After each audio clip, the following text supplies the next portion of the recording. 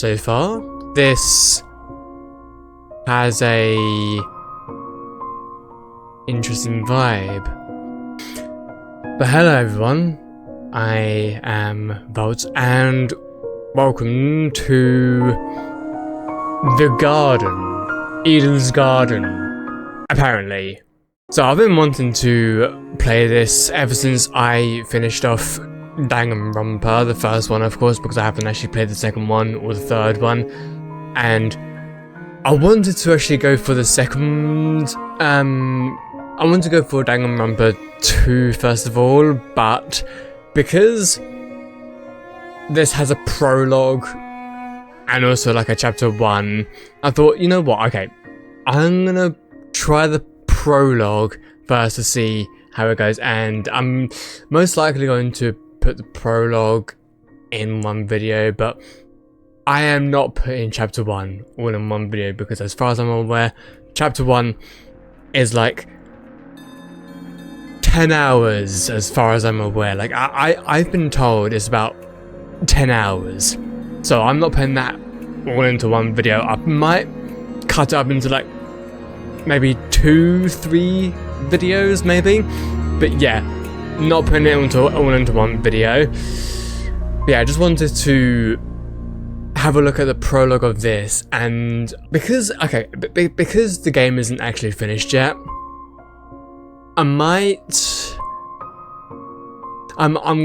thinking about playing the prologue of this first, and then playing the prologue, because I know there's also a prologue in Danganronpa 2, Super Danganronpa. These titles are very, very confusing. Because both of these games have prologues, I'm thinking about playing this first and then Danganronpa 2's prologue, and then playing through Project Eden's Gardens chapter 1, which is going to take a bit of time, but you know what, we're going to have fun with it anyway. And then I'm gonna just continue on with Danganronpa 2. That is the plan currently. It may change. You know, nothing's really ever fixed. So it could change, but for now at least we have Project Eden's Garden. Now, my only question is this similar to Danganronpa, as in that Danganronpa has a school named Hope's Peak? Is this going to be similar? So like, is there going to be a school named Garden of Eden or Eden's Garden? It's interesting, but anyway, let's do press any key. Okay, there's our main menu options right there.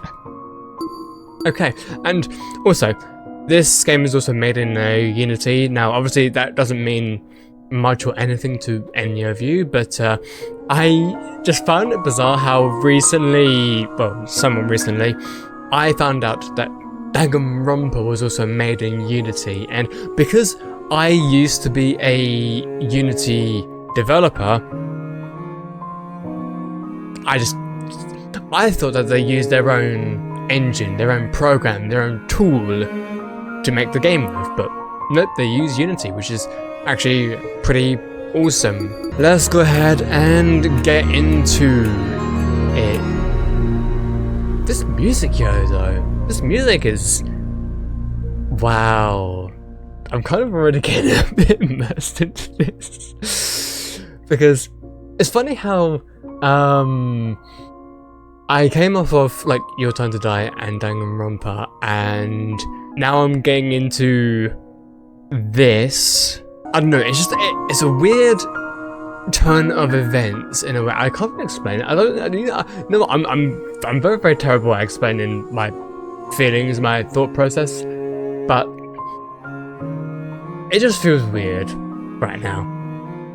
So, also, I'm most likely not gonna put much editing into this because one, it's gameplay. You don't really need much editing in gameplay, and two, because I don't want to overwhelm myself, and I don't want to give myself too much to do, especially because, yeah, once again, it's just gameplay. If it was like something more ambitious, then yeah, I would put more time into it, but because it's just, you know, gameplay and commentary, you don't really need much editing. So yeah, I'm gonna try and keep the editing as minimal as possible for this, but we'll see how it goes anyway.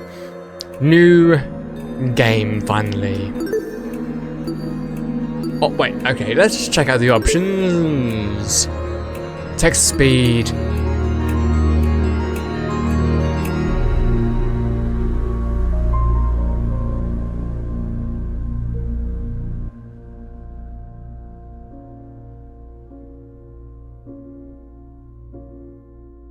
That's... yeah, that's fine. I think that's fine. Background... I'm gonna have that slightly higher. SFX, I'm gonna have that slightly lower. Voice volume.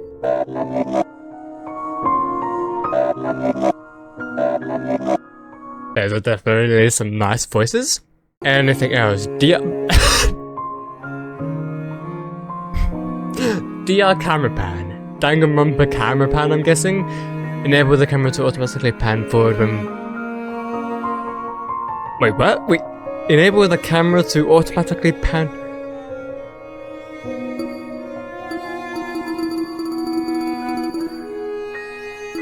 No? I don't even know what that means. Does that mean that it's automatically walking forward? I don't know what that means, so I'm gonna keep that off. But okay, right, so that should be that, right. New game, finally. Oh, okay, so yeah, it's, you know, just like Danganronpa with its difficulty.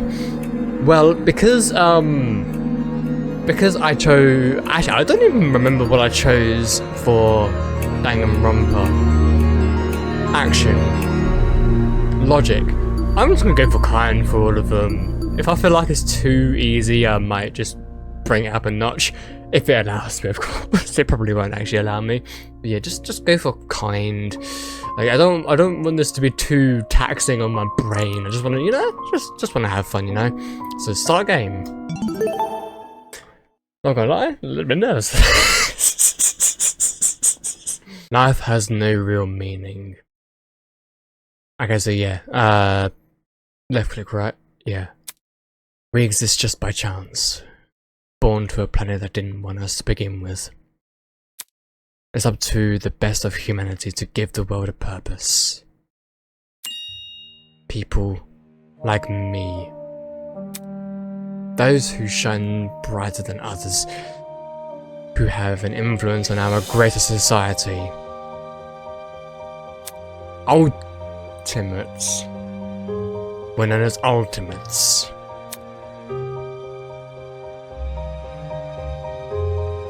Ultimate titles are awarded to exceptionally talented high school and college students. Doctors who can cure the incurable, engineers who build machines to improve millions of lives. The most influential politicians, the most creative architects. These are the people who deserve lifelong recognition, who define what it means to be a true ultimate. I, Damon Maitsu, am the ultimate debater.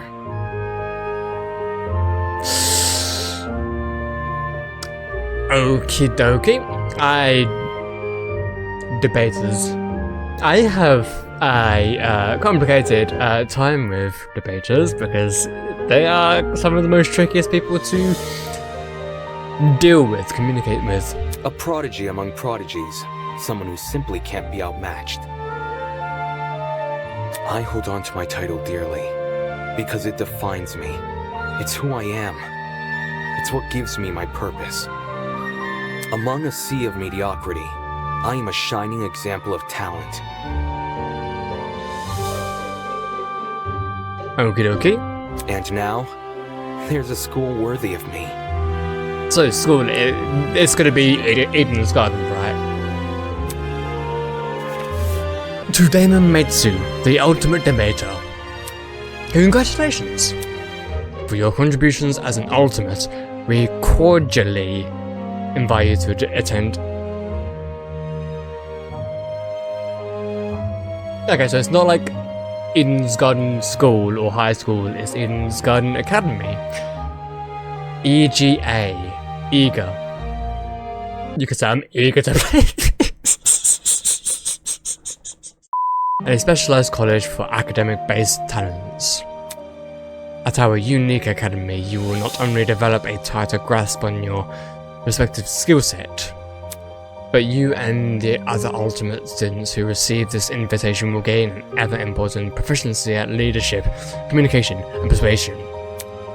In an age where anyone can be called an ultimate, we hope you will join us and assume your rightful place as the true face of talent. Please keep the contents of this invitation as well as the attached registration materials strictly confidential. The integrity of our program is built on the foundation of privacy. Privacy, huh? Eden's Garden Academy, EGA. An ultimate academy for true ultimates. It was built in partnership with the Ultimate Talent Program, a government institution that has awarded ultimate titles to people for almost the last century. You don't apply for the Wait, hang on. Did it? It literally just said what UTP stood for, right? And my brain did not take that in fully.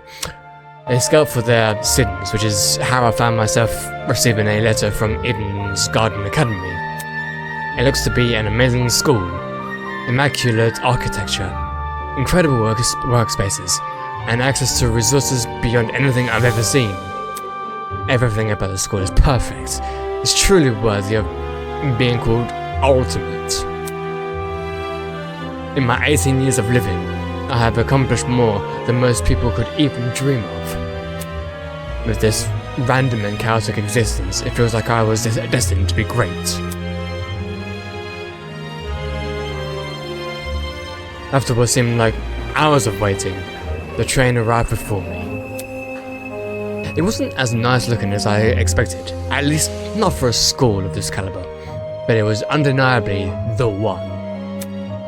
With luggage in one hand and a pamphlet in the other, I boarded the train. This is the start of my new life, the start of an even greater career. For the first time in my life, I am finally be among people as great as me. Huh? I mean, at least we kind of know our ultimate. I mean, then again, we kind of knew-ish, sort of, our ultimate in Danganronpa. I know that I'm sort of talking about Danganronpa, like I'm comparing, that's not my intention. But because I came up with Danganronpa, and this is a Danganronpa-esque concept, as is a fan game, Fanganronpa, that's what they call it anyway. That's why I'm sort of comparing it. Not, again, it's not my intention to, but that's why I...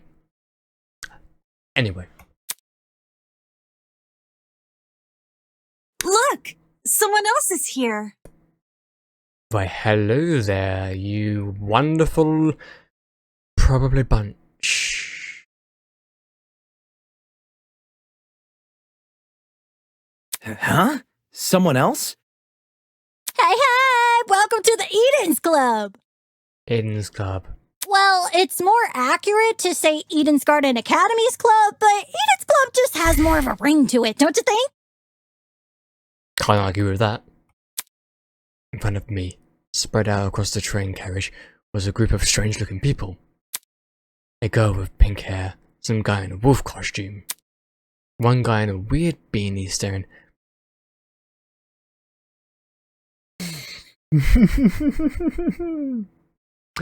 I shall not even say why I think that's funny. What the hell? Are these creepy people really attending the same academy as me?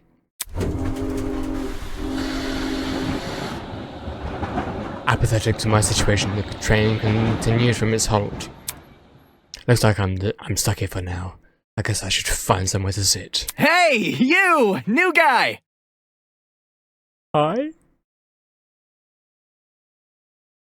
totally not nervous about this at all.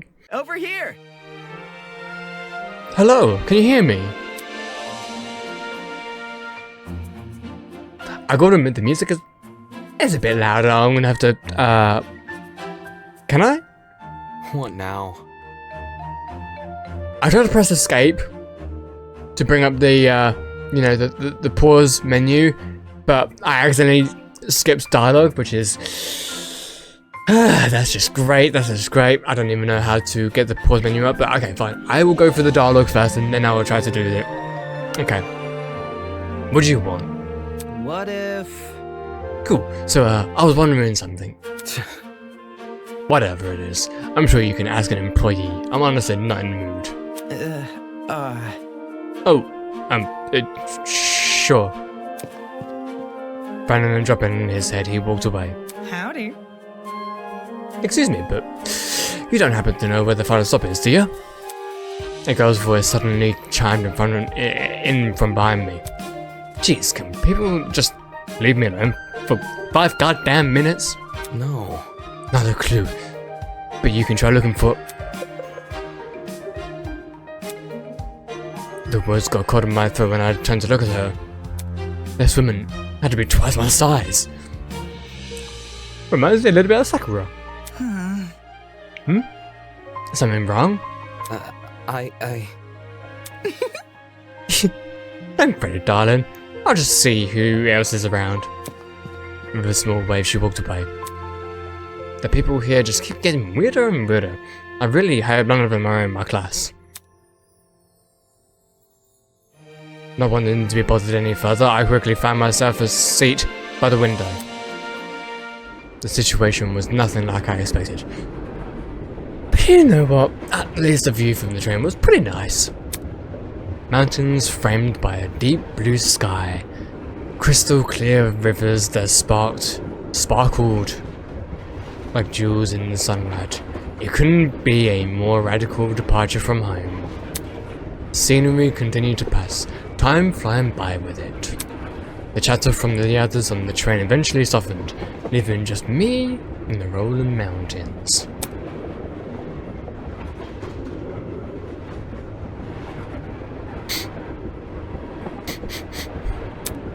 Nearby, a woman in professional attire turned her nose up to the errands and sniffing? Oh, I thought she was crying.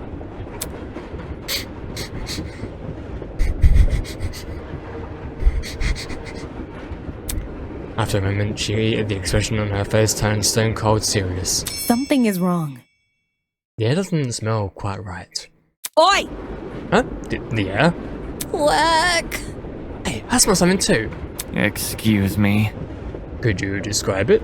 Kinda chemically. It's almost like it's coming from... What about... that bag over there. She pointed to a travel bag at the opposite end of the car. Well, shoot. You mean this one right next to me? Let me think. I don't smell anything funky. Well, that's probably because of the helmet. Of course. Pardon me.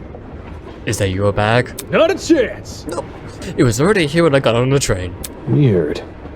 It's so weird. There's no name tag or anything.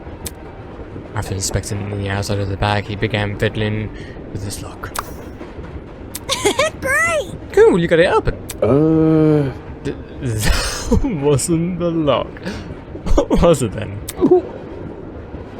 Huh? Are you okay? No. Yep. Yeah, bro. I'm all good. I just feel kinda... Well, I guess by what it said in the left, tension is rising high. Christ almighty! Shit. Did he just pass out? From the same end of the car, the guy who had been staring at me earlier. I'm not feeling so good either, Mr. Stark. Hang on. What did you say? Good night. What the? People are dropping like flies. Holy! Oh crap, someone get help. For real? Let me try to get the conductor or whether. She ran over to the door that connected to the adjacent car. Oh, crud. It's not opening. Why isn't it opening? Stand back. I wanted to try my hand at it. Can you step aside for a sec? He yanked the door out the door, but Bad news. damn, the car is locked up tight as a prison. Come off the grass. Huh? But I left to take a piss like an hour ago. Let me try something else. The big man rolled his shoulders and threw himself out against the door with all of his might. He groaned and stepped back, revealing he hadn't even left a mark on the door. What? That did nothing? It's another boy who's fallen. A girl too. Why is everyone passing out? Damn it. Shit. Maybe it's got something to do with that bag we... The air around me had grown thick with a strange, pungent smell. I could taste it, feel it sink my eyes. Oh God, no, don't. As a futile plea left my lips, I felt my strength trail away with it. The world flickered around me, and then there was nothing. Pitch black voidness.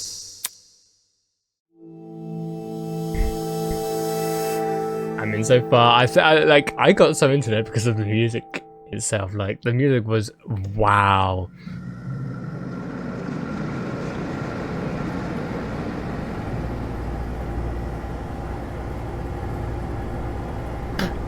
First of all, is it F1? Is it F2? F2 is the transcript. Okay, that's good to know. F3? No, I don't want to do F4 because... I mean, okay, escape is just going to continue in the dialogue. You know, yeah, let's just continue. Huh? What is that humming noise? It sounded almost like an air conditioner. But if it's an aircon, why am I so warm? I weakly opened up my eyes. Above me was a concrete ceiling. Concrete ceiling? My body's so heavy, but I had to get on my feet. I had to see where I was.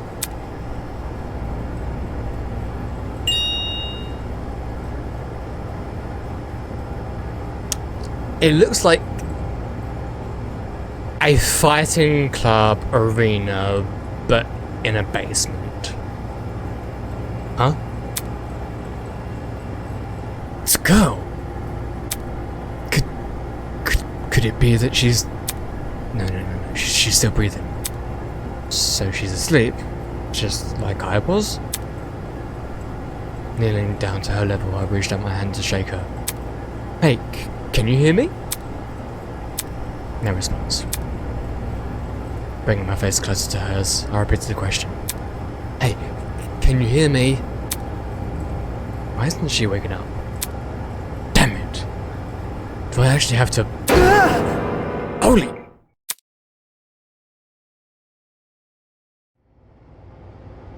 Her eyes snapped open, causing me to jump back. Hello. Brilliant. I was just testing you. Huh? Testing me? To see what you would do. It's not every day you find a body on the floor. That's... So, you were awake the whole time? Correct. I woke up before you, yes. And she just let me sleep? Anyways. How long was I out for? Not sure. I don't know. I didn't wake up that long ago. When I first came to, I was also startled to see a stranger. You see? One can never know if they're in the presence of a friend or foe. Which is why I needed to see for myself just how much I could trust you. By lying on the floor and making herself vulnerable. Jesus, she makes absolutely no sense. As an excuse to break off the conversation, I started to look around the room. It was definitely some kind of boiler room, but there didn't seem to be a light switch anywhere. The only light came from a vent set far back in the room. Looking at my close surroundings, I was standing on a platform with stairs that led down to the rest of the room. The lower floor was mildly flooded. Flooded. I'd say the water reached a little above my ankles. It was a place that had clearly been abandoned for a long time. Even with all of the strange things around me, my gaze kept returning to this girl. There's something about her that seemed almost familiar. Wait, that's it! She was on the train I boarded! Hey, we've met before. On the train? Yeah. Things turned upside down not long after you arrived. A strange smell started to come from that travel bag, and then everything turned black. Right. Just, what the hell was that? Listen to me. I think it was a chemical agent. The bag must have been equipped with a gas bomb or something. Someone clearly wanted to knock us out. Sounds like she's been thinking hard about it. Maybe that's why it took her so long to to wake me up. I see. Sure, I was thinking the same. But whose bag was it? Why did they want to knock us out? And why aren't we on the train anymore? Where exactly are we? Look at this. Considering our surroundings, some sort of boiler room? I knew it was like, I don't know. I mean, I said basement. I mean, I'm not wrong for saying basement, but boiler room, yeah, it's definitely a better descriptor for like that thing in the corner, and you know, just the overall layout of the room. But yeah, basement is close. As she raised a hand to push up her glasses, something large and metallic on her wrist caught my eye. Oh, watch, right? Vaguely like, yeah. Eh? Hey, what's on your hand? Well, You tell me. It appears you have one as well. So this is going to be a little bit similar to your turn today, okay? Huh?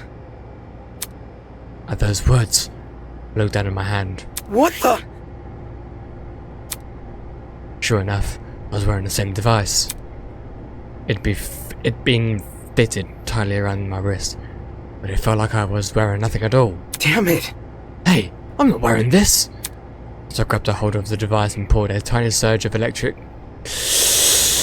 Ooh. Ouch. how humiliating. Sorry, I should have warned you. If you try taking it off, it shocks you. Yeah. Thanks for the heads up. Shit. What's going on here?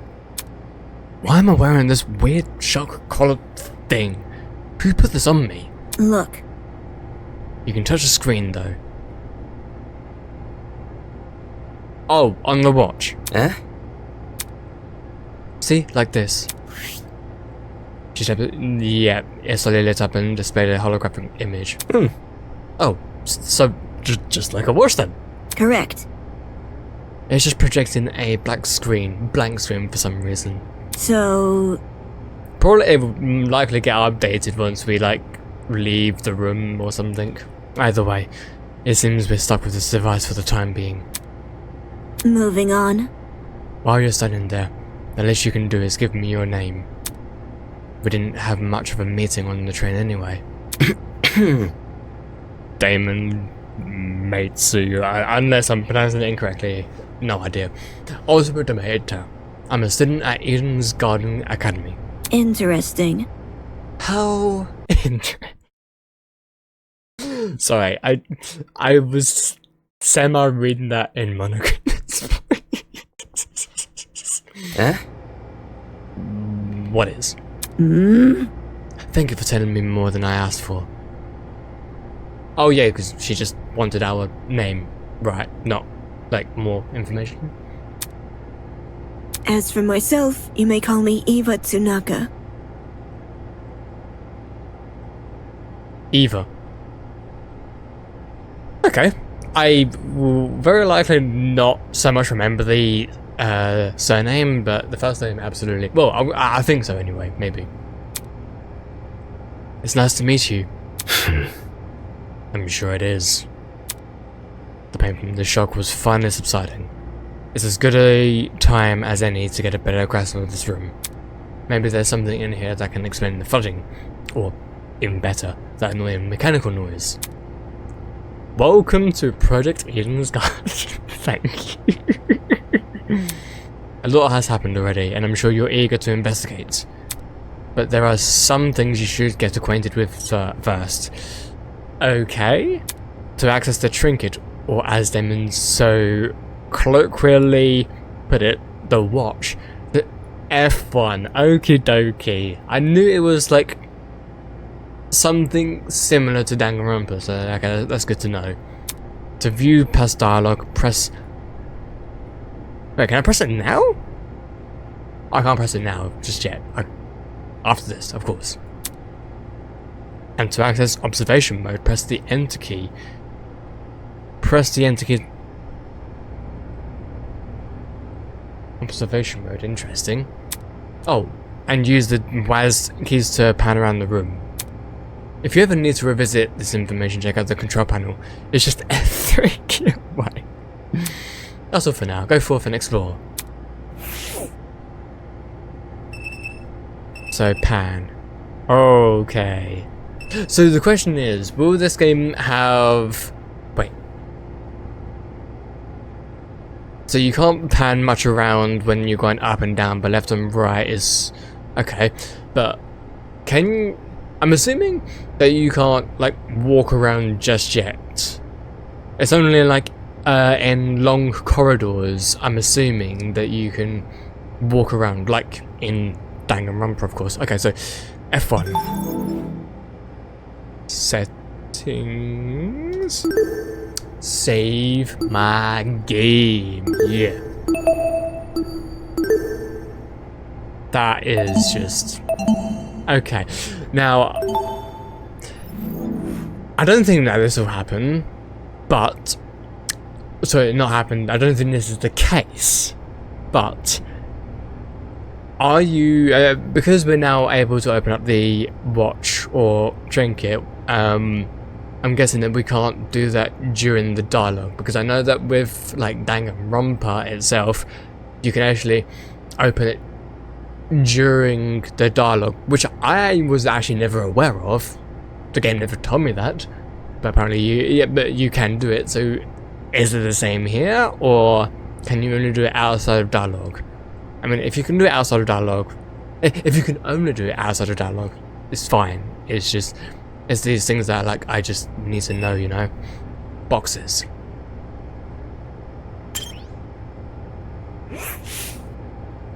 There might be something useful in this pile of dusty boxes. Light bulbs, duct tape, a bunch of screws. Nope, there's nothing in here but junk. I like the transitions though. Okay, so enter.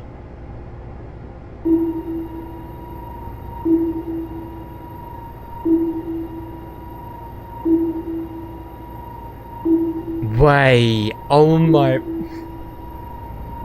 Okay, so observation mode is similar to, like, this feature in Danganronpa where, like, you press a button and it sort of shows you points of interest. So, but unlike Danganronpa, this one, you have more of a grasp on it, because in Danganronpa, it's like you have to do it multiple times just to look around and identify things. So this one actually, I think it does it better here. So that is actually pretty cool, not gonna lie. Okay, so Cameron, what do you have for us? Yeah? Staring at me from the corner of the room was an expensive looking security camera. Had this been recently installed? It seemed better suited for a vault than a creepy boiler room. Crappy boiler room. I don't know. I mean, I'm not wrong. It is a creepy boiler room. Interesting. You noticed that camera too, right? Oh, okay, so it actually brings along the full name, just not just the first name. That might help with remembering, but I'm still gonna just go for the first name, I think. See how that goes. Yeah. It's really out of place. Do you think someone is watching us through it? The thought never crossed my mind, dear. It doesn't look like it's turned on, so I doubt it. I see. Perhaps that's for the best. Eh? What do you mean by that? If someone is watching us, it's possible that they are the same person who put these wrist straps on us. She makes a decent point.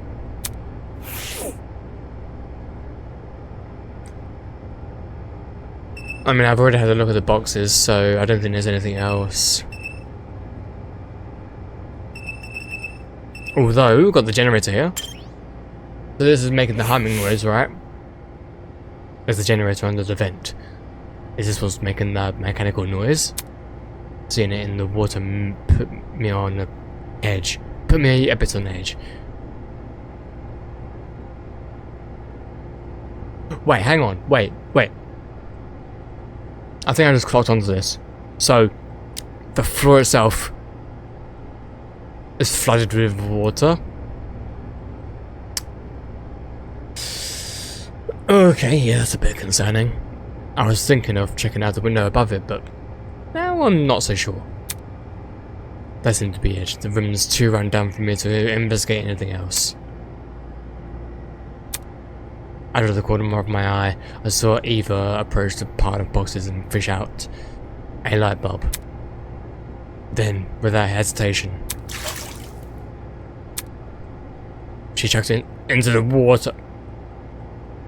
That's definitely a decision. Huh? What are you doing? All of a sudden, she jumped off the platform and we were standing and into the water. The hell? What the hell are you doing?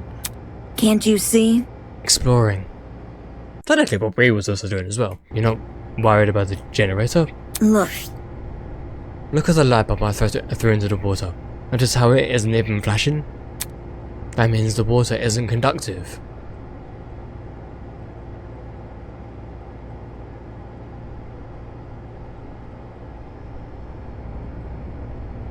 Oh, right, okay, because if the generator is on, then it would make the water more electrified, which would then turn into a conductor. You know what, I did not actually realise that, but now I have, okay, yep, cool, okay.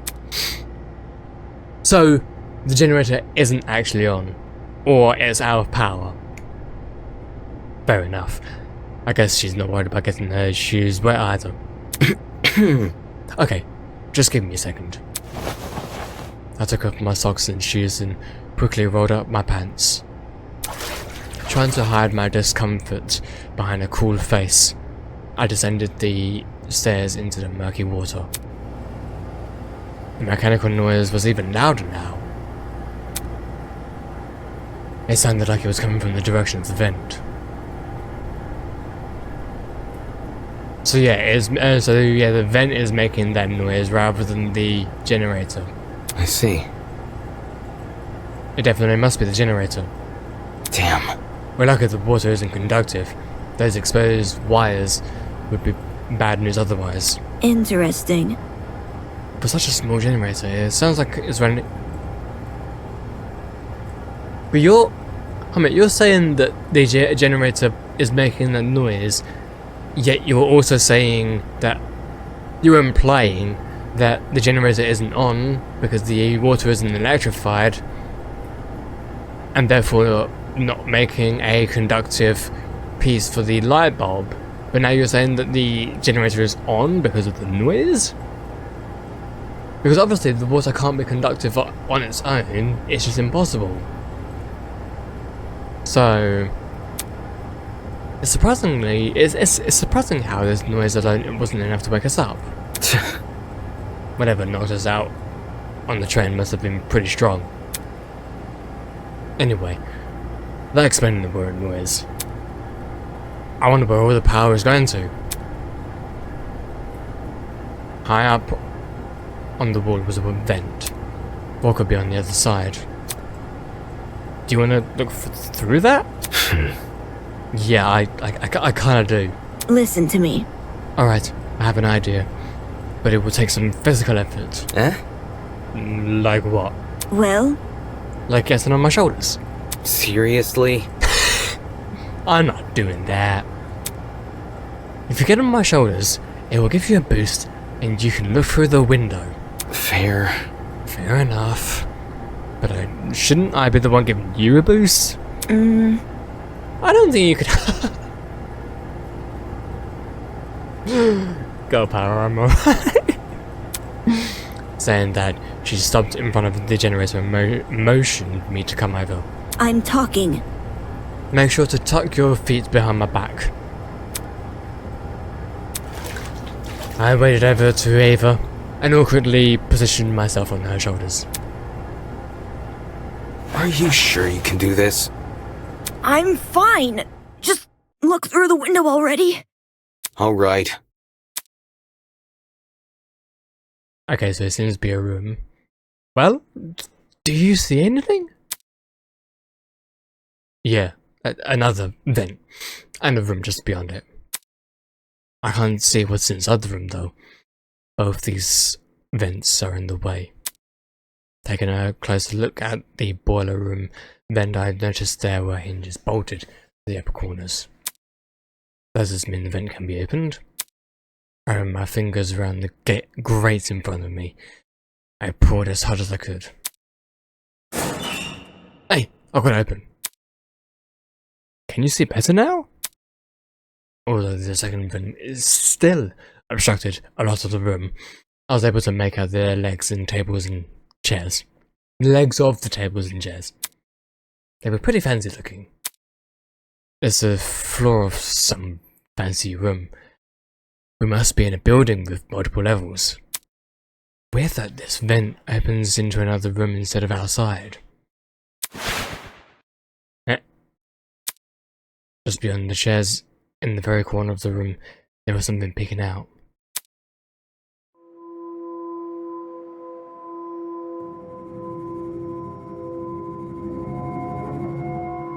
Oh my goodness me. A person's legs? I felt my chest tighten. Is he also passed out? Hello? Can you hear me? No response. Damn it. There's gotta be a way inside this room. Ava, can you let me down? I don't even know why I just immediately go for Ava. There's someone in there? I think it's a guy. He's lying on the floor, and I'm pretty sure he's passed out. He might know something we don't. If we're not there when he wakes up, we might lose him. So, The room's on the level above ours, you said? Right. Which means there must be stairs somewhere. focus. I have to find them. To leave an area, press the R key. Yep. Okay, well, first of all, I'm going to save my. God, this looks so clean. Oh my goodness me! I mean, I'm sort of used to how clean Danganronpa feels because I played the first game, but because I'm playing a fan game, this is just this feels so clean and I absolutely love it. But for now, I'm actually going to take a break, so I'll see you guys all in a second. Alright everybody, we are backseas, and I guess it's time to go through the vent, right? Oh, wait, I just remembered that we can either press escape or R, right? Wait, R? Okay, so no, and now escape. So yeah, escape and R do pretty much the same thing. Okay, so yes, leave. As soon as I was out of the water, I threw on my socks and shoes and ran straight to the door.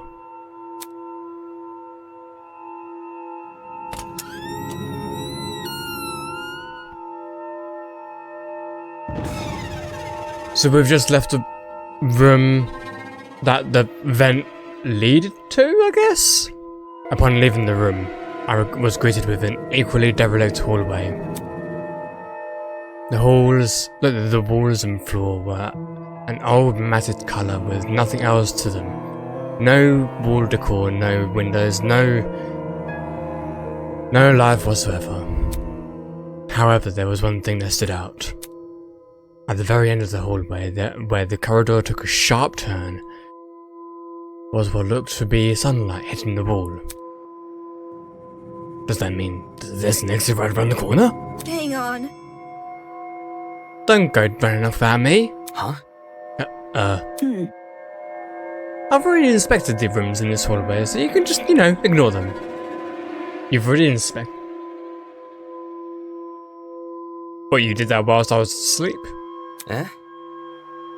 When did you do that? You see? Okay. You weren't waking up, despite my best efforts, so I decided to do some investigating on my own. That's a wise decision, question mark?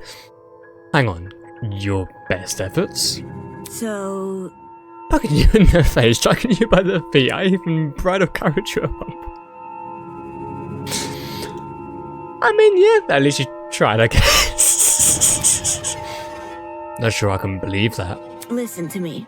Anyway, I haven't checked what's upstairs. I didn't walk too far from where you were lying. Come again? You didn't think to get any help? No. You were obviously breathing. Really? That doesn't answer the question, though. You only started to wake up after I returned from my search. How does that get in the way of finding help? Unless she didn't want to leave me here alone? I can't figure her out at all. Moving on. This floor didn't turn up anything useful, by the way. The rooms were just a bunch of storage closets, completely dilapidated, filled with random stuff. That was the case for every room? It's the truth. If you don't believe me, you can check for yourself. As my great-grandmother's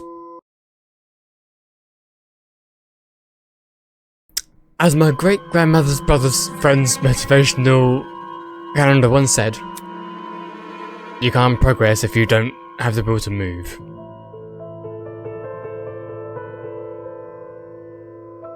I suppose that's very, very similar to the saying, like, if you don't move, you can't improve. That's very similar to that saying. Not exactly the same, but yeah, similar. To walk, since you're in a hurry, okay. Last but not least, proceed with caution. You never know what could be hiding around the corner.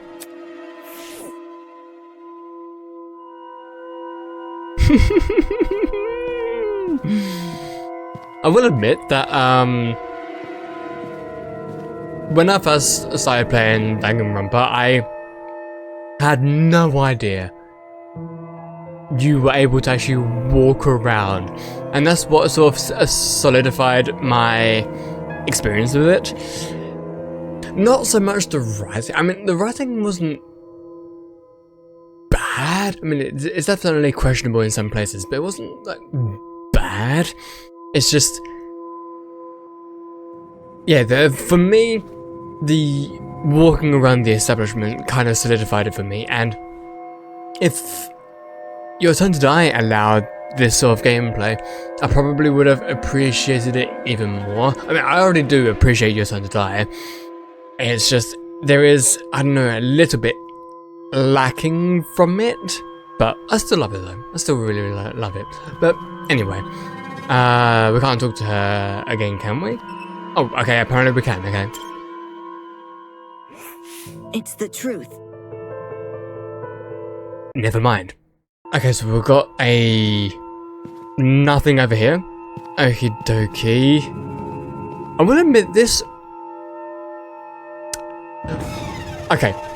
With Danganronpa, the environment felt a bit more simulationary. As in, like, it didn't feel like an actual environment. It felt a bit cartoony. I mean, I enjoyed walking around it, but it felt cartoony. This one feels more put together, feels more realized, more polished. But anyway, I'm gonna stop comparing the two now. Storage closet. Can we go inside? Or oh, okay, that it was loading. The room was almost identical to what Eva had described earlier.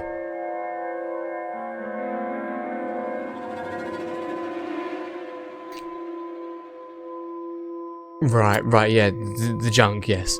There was no real organization or meaning to anything. It was just filled with completely random crap. What did I tell you? I see. It's definitely a messy place. Yes, that's right. Let's move on now. I should probably listen to her. There was no reason for me to look inside this room anyway. It's good to explore, you know? Especially when we might have found help. So, oh, you're giving me full reign to actually explore in this area anyway, okay. So, enter. Absolutely nothing. Okay, yeah, might as well leave. So I'm guessing it's going to be the same for most of these rooms, right? Yeah, storage closet. Okay, let's just go around the corner then. I kind of wish she could follow you. I mean, I know what this is going to be like because, you know, it's very inspired by Danganronpa, and so it's going to have very, very, very similar elements. But of course, the story is just going to be a bit different. So I know for a fact that the characters won't be following you around like immediately behind you, but it would be funny if they were, but okay. Anyway, let's move up.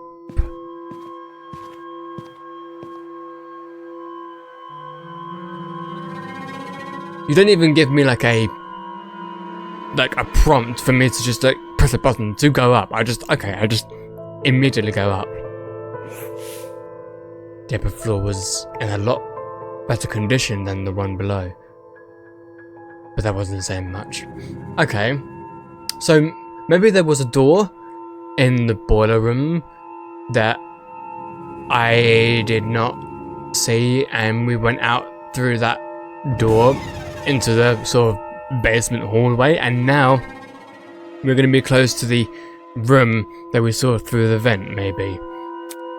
Water stains covered some parts of the walls and ceiling. I could only guess a pipe had broken and started leaking. There didn't seem to be any mold, at the very least.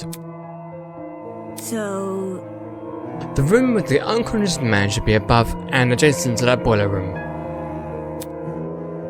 That means it must be on the other side of this hallway, correct? Yeah. Yeah, given we walked away from the boiler room to get here. Of course. Alright, let's investigate.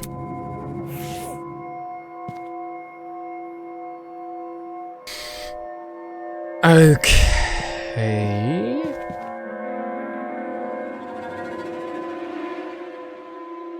Hi, I hate every single thing about that painting. I hate it. I don't even want to look at it anymore.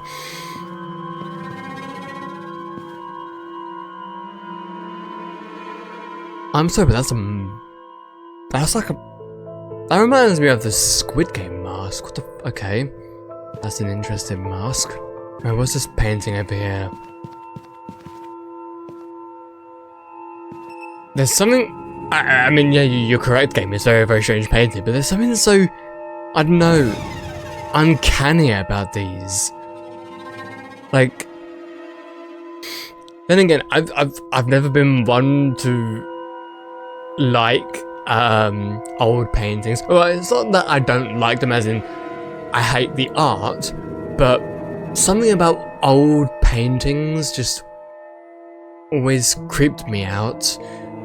It just unsettles me. I can't really explain why. They just always have done. Okay. Whatever bird this mask is supposed to resemble. It's a freaky looking one. Okay, well I guess I'll have a look at the other ones, not that I want to. But now I feel slightly obliged to do it. And I love how the music track apparently seems to be called Trepidation. Because it says it, yeah, right there, Trepidation. I assume that's what the music track is called. Which is interesting. Okay, it was a portrait of a girl dressed in a creepy... It was? Don't you mean it is? I mean, if it... That's strange terminology. Yeah,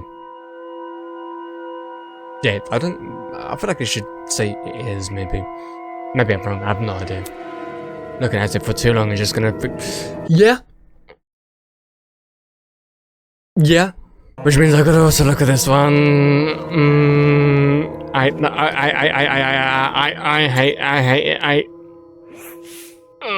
hate every single thing about this one. Just the style of his painting made me like, yeah, the dust, creepy enough. Yes. It's like they seem to follow. Yes. Stop looking at it. Stop looking at it. I hate it. Question mark. I'm guessing that this is gonna be locked, right? There must be something. No. This is definitely not the room with the man. It's too close to the stairs. Right. But didn't you say adjacent? Wouldn't adjacent mean that it's close to the stairs? Blimey, how far does this go? Oh, and there's even...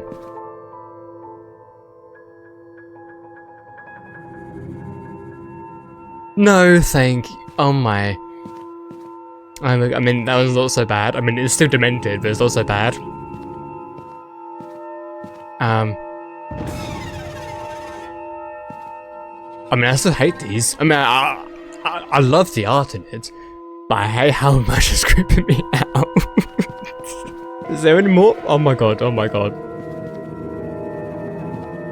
That was not so bad. Yeah, not so bad. Okay, you know what? Okay, yeah, let's just I'm guessing that she was talking about. Oh, she teleported.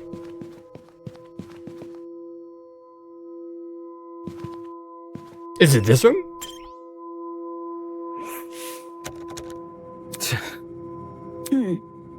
Let's worry about that later. We need to find the room. That's... What if this is it? Do you think we are above and adjacent to the boiler room? Yes. Oh wait. Hang on. We're literally above the hallway. We're not above and wait. Okay, so. Oh no! I didn't. Like yeah. I didn't. I kind of wish that it forces you to, you know, press a button to go down rather than you just like go into it and then it just, you know, does it automatically. I wish there was a prompt. But okay, so the hallway is like there. So is this way. That's okay. So then it would be over here, right? Like here, maybe? This must be the room. Taking a deep breath, I pushed open the large doors.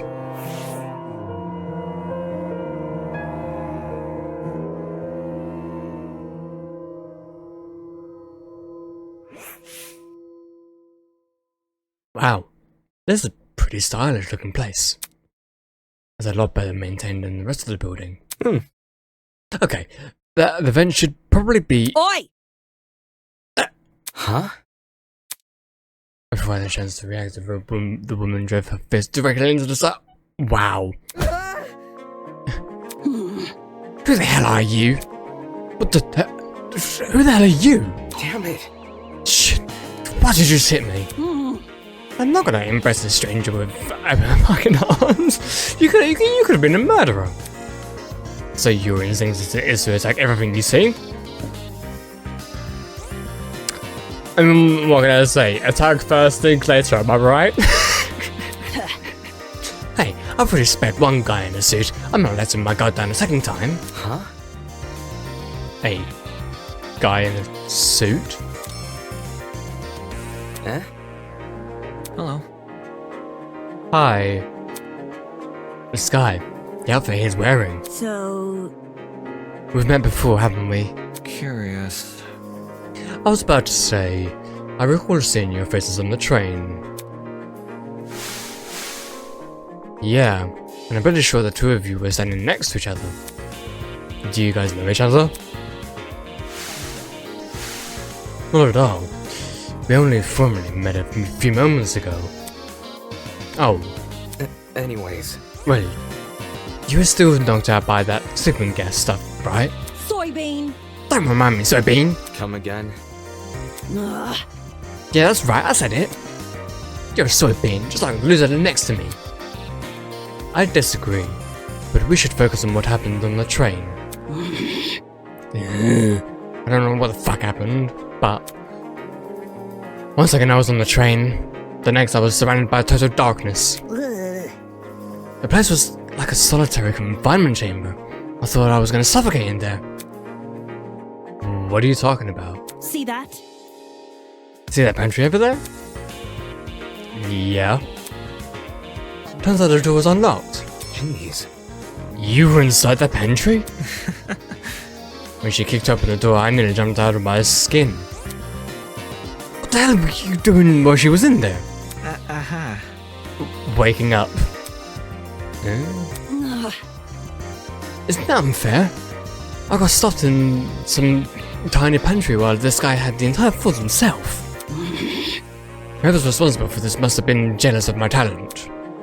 You won't believe how many jealous bastards turn violent in this industry. Eh? Industry? Hey? What's with the dumb face? You know who I am, right? Was I supposed to? Uncultured swine. My name's Grace Madison, Ultimate Golfer. Don't forget it, Soybean. How graceful.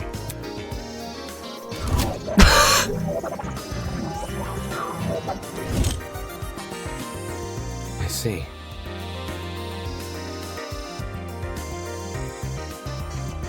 I don't remember, did Eva give us hers?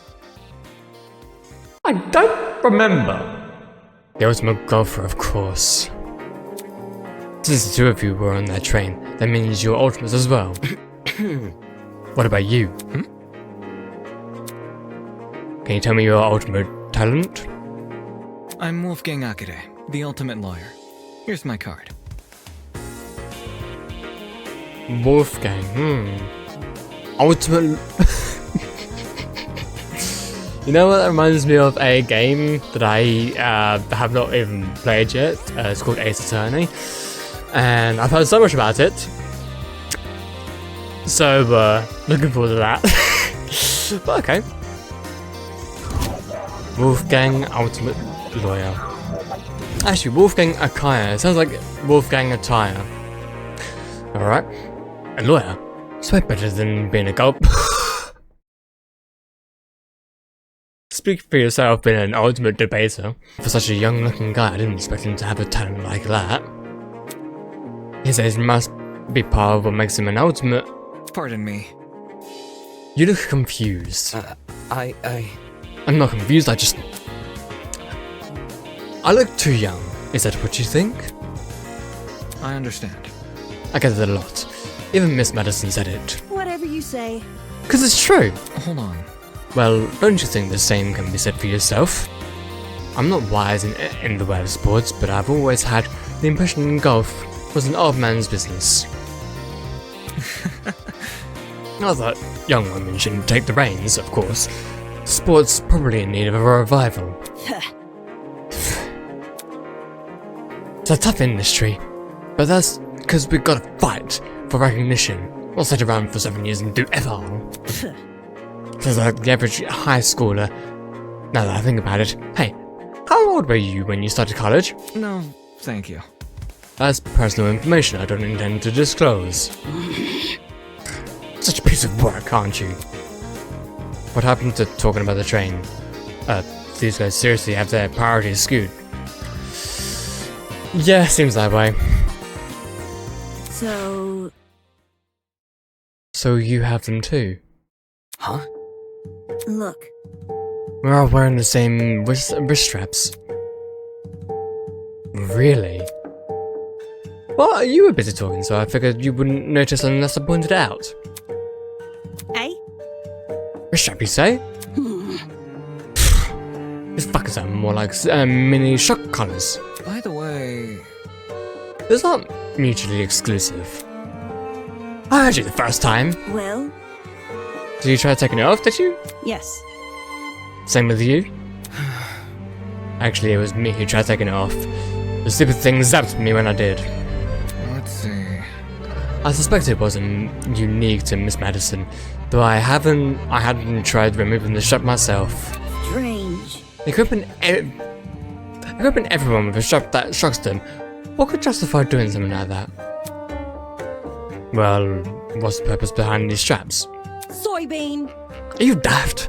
It's to shock us, of course. Obviously. The thing is, it seems to receive a shock if we try to remove it. How can this be? So, why aren't we allowed to remove these wrist straps? What I want to know is, who even put these things on us? The answers to those questions might be something we have to figure out ourselves. Of course! It doesn't make sense for me to be abducted and taken somewhere I don't know, surrounded by a bunch of strangers and illicit losers, and forced to figure out why. It doesn't make any sense. Why is it happening? Hello. Alright, Obi-Wan Kenobi, hello there. Hello? Are you talking to me? No, Look behind you. Huh? Confused, I turned to see what captured everyone's attention. For a second I thought I was seeing things. Peeking at us from the corridor as a small girl. Who are you? Is that Is that a fucking gremlin? You're calling a girl that is smaller and younger than you a gremlin? Miss Madison! You scare her off if you show like that. The girl had left her position by the corridor and stepped into the room. Now I could see for certain that she was a kid. What the hell? Why is there a kid here? For your information. For your information, I'm not a gremlin. Did your mother teach you and never teach you any manners? This was the backtalk strangers you ever met. No way! This gremlin can talk? I just told you, I'm not a gremlin. If we must make comparisons, I'd rather you liken me to something more elegant. For example, a cup.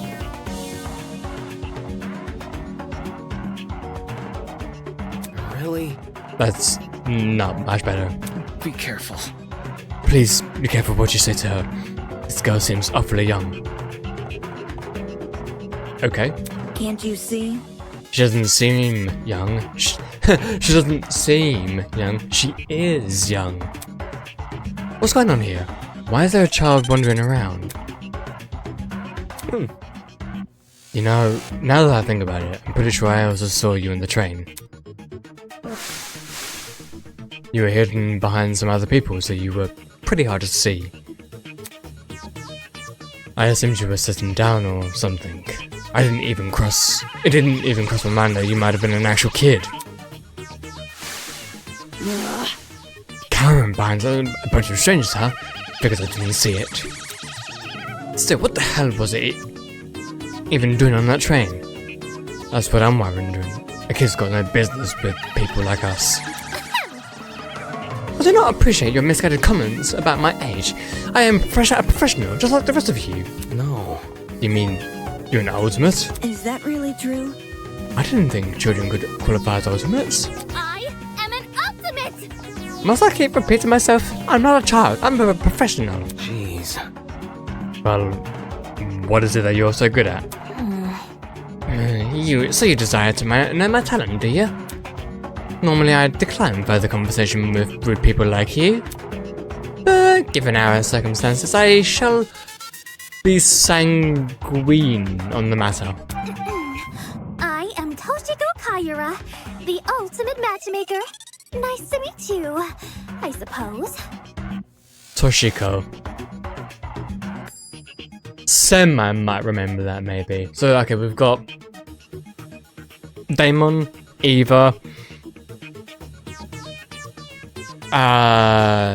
Grace. That's it, Grace. Madison. Actually, Madison is also easy to remember, sort of. Wolfgang, Akaya, and Toshiko.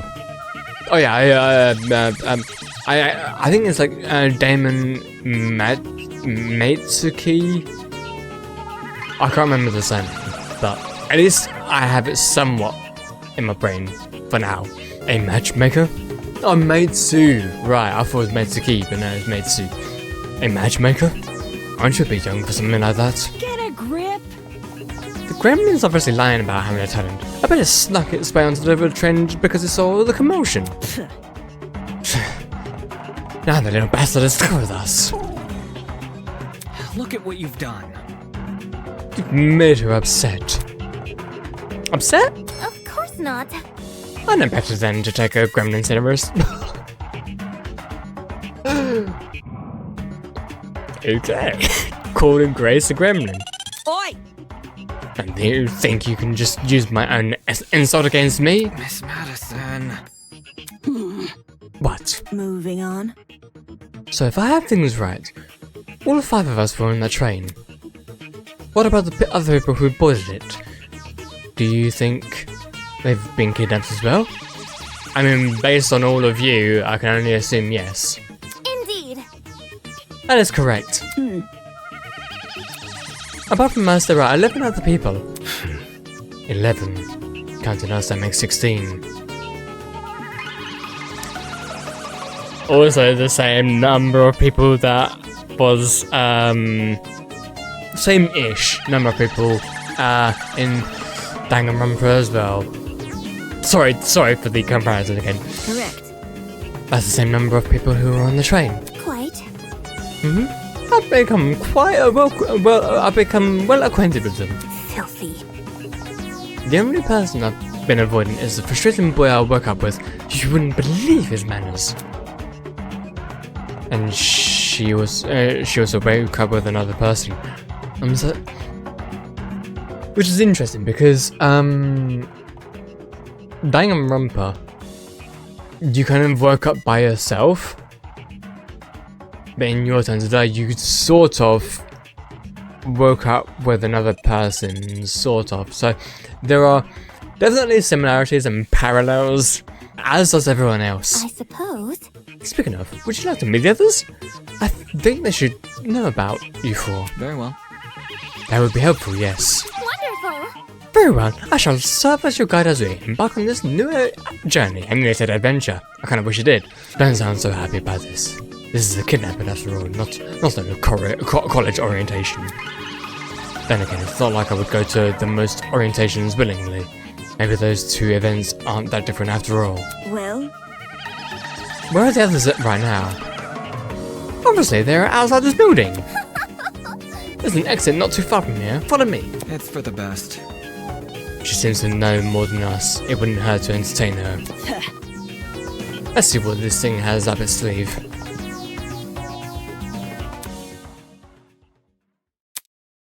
Outside this building, so there's even more to this place than we've already seen. Are there other buildings just like this one?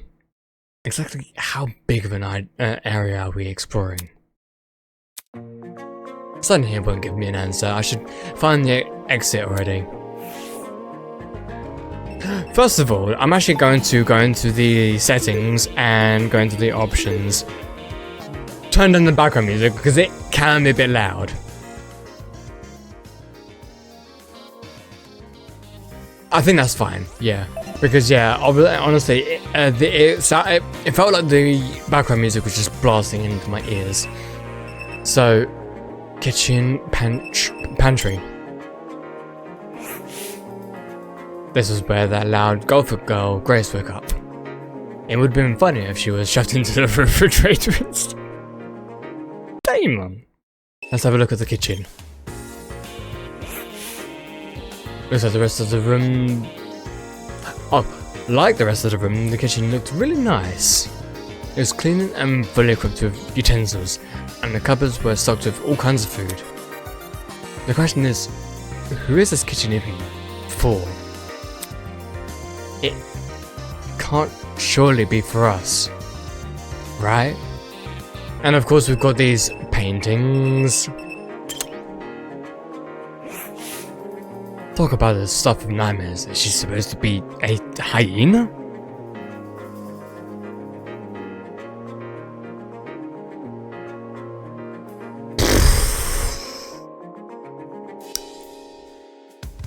I don't know what kind of hyena that is meant to be, but that is one terrifying hyena.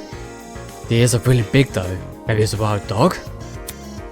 Whatever, I'm wasting my time here. There's no such thing as wasting your time when you're trying to explore. Oh, vent. Through the gaps in the vent, I saw the boiler room I woke up in. If I listen closely, I can hear the whir of the generator. That might be why they installed a vent here. They didn't want too much moisture forming on that generator. But you also saw legs in here. Or what looked like human legs. So either they left the room, or... I don't know. Right, let's look at the strange painting over here.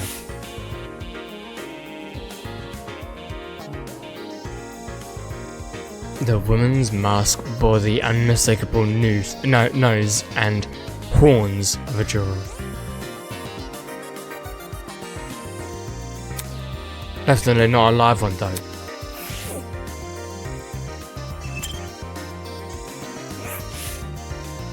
This painting was one I recognise. I'm pretty sure my high school team had to research it for a debate. Whatever we were trying to argue, I scrubbed it from my memory. Needed to make room for the next debate somehow. Of course. One thing's for sure. The woman in the painting didn't wear a mask. And the liquid she's pouring, it definitely wasn't blood. Looks very pink for blood. And now we've got the last one. This is gonna be lovely. Forget about the mask. What's that weasel looking thing?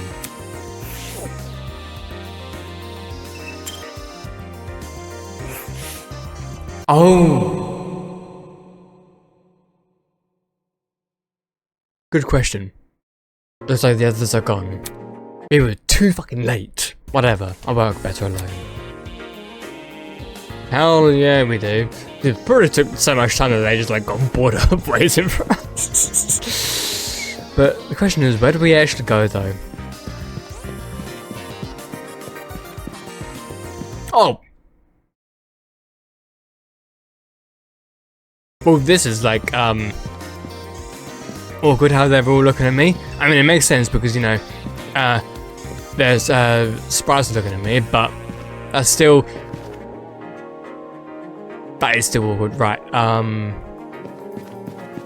not looking at that again, I'm not looking at that again. Right, okay, I'm gonna talk to you first, because you're my lady, I guess. Hello. Toshiko isn't happy you felt... Sorry. Jeez. I thought you guys would leave without me. Get to the point. You can save the excuses for Toshiko. I don't really care. Oh, okay.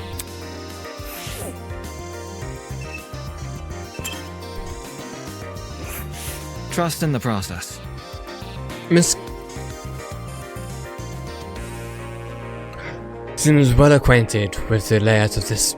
Oh, Toshiko Kaora. seems well acquainted with this with the layout of this building. We should follow her directions for now. Wolfgang reminds me of Hifumi from Danganronpa, but only because he's saying you know, like Mr. Surname, Miss Surname. That's the only reason, really. Grace, hello there.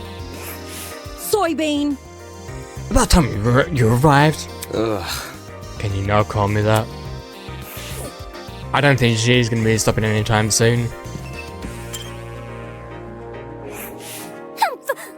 You're late. Eh? You're waiting? Oi!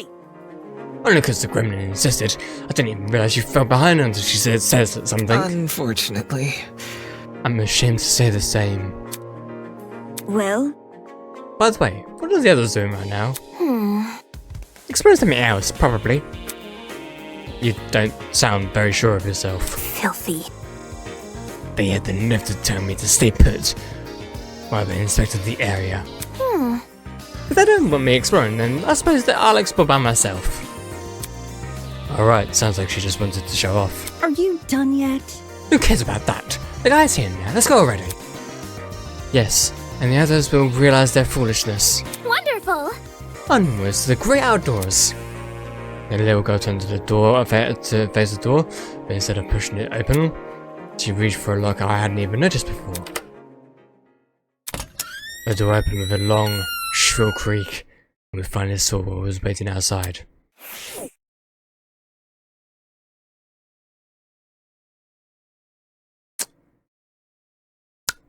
The garden. How welcoming this feels. Standing before us, bathed in sunlight, was a massive Romanesque courtyard. Finally some sunlight! Damn. This courtyard. I wonder if we can escape by climbing over the hedges.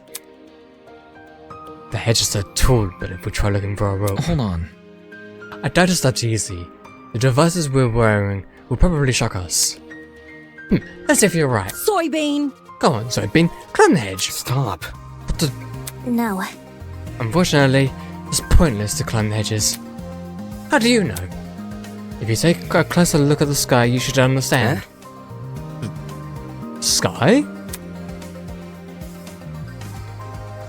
Yes, do you see anything strange? Anything strange? No, there's nothing standing out, so... Wait, huh? As my eyes tried to adjust to the glare of the sun, I noticed it. The shape of the clouds weren't normal at all. No, it's almost as if they were concave. I'm not that familiar with that word, so I'm not entirely sure what he means by this, but... The sky is curving inwards. How can this be? Are we looking at a hologram? Come on. Of this size? No way. It's gotta be a 360 projection or something. That's... You mean the sky we're looking at is actually a video panorama? It sounded completely ridiculous when it said out loud, but at the same time it made too much sense. If this is a 360 projection, wouldn't that mean we're inside some sort of dome? Such is the truth I have long realized. That's... Come off the grass. Wait, you knew the sky was fake? Why'd you call this dump yard the great outdoors then? It was for dramatic effect. In truth, I haven't actually seen natural sunlight since the moment I woke up here. A cause for concern. No sunlight? You really didn't see any windows in this building? No. Not at all. No windows means low oxygen. We might be suffocating as we speak. We survived this long. I think we'll be okay. Hey. You're acting way too nonchalant. Doesn't this place bother you at all? It's a dome with a fake sky. That's like something out of a movie. So... Maybe whoever brought us here wanted to recreate the feeling of being outside in lieu of actually letting us outside. Sure.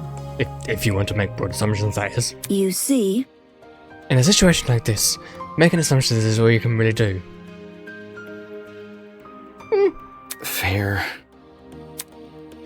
whether or not the sky really is a projection is not something we can do much about. For now, we should remain focused on meeting the other students. To be fair, that's what we were doing anyway, to meet the other students, but I guess they're around this room somewhere? Or maybe like in that building that's like behind you? I'm guessing anyway. Huh? Above the inane chatter, I heard a quiet, high-pitched noise. Sort of like a mouse squeak. It was so unlike the current conversation, it automatically stood out. Hey, can you guys stop talking for a fucking second, righty? Is there a problem? Yeah. Do you hear that? Eh? Hear what? It almost sounded like whimpering. Strike me pink. Wait, I just heard it. Oi, you. Who the hell is crying? Quit hiding and come talk to us. Do ignore the shrew. Her bark is worse than her bite. Who are you calling a shrew? The crying seemed to have stopped, but whoever it was refused to come out. Can we just leave them be?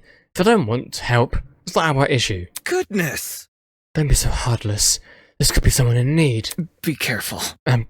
To the girl that is crying, please excuse my friend here. None of us are trying to hurt you, so I think you should come out. Hiding will only make you more scared. You think? Do you really think that's going to convince them? Oh, I guess it does. Eh? Hello, I wasn't, Hello. How about you tell us your name first? Eloise Tellner. I'm the ultimate fencer. It's really nice to meet you all, even if it doesn't seem like it. Eloise. I'm not entirely sure that's going to be a name I'm going to be able to remember, but we'll see. Ultimate Fencer, was it? Strange. Someone who's prolific at fighting shouldn't have reason to hide from people.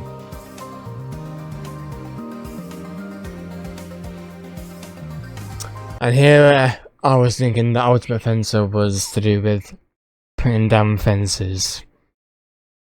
That's not... Actually, it doesn't focus on as much on... It doesn't focus as much on courage as people think. The key to fencing is the ability to predict your opponent's move, along with having the ability to avoid them. So, it's less like fighting, but more like fighting in the defensive term. Acting brash may get you the first move, but it's a steady, analytical mind that secures the win. That's actually kind of impressive. Thank you. I get really excited when it comes to the subject, so I can't help but gush. Listen to me. Aw, she's cute. But I have to ask, why were you hiding from us? She stood there quietly, deep in thought. Okay. When I woke up, I had no idea where I was, or why I was here. Kind of like... There were several strangers around me, and they were also panicked as well. I felt like a mouse caught in a trap. Everything around me was just so suffocating. Oh. That's why I ran away immediately. I really don't like it when people can see me like that. I can't even call my mum. My phone wasn't on me when I came to. I understand. If it's any reassurance, it seems my friends and I are in the same situation. Seriously? That's probably the last thing she wants to hear. And since when were we even friends? Well? Was there anyone with you when you woke up? Yes, but I didn't get to talk to them before I went into flight mode. Sorry. So this girl is just as clueless as us then. And it seems she also passed out on the train. Damn it. What the hell is going on here? Were you the only people in that building, by the way? Miss, Toshiko. That's the name, yeah, Toshiko. Is currently introducing us to everyone else. Would you like to join? Maybe... I think I want to stay where I am. Very well. When I meet the others, I'll tell them to gather here. That way you won't be alone. Also, if everyone's together, we can discuss our next course of action. Yeah. I'll wait if it makes things easier for everyone. Many thanks. Compared to before, she looked a lot calmer.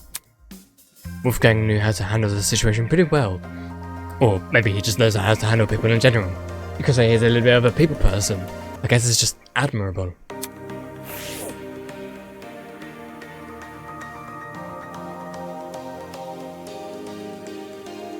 I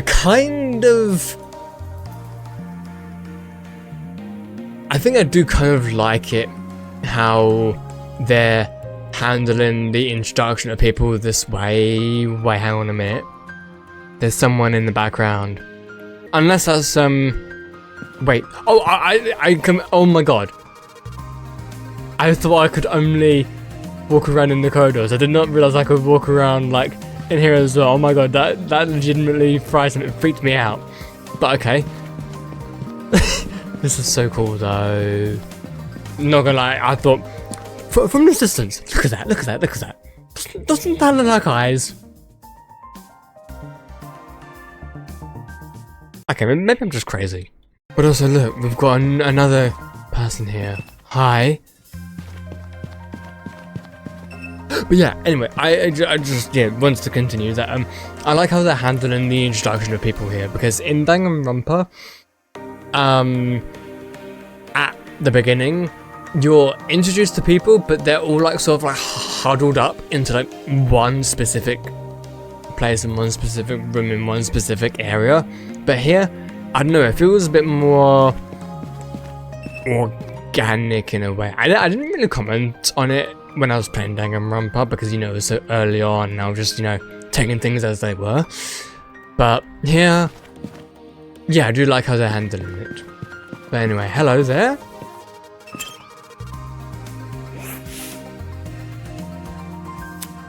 A guy was leaning against the hedge with his hands in his pockets. Nice. Looks like you found some friends. Indeed. Why don't you say hello? He looked at us and waved. I resisted the urge to wave back. Pay attention! Have you no manners? Talk to them. All good. Alright, my bad. Clearly amused, he stood up straight and faced us. Don't worry about it. Sorry about that. I didn't mean to act like a dick. Today's just been all over the place for me. Not an excuse, I know. I suppose. I suppose we can forgive you, if you give us your name. Easy enough. I'm Desmond Hall. They call me the ultimate marksman.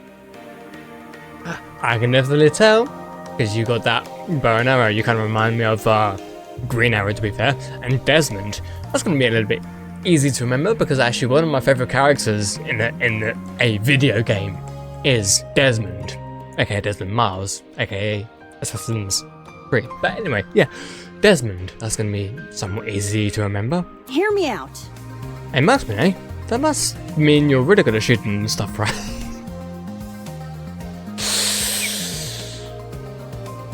I mean, you could have just said shooting arrows, but sure, yeah, shooting stuff. Right. That's right. I have a really good eye for my targets. Guns, bows, slingshots, you name it. I've hit bullseye with it. For some reason, this guy also kind of reminds me a little bit of Hero. Probably the hair. It probably is just the hair. Hold on. With all those weapons, I must ask, you haven't killed anybody, have you? Whoa! Well, never. I realize my talent may leave some people unaged, but I only practice on stationary targets. Moving targets are really outside my comfort zone. Believe me.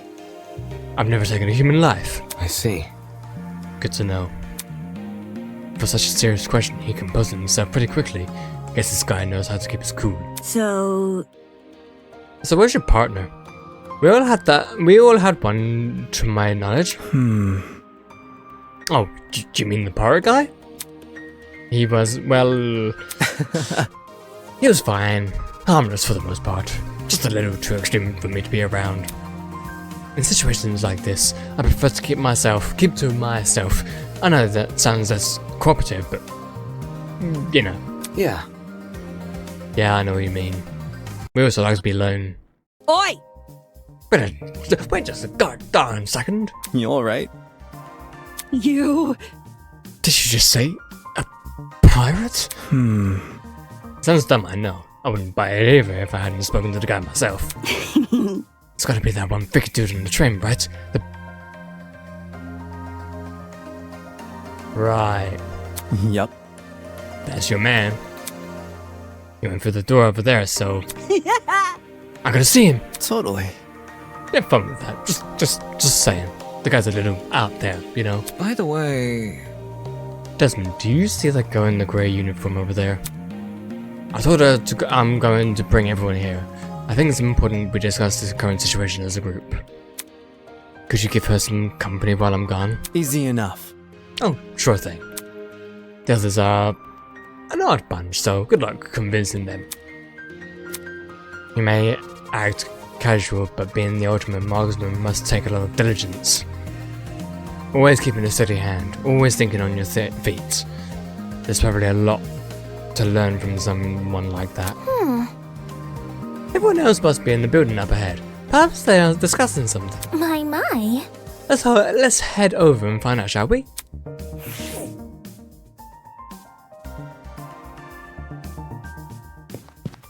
Well, yep, at least you are keeping our company, which is good.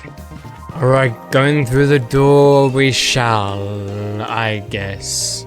Also, I love how the music track is called Beautiful Tragedy. That's pretty cool. Wow. This could be the place where everything happens, right? Maybe. Holy hell. Is that a tree? That thing has to be like 60 feet tall or something. It's sight to behold, isn't it? That's not it. Let's not get too distracted, it's only a tree. No. I'm not even sure we can say that. could you explain? I don't quite get what you mean. Eva bent down and crushed one of the fallen leaves in her hands. I didn't hear any crunching or tearing. Interesting. So not a fake tree, it's a forked tree, okay. Impossible! How could someone possibly manufacture a tree of this size? Look at this. If it's real, explain why these leaves don't make any noise when I break them.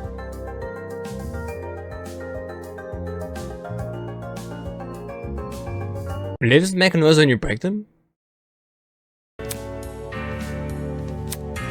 That expression said it all. Quit it. Why the hell is there a huge fake tree? Interesting indeed. I'd be hard pressed to find a school with an installation like this. You'd be hard pressed to find it anywhere. I feel like you don't really see this in a museum or something. In any case, This building certainly has a strange aesthetic.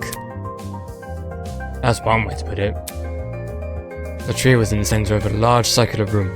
Surrounding it were a bunch of people I recognize from the train. This must be the others Chishiko was talking about. Counting the two we just met, this is everyone, correct? Indeed. What's wrong? Is something wrong? You see, If everyone was from our train cars here, where are the other people who were on the train? That's... A good point. Where are the people, right? I'm sure. Of course, the academy said that they reserved that train for students. Yeah, but did you actually see anybody? Let's see. Anetta left our car, but I know Grace Madison did. Eh? I apologize. You mentioned leaving for the bathroom, remember? But I left to take a... I see. I passed a bunch of students on my way to the crap here. I didn't talk to them though. strange. They had to have heard the commotion in our car. Why didn't they help us? Damn. Maybe they were also knocked out. Anywho. I doubt it's something we can answer right now. Can I just introduce you to the others already? I understand. Yes, we should familiarize ourselves with the people who are currently here. Yeah. I guess that's the only thing we can do right now. Regardless, the whole thing was pretty baffling. If the other students on the train passed out, where are they now? And if they didn't pass out, why did they not help us escape our car? Wait, escape our...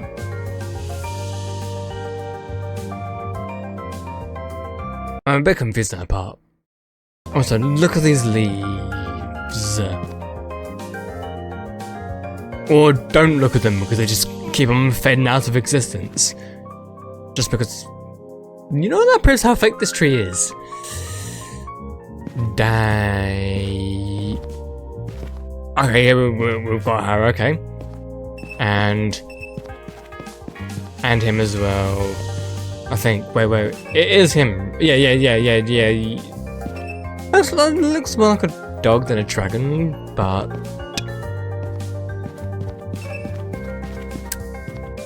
Okay. Well, I'm going to take a break. And I'll see you guys all in a second. Alright, everybody, we're back. And, you know, when I was a bit confused about the whole, like, car thing, well, literally just a moment ago, in fact. So, I actually, re-watched the sort of last minute of my last recording. And then I realised that I could just press F2 to look at the bloody transcript. And it said about they had to have heard the commotion in our car. Yeah, and I was really confused about why they mentioned a car, because there was no car involved, it was a train. And then I realised they're talking about train car. And in my eyes, I'm like, why can't you just call it a train cart rather than a train car? Because I don't call it a train car, I call it a train cart. So I don't know if it's like a translation thing or like an American thing, I don't know. But I was very confused on that, but now I'm sort of all caught up. So yeah, we've got these people. So we've got me, so that's 1, 2, 3, 4, 5, 6, 7, 8, 9, 10, 11, 12, 13, 14, and also the other 2 out there, so there's 16. So yeah, okay, all of us. Oh, you know what? I thought that they were talking about this guy, the one with the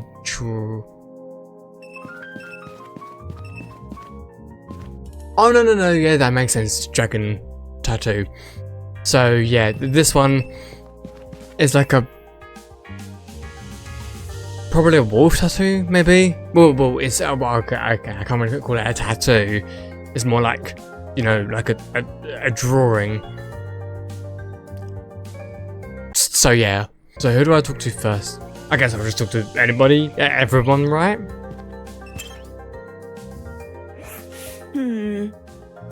First, there was the area of the boiler room. Then the courtyard with the fixed sky. Now this room. Interesting. Put them together and we're looking at some sort of large building complex. Yeah. It would stand to reason. However, we still haven't found a single exit though. Whoever brought us here clearly doesn't want us to leave. But why? With how ominous this place is, it can't be for anything good. Unfortunately not. I don't know why, but I get a little bit like... I mean, it's like nitpick. You have to go really close for the prompts to show up. We have to go far away for it to go away. Which also rhymed. I just find that just a little bit annoying, but it's fine. Do you have anything to say for me? Greetings. Of the 11 students I mentioned before, 6 awoke in this room. 6 awoke in this very room together? That's an interesting thing, why 6 of them woke up together. Well, okay, that's what I'm insinuating from you anyway. And yet, everyone else seems to have woken up beside a partner. They were quick to discover us courtyard folk, thanks in no small part. Wait, they were quick to discover us courtyard folk, thanks in no small parts to the eager explorers amongst them. The wording in this is a bit, I don't know, a bit sophisticated for me. So if I've got this right, 6 people were dumped here, and other 6 were dumped in the courtyard. Wait. 6 were dumped here, and 6 were dumped in the... So that would, yeah, that would be a totality of 12. So then the remaining 4 is just in separate rooms. And Ava, Grace, Wolfgang, and I were taken to the remaining building. Which is interesting. Wouldn't it have been easier to just leave everyone in the same place? Hello. While the circumstances may be less than stellar, it is nice to be around fellow Ultimates. I mean, at least you're around people who are in a similar situation to you. Not sure if it's so nice to be around people that are Ultimates. But, you know, whatever. Optimistic in more ways than one, it seems. Gracie. I see. So these were the people that Gremlin woke up with. Still the usage of Gremlin, huh? No wonder she ran away.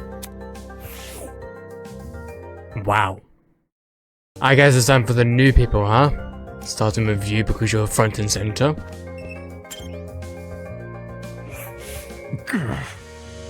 Glad to see you're alright, kid. Of course I'm alright.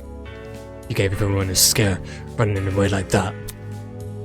I really thought we could catch you, but... Unfortunately, the door came equipped with a lock. See? However, it was all worth it. Look at all these people I befriended during my exploration. I hear ya. I'll give credit where credit's due. You came back with plenty of spoils. Oi, you! I want to talk for a sec. Huh? You're a pirate, right? Shiver me timbers, ahoy mate. That kind of pirate, right? Pirate? Eh? I'm not a pirate. I'm a ship captain. There's a huge difference. Ah, a ship captain, huh? I'm talking. You don't need to be so loud. She was just asking a question. Just a question? Ha!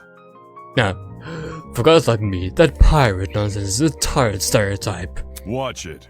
Pirates live off stealing and causing trouble. We ship captains are nothing like those lowlives.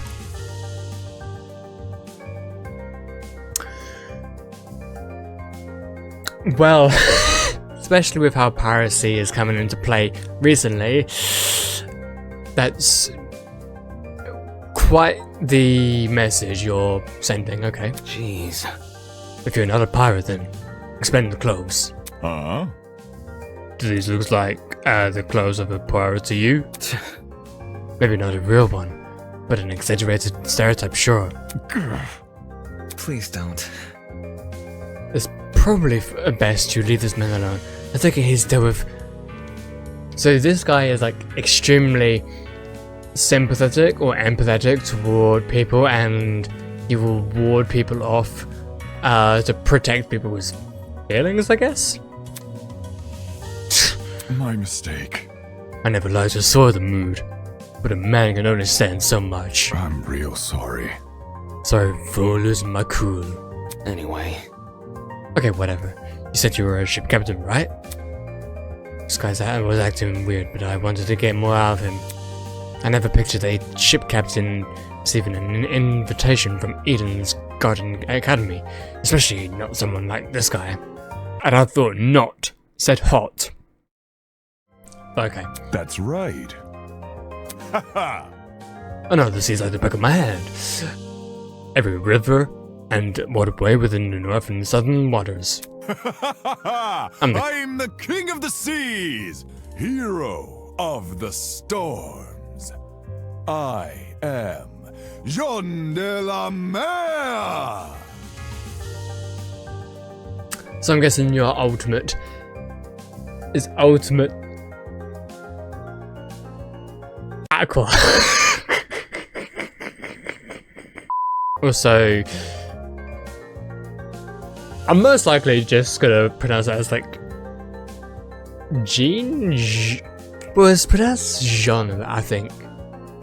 I might try. I might remember that. We'll see. Ultimate. Oh, that would have been obvious. King of the Seas, Hero of the Storms. Do people actually call him that, or did he just come up with those names himself? Is that really true? You know every river and waterway? Is that true? Aye. Yep, I've studied every map I can possibly can. Of course, I haven't actually been everywhere. According to a stingy little thing called border patrol, that's known in some parts as trespassing. I may be king of the seas, but I'm not above the law. I suppose that's good enough. I see. Either way, it's not like it matters much here. From the looks of it, we're nowhere near the ocean. Leave it to me! Fortunately, life as a captain has accustomed me to the unexpected. Your lads can trust in me. I will protect you as if you were my own crew. What now? Protect? Protect us from what? Aye. I suppose from whoever put these wristwatches on us. Then again, there doesn't seem to be anyone else in this place apart from us. How's that sound? Guess that means our only obstacle is finding an escape. Not too big of an escape. All we need to do is find where we entered, and voila! Sweet freedom! For such a simple conclusion, he sure was making a big deal out of it. By the way... It may interest you to know that people are gathering outside the building.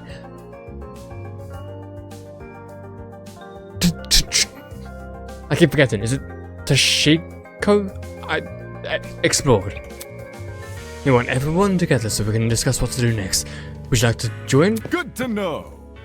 Always good to keep people on the same wavelength. See you there, mate. That guy's a prick. Not at all what I expected. Funny, he was every bit as dumb as it. Wow, Damon.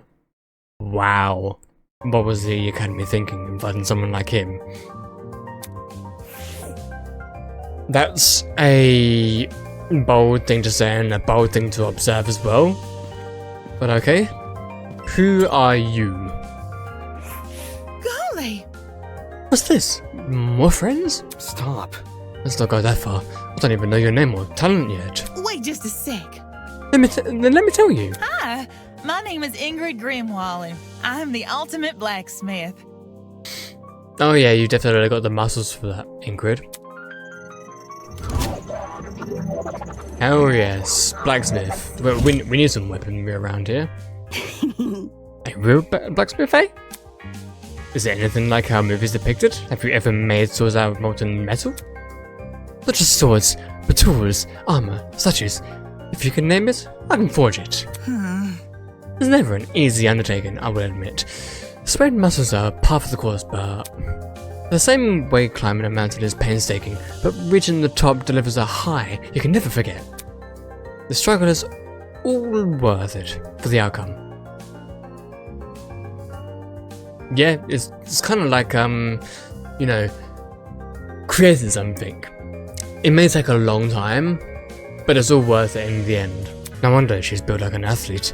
Her job sounds like non-stop high-intensity exercise. So how has your...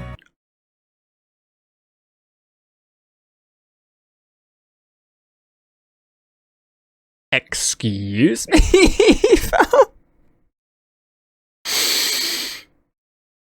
Excuse me? Oh. Extinct? Made, I can sort of see where she's coming from, but that's just a... What a way to word it. Made redundant by technology. can't you see? Aren't there ways to make specialized weapons without overworking yourself? Well, I don't like to admit it. Against modern machines. It's true I'm not an equal match.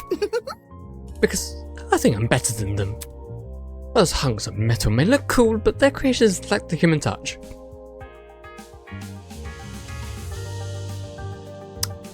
Couldn't have said it better myself. Could not have said it better myself. You gotta keep things natural, traditional. That's when truly amazing things happen. Once again. Now, would you look at that? If my creation touches the heart, it's better than anything made by machine. Okay, I see the message here, and I mean I appreciate it, but yeah, I see the message here. My. Oh, so, okay, I was right then. Toshiko, yeah. Better than machines, huh? Oh yeah, absolutely. People have always told me my skills were very impressive, but I'm yet to be compared to a computer or something. How come a blacksmith can receive such that sort of acclaim before me? Could you explain? There's always been a demand for handmade things, especially nowadays. Does your audience skew older by age? Old folks, movie producers, board game enthusiasts, even the occasional youngin'. These are all people who visit me. Wowie!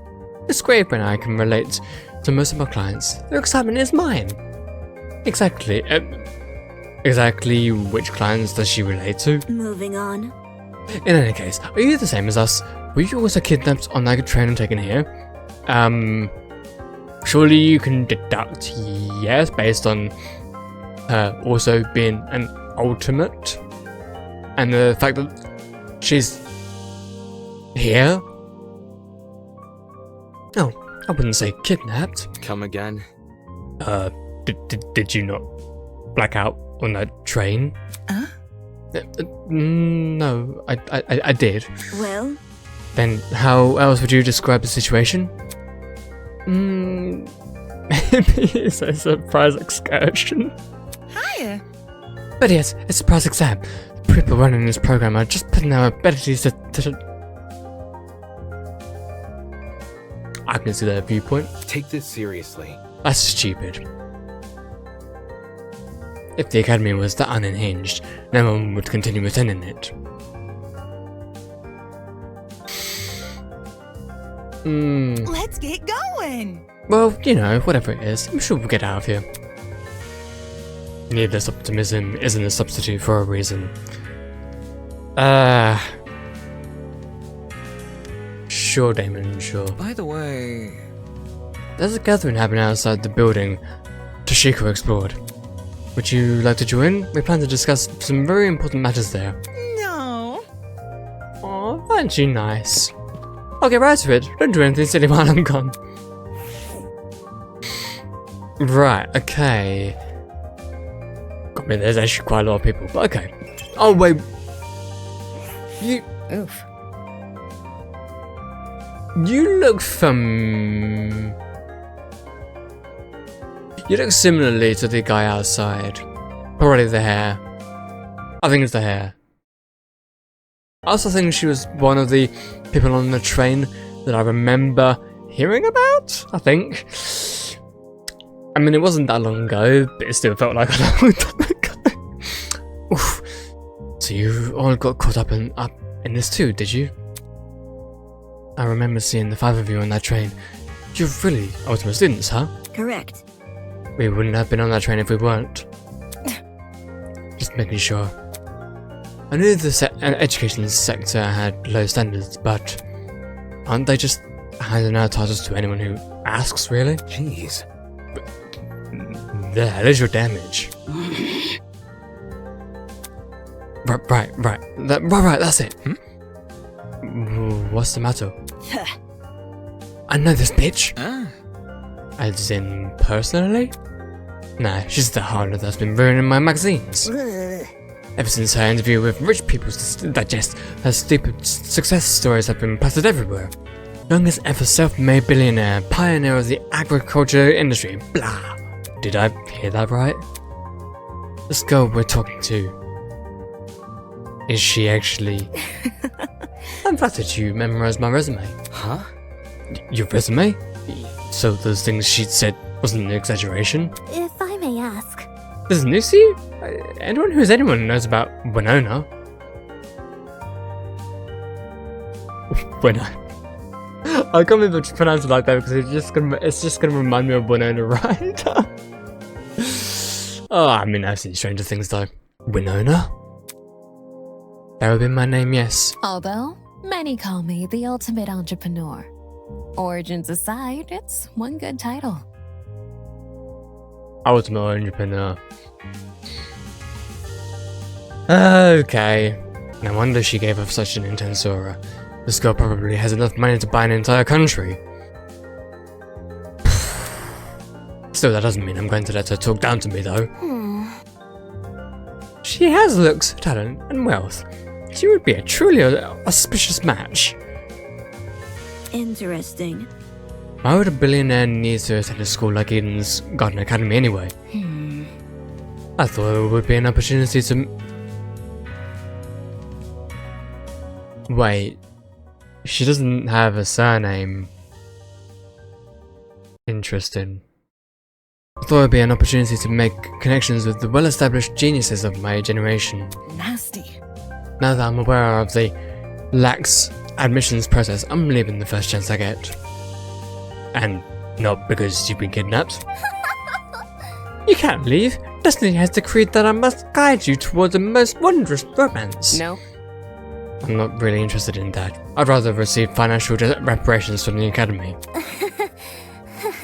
At the very least, let me be your steed. With my divine foresight, I shall lead your legal battle to victory. After I fell asleep in that train car, someone must have carried me out and dumped me next to the tree here. Sheesh. Why did nobody stop them? Were there no precautions in place to stop someone from manhandling a student? I'd say it was extreme ineptitude on the school's end, but since it appears I'm not the only victim... What a joke. Well, that makes things all the more sinister. So she really thinks someone carried her here? I mean, it's plausible, I guess. They could have transported us from the train by vehicle, then carried us in. When you woke up, was there anyone with you? Honestly? Yep, but she was weird, so I left her. You're a walking stereotype. You see? We know about as much as you do. The five of us have been walking around and talking to the other students that were on the train. Let's see. The rest of them are congregating outside. Once we meet everyone, we will be able to figure out what's going on. By the way... Say, why don't you join them? I think I'll take you up on that offer. Such a relief that one of you actually had something useful to say. Wow. That girl is a piece of work, but given the recent happenings, she's not worth the stress. More importantly, what's happened to us is too much for a single pair of hands. Someone had to sneak onto, maybe even hijack that train, plant a chemical agent, and then carry everyone they knocked out. There's got to be more than one person behind this. A group, maybe. The question becomes, who and why?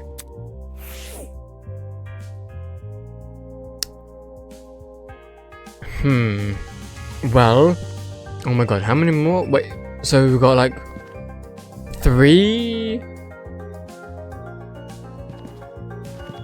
Oh, okay, so we've only got 6 more. Only 6 more. Yo! I'm Cassidy Amber, the ultimate pro gamer. Don't forget it, Kay.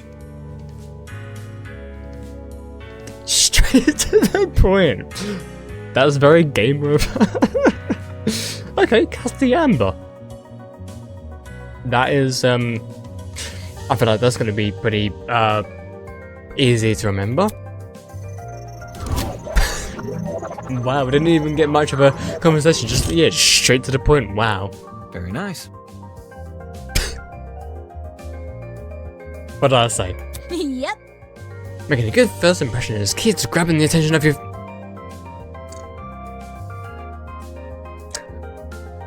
Something which I think I fail to do sometimes. Especially if you have over 20 million of them. That much time. Okay. Okie dokie, Cassidy. Or should I call her Cassie? Because I think Cassie is also like short for Cassidy, so maybe that's fine. Is that really true? 20 million? Is gaming really that popular? You'd be surprised, really. Duh. It's not just gaming, it's pro gaming, bruh. Yo! Space enough to get into opponents in front of a large audience, with prestige and presence on the line. The stakes couldn't get any higher. While our talent is pretty frivolous, her attitude towards video game competitions is somewhat impressive. It's sort of like how I feel about debating. Yes, and I feel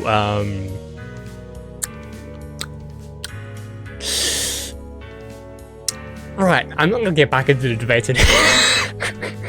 To be fair, I don't know if I'm gonna be able to connect much with Damon. I keep, in my mind, I keep calling him Damien, but it's Damon or Damon, one of those. But because he's the ultimate debater, I'm not sure if I'm gonna be able to connect well with this character. Who knows, maybe I will. But yeah, because of the whole debating part of it, we'll see at least. Question. Okay. Hello? What is it? Do you guys know if this place is internet? I promised my comrades my streaming schedule wouldn't change after school. So I'm kind of freaking out about it. Come again? Your comrades. Hey! Guess these comrades, they're the biggest fan community on the internet. She must mean her followers, being a streamer and all. They would definitely explain that. Curious. Hey, I've got a hat as well. You must be very wealthy then. I've heard that popular streamers earn a lot of money, especially from subscribers.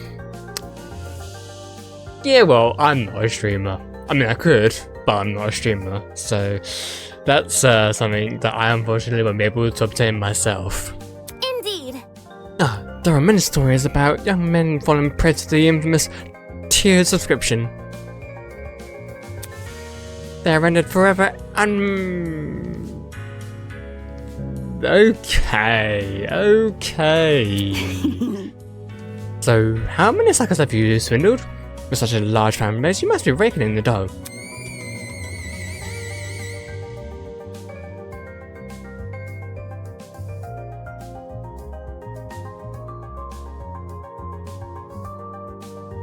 Okay. What's wrong with your face? I see how it is. You think the only motivation is money, don't you? Well, okay, it's definitely one of the motivations, but I mean, I don't think the only motivation is. Hey? I mean, that's definitely not my motivation, at least. Well, duh, why else would you be a streamer? Bourgeoisie scum. Whoa. I stream for the betterment of the human race. As the leader of Cassidy's comrades, it's my duty to redistribute most of my earnings to the masses.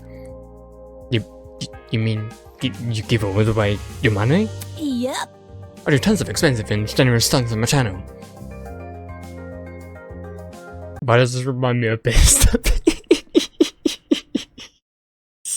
Most is for charity, but sometimes it's for random subscribers. My genius is almost frightening. One time I bought a spaghetti factory and donated it to a public school. Those kids will never have to pay for lunch ever again. They've probably gotten sick of eating pasta every day. Right! All of these giveaways are streamed too.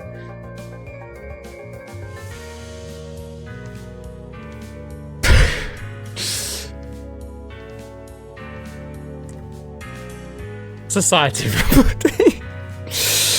I've seen a number of this online, and whilst I've got no personal judgment against it, I just think it's a bit excessive for the streaming worlds to go to these lengths. But that's just my personal opinion. They're really popular, so I get tons of views and donations from them, of course. Impressive. You managed to commodify the act of charity. Of course, I gotta reserve some money for basic necessities. Chocolate soda being one. Duh! But it's not a problem for a person like me to have money, since I earn it through my own hard work. So unfair. The real problems are the swine who makes billions every year. Even though all they do is sit around and drink cocktails and stare at their stock profile. Bourgeoisie scum. In fact, I can't even detect this rancid stench of a morally bankrupt billionaire in his very academy. You can. I bet they're plotting to profit off our suffering as we speak. This girl is honestly pretty deranged. Though that might be why she has such a...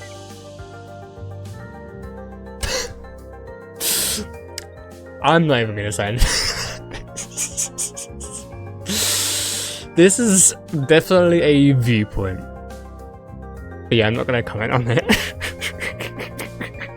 Regardless, it doesn't explain why someone like her was invited to Eden's Garden Academy. Anywho. As wary as I am of future confrontations between you and the more affluent students, I suggest you head over to the building I investigated. We've been telling other people to gather there. Okay. Alright, it was nice meeting y'all.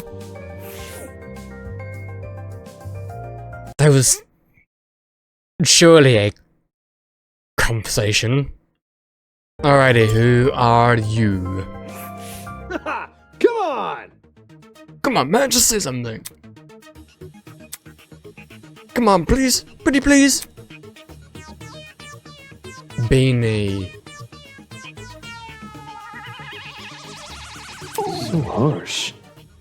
All I wanted was your name. Hi. Hey. What? It figures. Oh, it's more people. How's it slipping and sliding? Hey there. Oi! What's the matter with him? Yeah. I don't know. Must have been ages trying to get this guy's name, but he wouldn't say anything. It's simple. If he's being a weirdo, just, you know, ignore him. Who are you anyway? Who am I? The name's Jet Dawson, Ultimate Drag Racer. Nice to meet you, shrimp. Reminds me a little bit of Mondo from Danganronpa. Jet. Oh, Jet. That also reminds me of Avatar's The Legend of Aang. Last Airbender. Legend of Aang. It's one of those. I'm pretty sure it's Legend of Aang though. A drag racer. Given his outfit, that comes as no surprise. Aren't you warm in that suit? Why the hell did that sound just remind me of like Scooby-Doo? Are you confused? There's a fan inside the back of my helmet that emits cool air. Like kind of like the fans in car seats that cool you up. Let's rock and roll! Isn't that super rad? With the way he yells everybody, he could make anything sound like a big deal. Nah. Only issue is they don't extend to the rest of my suit. Get a grip! Stop wearing the goddamn suit already. What? And walk around naked? Dumbass! I meant wear different clothes, for goodness sakes. So, You should also have an ultimate talent, correct? well, Would you mind sharing? My name's Mark Bursky. I produce music. Mark. I can definitely say, sir, that beanie has marked you for definite. Okay, produce music. So, a music producer? Yeah. Alrighty then. It's nothing. But, it's mostly bad remixes and stuff. My man! No man, your music is wicked good. Really? You know my songs? Not a chance! Wow, dude, wow. Do I even have to? You're the ultimate music producer. I just about says so. moving on. I assume you two also woke up in this place, right? Do you have any idea what might be going on? Yeah. This whole shebang didn't come out of the blue, but let me think. To be honest, it feels like an extreme haunt. Do you know what that is? Extreme haunt? No, I don't. It figures. You don't look the type. Hey. What is that supposed to mean? You following? Anyway, extreme haunts are really intense horror attractions. Actually, I can kind of see it in this place. Think a haunted house crossed with a survival horror game. You hit the nail on the head. Oh boy. Stuff will chuck you into the underground tunnel systems, trap you in coffins, and then to scare you. I'm pretty good with coffins. Not so much with tunnels, though. That's not important. What's this got to do with us, though? Catch my drift? You see, there's a couple of places that are known for starting their haunts of a simulated kidnapping. Eh? For real? For real. Hero. To make it feel as real as possible, they'll even take you when you least suspect it. The thing is, they can't just jump anybody. You gotta consent first. Ugh. The hell? I never agreed to being kidnapped. Come off the grass. Extreme hunts, eh? People know better than to involve me in that crap. Well, Maybe we consented to our kidnapping without realizing? It is entirely possible. Eh? For example, the letters we received from the Academy. Is it possible those invitations were actually consent forms in disguise? Really? Don't tell me. You actually believe this guy? correct. Given what we've seen so far, I'd wager anything is possible, really. Is that really what's happening here, though? In accepting that letter asking me to join Eden's Garden Academy, did I unknowingly agree to this crap? Meh. Well, that's just a theory. A game theory! We won't know what's going on until we explore some more. In any case, I know some people who might be interested in your theory. They're gathering right by the courtyard outside. You can join them if you want. Adios. Let's go, Mark. Okay, they're going together. I guess they're partners in a way. Okay. Though he looked less than enthused, he let the drag racer take him by the arm and lead him away. Could it really be possible? Were the letters we received actually consent forms in disguise? Is this some kind of messed up attraction? What does that say about Eden's Garden Academy? Is it part of the charade? Is Eden's Garden Academy even real? I should know better than to think nonsense things like that. If the Academy was fake, someone would have already blown its cover. It's more likely that this is happening unbeknownst to the Academy. Wow. So I guess I got 2 in 1. So it's just these guys left. Okay. You know, like a high school girl. Oops. I'm really sorry for hurting your feelings. The fuck did you do? I'll give you your content a try. You'll give my content a try. Who knows? But I mean, I'm flattered.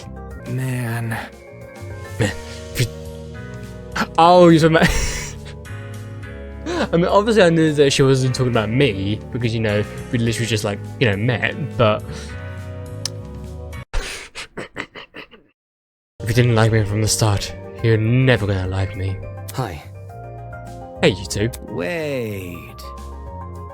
Over here! Okay, new guy, over here. Huh?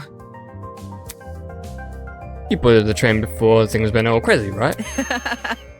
Check it out, me and the new guy together again.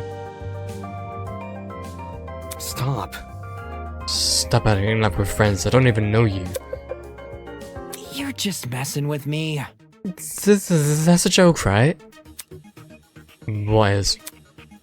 You know, that thing you just said. Hey. Maybe you've heard my name before. Does Kai Mon ring a bell? Hey. Come on. Kai Mon... I'm guessing that's a Montego? I wonder if he's gonna say his own name. Something of an artist, something of an entrepreneur? Very funny. He's an influencer, a really big influencer. Can't be that big if I've never heard of him. Nope, doesn't ring a bell. Ouch. Right in the ego. I thought I already lost all faith in humanity before coming to this dump, but...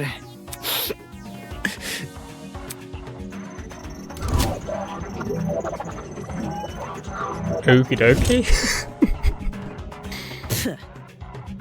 I don't think he ever actually said his own name, so I don't actually know how it's pronounced. Which is unfortunate. You don't recognize the dumbass? But yeah, it must be nice. Huh? You do? Yes. Guys, the cat.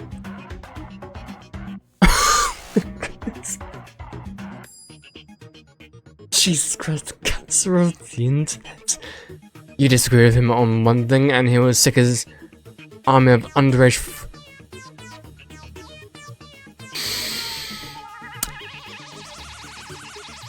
My goodness me. The fact that like these things actually exist in the reality of the internet like scares me, concerns me, but oh my actual goodness me. He's a dictator with a trendy fit. Another day, another drama. Dictator? Sheesh. You naysayer types are always so awful dramatic. Whatever.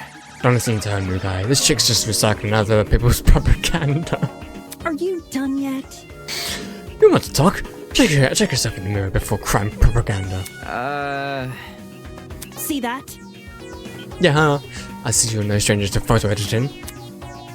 I'm kind of impressed. No one would ever guess you had the face of a horse. And the tears returned as quickly as they vanished.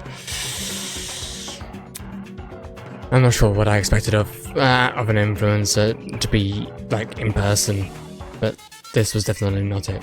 Don't be mean. Hey, leave Kyle alone. You may not be the nicest person in the room, but you can't. But can't you see your husband his feelings? His feelings, yo. His feelings. Be careful of his feelings, yo. Ugh. You can go over it. Anyway. What about you?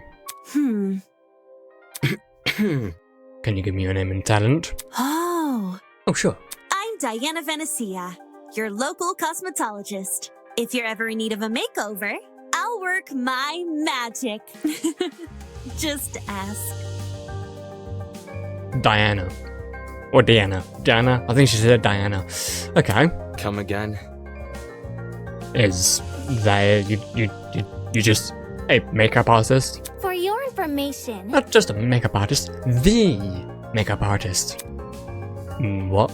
Indeed. Diana is the biggest beautician in Hollywood. She's relatively new to the public sphere, but word of her talent has been dominating social media, enough to pique interest in the entertainment elite. Now every A-list celebrity is scrambling to hire her. Well put. I see this is not your first time talking about her. I'm simply quoting my friends. They're all on Diana's waiting list. I'm sure. Anybody? Why is there a shock that this guy doesn't recognize her? What about me? How humiliating. Why do you care what he thinks? Isn't the demographic for people like you largely teenage girls? Okay. Hell no! My stuff is for everyone. I'm inclusive like that. Hold on. Okay, that's it. Let's break this up. Diana, could you and Kyle go to the courtyard outside? We're trying to get everyone together here. No worries. Alright, see you later. But none of those guys like me either. Makeup artist and an influencer. Were this any other academy, I wouldn't even bat an eyelid. But the Ultimate Talent Program? UTP, Ultimate Talent Program. Okay, I don't know if I'll remember that, but I'll try to. It's a shell of itself. It will hand out ultimate titles to anyone who asks. But Ethan's Garden Academy said it was above that. It said it prioritized academic talent. And now, it thinks I'm on par with those two? Well, I guess we just got one more now. A boy was silently observing the space around him and jotting things down onto a notepad. Hello? Hey, you.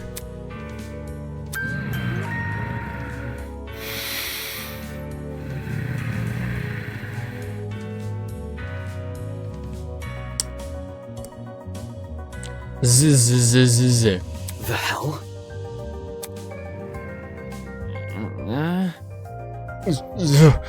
Sorry, I dozed off for a bit there. A cause for concern. You have terrible eye bags. Have you not been getting enough sleep? Getting knocked out on that train was the most sleep I've gotten in a week. Thankfully, that little girl woke me up before I wasted too much time. If I'd known better, I wouldn't have. Your terrible sleep schedule has diminished your already meager natural beauty. The guy paused for a few seconds, then began furiously scribbling in his notebook. Things has to fly here. Things has to fly here. Interesting, a boy with a snake tie, a girl with a white uniform, a man with a dapper suit. Oi, you! What are you doing? Excuse me. A very loud woman with a visor. Are you writing about us? Mm-hmm. I make sure to record all of my daily happenings. There's no way I'd remember it all otherwise. In some fashion, note-taking is just one of my many responsibilities. My name is Ulysses Wilhelm, and I'm the ultimate historian. Please make note of that for future reference. Why do I feel like this is going to be a tiny bit like a Byakuya or Byakuya? Impressive. Interesting. A fellow scholar, much like myself. Jeez. Shouldn't an ultimate historian be good at memorizing stuff? Yes. I'm perfectly proficient at remembering historical facts. Ulysses. Yeah, I think that's his name. Ulysses. This notebook is just for more frivolous information. Stuff like shopping lists, customary birthdays, when to brush my teeth. Good for the third one. Yes, absolutely. Filthy. Such excellent memory wasted on menial trivia. You probably couldn't even remember the day of your wedding anniversary if you honestly wrote it down. Unfortunately. I think that's the same for most. I'm just gonna cut myself away from this equation.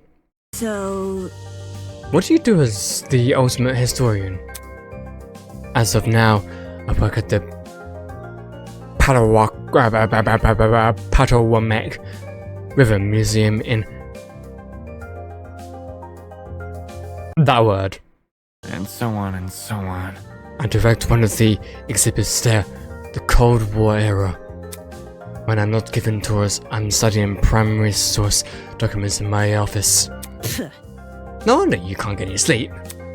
You can't stay awake while I'm reading all those boring history books. There's definitely something wrong with you. History isn't for everyone, I'm aware, but it's important knowledge nevertheless. Those who fail to learn from history are doomed to sound stupid when arguing on the internet. So true, so true. No. That's not how the saying goes. Well, it isn't, but I updated it to coincide with more modern values. I thought it was funny.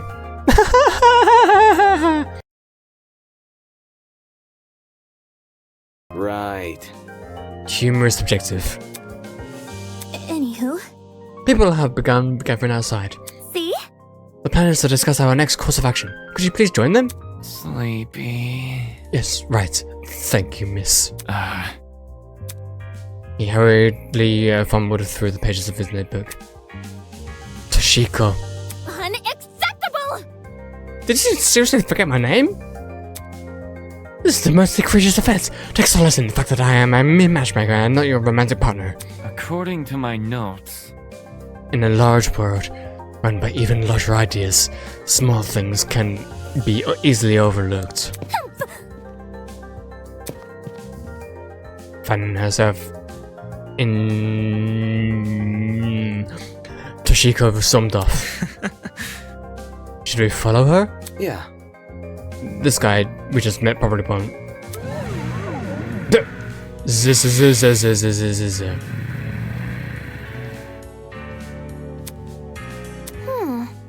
Well done. We've exchanged formalities with everyone here. We should meet up with the others and formulate a plan of action. I am an ultimate! In our honor of as Ultimates, we will not be confined any longer. What a dramatic kid. The others should be gathered by the courtyard outside. That's where I should head next. Okay. Okay, yeah, just dragging me out here for me. Okay. Yeah, the 11 students were gathered in the center of the courtyard, nervously discussing the situation. Any clue? So, any clue as to what's going on here? What if... What if we're being pranked? 100%. Oh. This would be a really elaborate prank. No, seriously. Some people have the money for it. Whatever it is, I'm killing the prick who's responsible. Unsurprisingly, they didn't seem to be getting anywhere. Oh, and you actually did happen to join us. I could, okay? Excuse me. This is off topic, but I don't believe I ever asked your name. Loud woman advisor. Remember the name.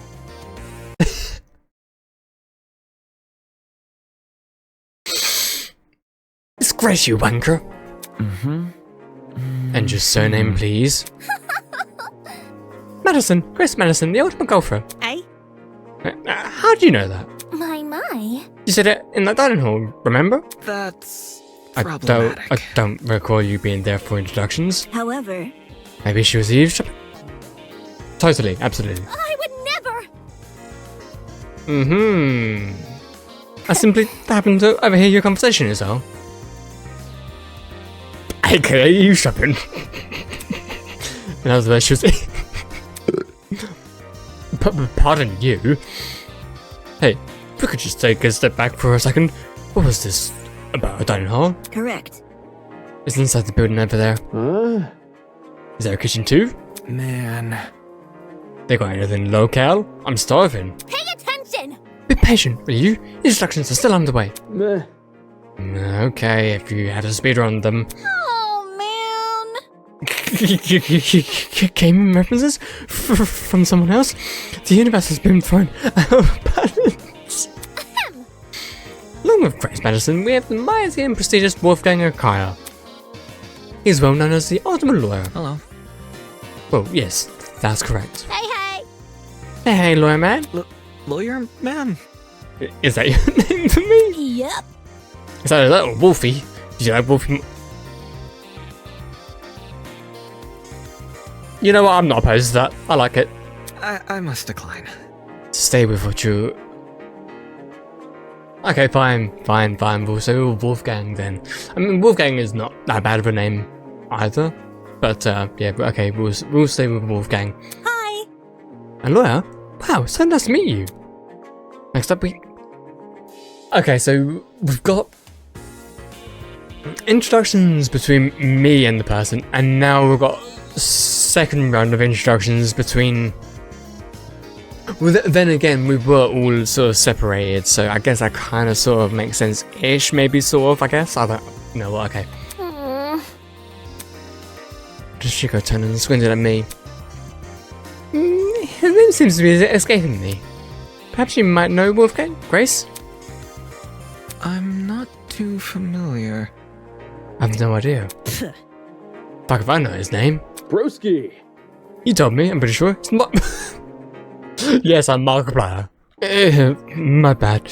I got a habit of mixing you sort of guys together. Oi! What are you waiting for? Tell us your name already. To be fair, I thought we had already told everyone our name when we was introduced. Then again, we was getting their name and they're not getting our name. So, okay. Damon Maitso. Ultimate debater. A debater? Ooh! So like a bargain bin lawyer? Hey. That's... Things justify here. They justify here. Grace Madison, Wolfgang Akaya, Damon Maitsu. Who else is left? Hiya. Come on, Dolly, you can do it. See? Yes, share your name. Eva. Oof. Just... Eva? Just like my video games. Like the spy? Eva Tsunaka. That's a very pretty name. Now would I mean, you so is your look at name. Alois, that's a pretty name. Fittingly elegant, isn't it? I mean, so is your name, Ingrid. Hey, but let's not get off topic. What's your talent, Eva? Yeah, because I don't remember you giving me your talent. That's... What's up with that? I told you mine, it's only fair you tell me yours.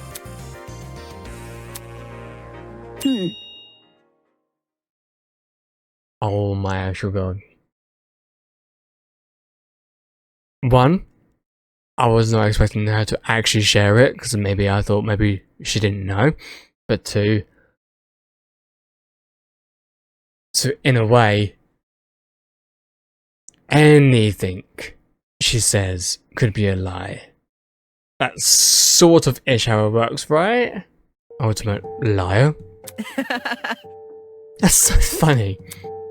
So like, what's your actual talent? Deal with it. But that's it. Oh. What? Good to know. Didn't know lying was something that you could be the best at. You learn something new every day. Are you for real? You actually believe her? How was someone supposed to make a career out of lying? I mean, technically, it's kind of called acting, and there is a career for acting. Now. Easy. Gotta drop him back. And that's for real. It's the truth. It's just what I am. How can that be? Is that supposed to be your explanation? But That's... I mean, if you're the best at lying, how are we supposed to believe exactly what I thought? As he spotted those last few words, we all turned to Ava expectantly. That was when it happened. Testing. 1, 2, 3. Can everyone hear me? No, we're all deaf. Yes? Great! Good morning, my amicable student friends. First off, allow me to apologize. I realize the ride here was a bumpy one, especially for ultimates such as yourselves. But expect things to be different within these halls. Yes, it is my pleasure and privilege to welcome you all to Eden's Garden Academy. May this be the beginning of a wondrous journey. Doubt it. Did he just say we're at Eden's Garden Academy? No. But we can't be. You think? No kidding, this place looks nothing like a school. Stop talking so loud. I want to hear this. I'm sure you're on the edge of your seats waiting for a proper orientation. But there's one more thing to do before we can meet face to face. It won't take very long. All I ask is that you enter the building across from me. From there, we can begin preparations for a formal introduction. Until then, farewell. There's also a game called Until Then as well. I must take note of this. That was certainly interesting. Whack. Couldn't agree more, Whack. Somebody explain. Do you think he's the person who brought us here? You following? Yo, what if he set up the sleeping guest on the train? Bit complicated. In that travel bag? How do you reckon he stuck that on? Guys. Sorry to interrupt, but we're not going to skip that part he said about the building, are we? He wants us to go inside. What do you think? Should we? Hell no! I'm not waltzing right there for just for me to die or something. Should die? You think we're going to be harmed? Hold on. If our captors wanted to kill us, we'd be dead already. What would be the point in killing us now? I will admit, for some reason, the voice, at least the voice I'm giving him, reminds me a little bit of Kai from Your Time to Die, which I just find interesting. Reactions, I guess? I don't know, I'm not a psychopath. How should I put it? Because for it, what if we walk in there together, as one big group? When you know someone is looking out for you, things can be a lot less scary. Aye. Aye, you got a point. The only way we can progress if we face the problem head on. Soybean. Easier said than done, Soybean. I suppose that makes sense, but isn't it too naive? There's nothing wrong with a bit of optimism from time to time. Let's try it, okay? Alright. We gathered around this entrance, none of us willing to be the first to walk through. Eventually, I mastered enough willpower to... Because we are the protagonist after all.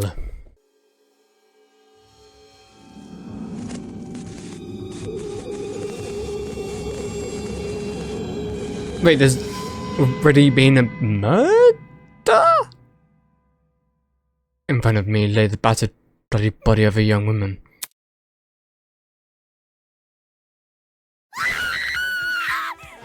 There's already been a murder?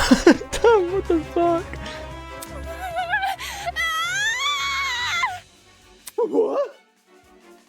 Is that girl dead? Why is there a dead body? What happened? There's no way. Is this another student? Holy! Shit, what the shit? Don't know people. You were in this building before? Tell us what's going on. Dude! Yeah, why didn't you mention this other girl? Hell? I never even saw her. Really? You were there too, bargain bin? Don't even. There's a floor below us. Well, that's where I woke up. Very funny. And you missed a whole ass person? Yeah, right? Hell no! You saw her. You must have seen her. Come on, just admit it already. Stop pressing me for an answer, you... Hold on. I can corroborate Damon's story. There was never a body. Grace and I walked through this exact hallway and saw nothing. I wasn't expecting this. So between the time you left and the time you returned, this girl was just murdered? You think she was murdered? Well, I don't know for sure, but... What happened to her? Does that really look self-inflicted? Oh, shit! So there's a killer running loose? But I don't recall hearing anything when I was waiting outside. Desmond can back me up, right? Shit. She's right. There was no screams, and no one left the building. So the kid is still inside?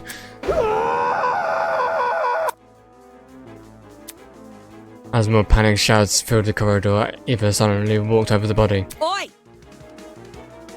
Why does I probably mentioned this already, but Eva reminds me a little bit of Coco from Danganronpa. Ignoring Grace's question, she crouched beside the dead girl and poked her in the face. What the? You... The fuck's wrong with you? Stop that. Strange.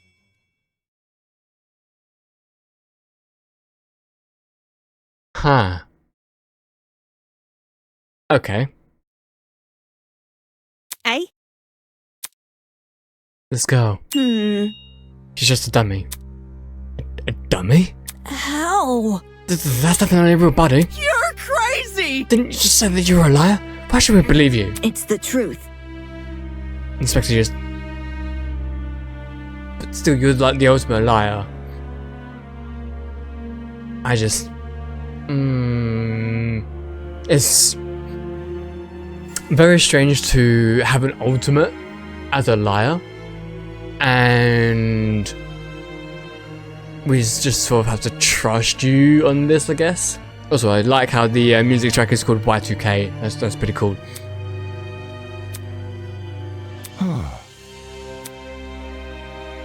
If no one else is suffering, I can do it. But him? Are we ready? Well, how does that sound to everyone? He turned to look at each of us. I had my reservations, but when his gaze met mine, my lips instantly stood shut. He looked like the look he gave me was unexpectedly intense. Okay.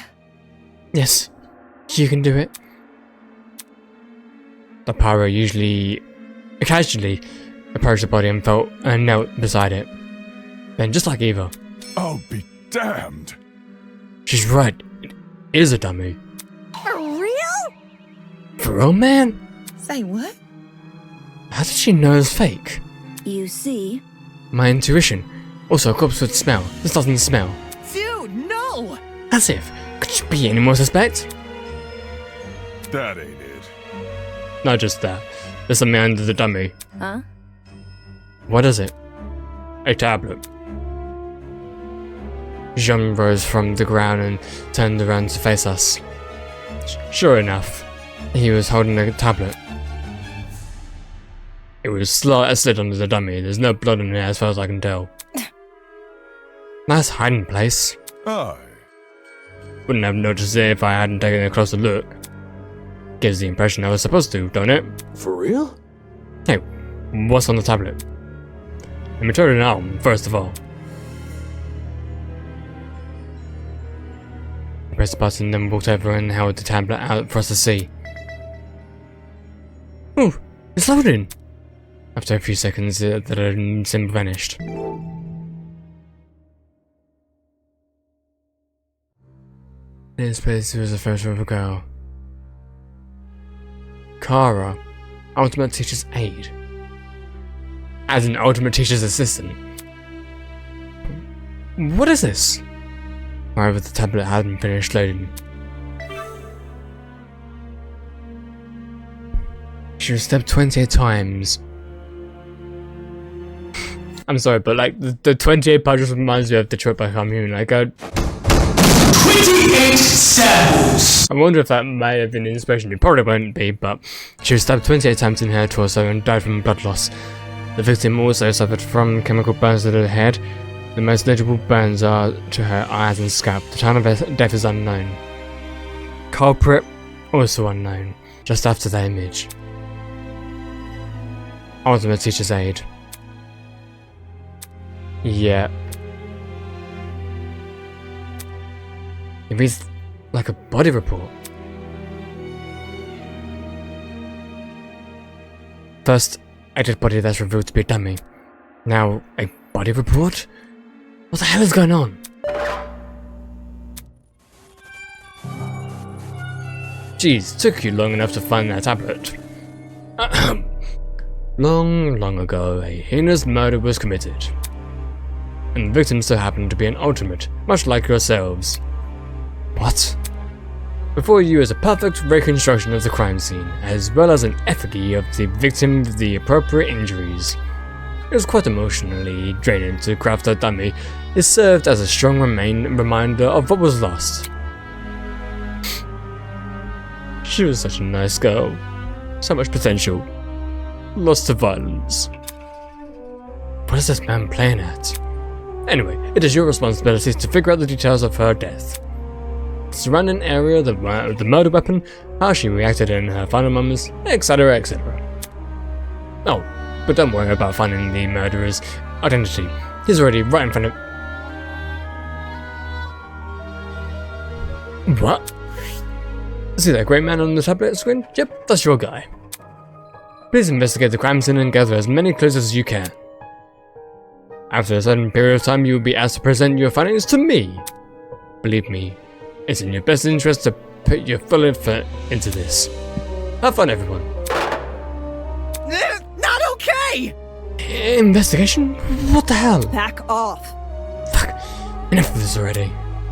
I don't want any power of this. Stop telling me what to do. Grace grabbed a large chunk of rock from the floor and ran over to the speaker. Screaming an obscenity, she pulled her hand as far back as she could. Brutal! No way, was that the watch? Trying to destroy private property? That's a zap. Fuck. Fuck you! Holy... See, for real? Is this school really trying to make us solve old murder? Don't say that! Hold on, you guys. You can't just believe everything that strange man claims. Why would Eden's Garden Academy, any academy for that matter, do something like this? Even if it tried to, the ultimate talent program would have stopped them. I wouldn't underestimate the school board executives if I were you. Money can get to people's heads and make them take risks they shouldn't.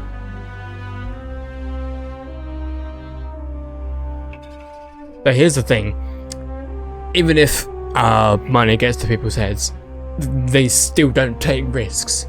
Unfortunately for the companies and corporations. This academy said it was unique. Maybe this is their version of an entrance exam. What a joke. They're so obsessed with being different from the competition, they've forgotten what people want. Yep. So true. So true. More like they've forgotten how to be sane. What did you say? Would the ultimate talent program really be okay with this? Think about it this way. Seems pretty counterintuitive if you ask me. Everyone would want to quit their enrollment after this. And Sue. I'm talking. If this is the work of a separate group, why are you using the academy's name? As a way to hide their own... maybe? They might have even kidnapped us because we're attending Eden's Garden Academy. So... Explain? Well, what if they knew we all had to board a train? It would explain why we passed out. They boarded the train before us and planted the bag with the gas. There's gotta be something. Because this happened on the train to the academy. They could claim they are the academy. If I may ask. Everyone keeps saying they. Isn't the speaker man who kidnapped my god, yeah. Isn't the speaker man who kidnapped us? Isn't it the speaker man who... Right, my goodness me, but my reading is getting a bit haywire right now. That's not it. It obviously wasn't just him. This isn't the train bringing 16 people to an unknown location. That takes a team to do. Of course, that raises another glaring question. Why us? Why have we been brought into this? Is it because we're ultimates? It's not like anyone's specialty is detective work. It just doesn't add up. I think I will let the rest of you handle this. I doubt I'm needed in this grotesque situation. I'll be just on my way. Yeah, that's okay. Actually, can I come with? I'd feel so bad leaving you alone. Oh. Sure. I suppose. You can do it! Good luck solving the mystery, everyone. I know you can do it. On that note, Diana and Toshiko walked away in the direction of the room with the kitchen. Oh. Don't get close! I'm going with them. Screw this. Kai took off down the hallway like his life depended on it. She's better than them. Better than us. I don't know. I don't know about all of this. Will that man really let us go if we investigate? Stay calm.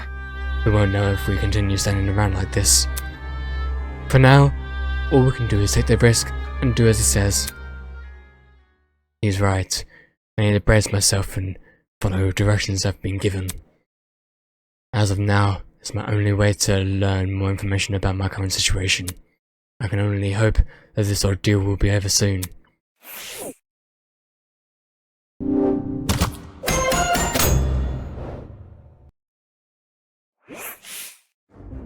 Before I do anything else, I should go back over to that tablet. The victim is Kara Koskinen, the ultimate teacher's assistant. She was stabbed in the torso 28 times. Yeah, that time of death is unknown. There's a lot going on here. Chemical burns in addition to 28 stab wounds. Jesus, I don't want to believe anything this bigger guy says, but if this murder really is based on true events, damn, the killer was totally sick in the head. Okay. You know what, for some reason I thought that this prologue would be over already? I don't know why I thought that, but I thought that. But I'm gonna save my game. Oh, truth bullets, okay, nice. I'm gonna save my game, and I'm gonna take another break. I mean, I probably have like, I don't know, maybe half an hour or an hour left of this prologue, I'm not entirely sure. But yeah, I'm gonna take a break, so I'll see you all in a second. Alrighty, we are back, and I guess it's time to investigate now. So, I guess I just inspect the body, right? Our captors have gave us a lot of information about this victim. To their credit, what's written on the tablet seems accurate, but I should inspect the body just... Damn it, just a doll. Just a doll, demon. Stop hesitating.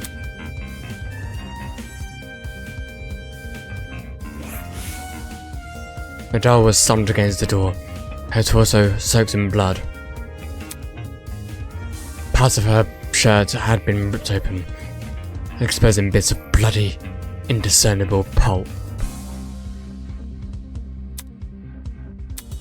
I quickly took a step back, trying to control my breathing to avoid throwing up. It's just a doll. There's no reason to be afraid of a doll. Absolutely no reason whatsoever. I guess, yep, here we go. Bloody knife.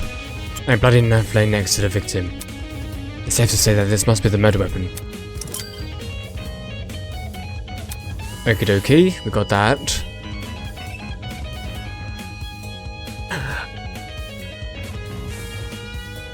Okay, surely not 2 murder weapons. I'm pretty sure that okay, so maybe the assault rifle was used to injure the victim, but not necessarily take the final blow towards the victim. And the initial sight of the doll shocks me so much. I completely overlooked this fucking rifle.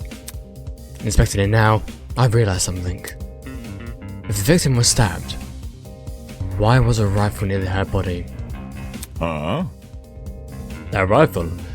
Could you step back a bit? I'm curious about something. No. No, I'm... Before I could finish my sentence, Jean walked over to where I was and picked up the gun. Hey. Hey, you're messing with the crime scene! Ignoring me, he released the magazine of the gun with surprising ease. Eh? From the top of the magazine protruded a loaded bullet. So only 1 bullet? Maybe like the others were already fired and then there's only like 1 more left? I see. Huh, that's interesting. This rifle hasn't... And yet it's got blood on it. Definitely a dangerous thing to have around. I'll put it down and guard it so nobody gets any smart ideas. Better than him holding it, I guess. Damn, a loaded gun. What's going on in the killer's head? Why bring a gun to the crime scene and, like, not even use it? Unless that gun was purely... It's likely. But how did blood get on the assault rifle though? Because obviously like the knife got bloodied because of being used, obviously. So why does the assault rifle have blood on it? It's not very logical, but it'd be a twisted game to play with the victim.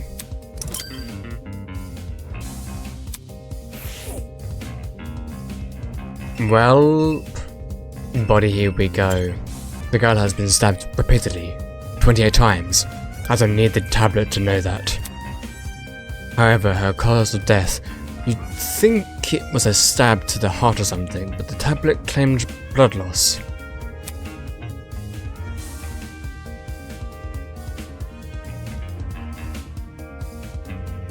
Right, so the knife was not the final blow then.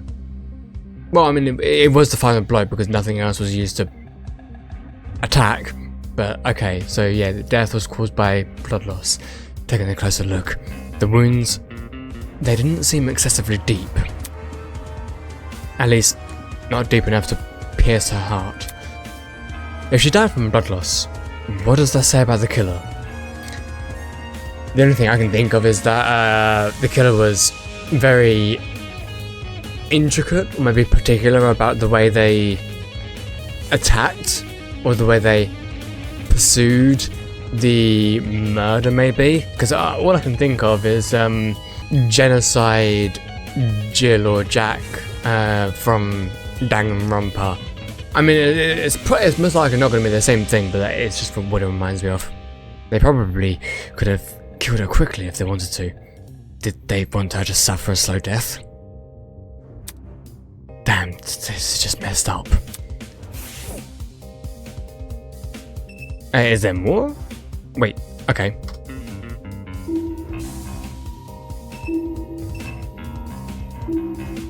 I think that's just it, right? That seems to...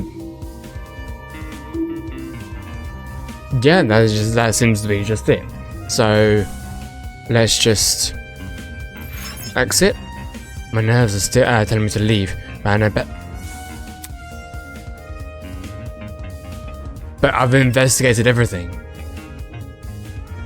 Okay, fine. I'll just investigate everything again. A few moments later.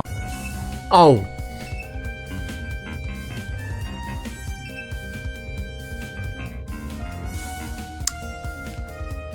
The fact that didn't pop up the last time. Okay, Hans. Here's the thing. this is meant to be helpful, but I'm gonna be honest, it's not that helpful. Yes, it's got particles around it, but that particles could, like, the particles look like it was over the knife as well, and it just, the particles aren't exactly that helpful to identify what's, you know, important. I mean, okay, they are helpful to an extent, just, okay, hands, here we go. Her hands were surprisingly clean, all things considered. There were no other marks or injuries apart from her nails. It looked like there was dried blood underneath them. How was there blood under her nails but not on the rest of her hand? That seemed to be all the evidence. Nothing else was catching my eye. Now you tell me. I should check the inside of the closet now. Okay, yes, I can now finally leave. Inside of the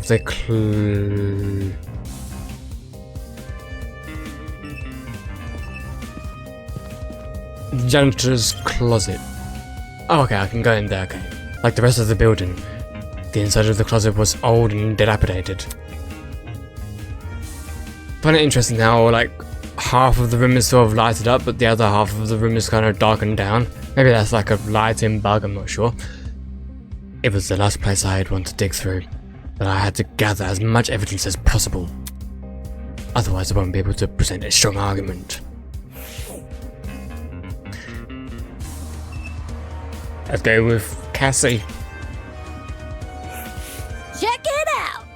Check out what's behind this door. Saying that, she stepped away from the corner. Right.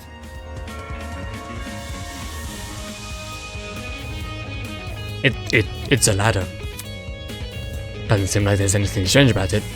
Why was this brought to my attention again? Dude, not cool. I'm disappointed in you. Huh? So hackneyed. You call a thing a ladder? It's so obviously a step ladder. So he was missing one word from the name, the terminology. Seriously? Aren't they practically the same thing? Pardon me. I have to agree with Cassie. Everyone knows an ace investigator must record his evidence as accurately as humanly possible. That's certainly what the victim would want. The victim is dead. Well, to be fair, the whole like moral question is, if the victim is dead, technically they wouldn't really want anything because, you know, they're dead. But then you have, like, you know, the argument of, even if the victim wasn't dead, this is not what they want. So yeah, it's kind of like a moral dilemma there. But anyway. Yeah, a guy that doesn't get my references is not fun to be around. I'm gonna check on the pips outside. Smell you later, lawyer man. She's already out of here. Did she even investigate anything besides that stupid ladder? Apparently not. Okay, we'll go to the shelf. I don't think there's going to be anything important about the shelf. The shelf was packed with an assortment of towels. I briskly inspected them, lifting each towel to check for anything underneath. Many had gathered dust, but that was it. Nothing looked suspicious about them at all.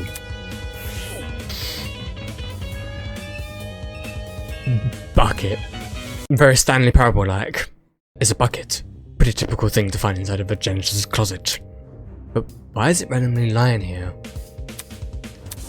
There's nothing inside it except... What is this smell? Is that like bleach? Back of the closet. I need to inspect the area around me. Sure thing, I guess. I guess nothing to do with the ladder then. Wolfgang. It's for the best. We must make every effort to examine the crime scene as thoroughly as possible. Not for the sake of entertaining the people who kidnapped us, but for the sake of the victim. After all, this was based on a real murder, was it not? That was what the tablet said, though I'm still skeptical about the validity of that statement. There might be more clues around here. I'm going to check this entire closet for evidence. No thanks. A person like her is probably more likely to cause a murder than not. Why, because she's a liar? Alright, have fun with that. Can I yet? Bro, I literally have. So, anything else?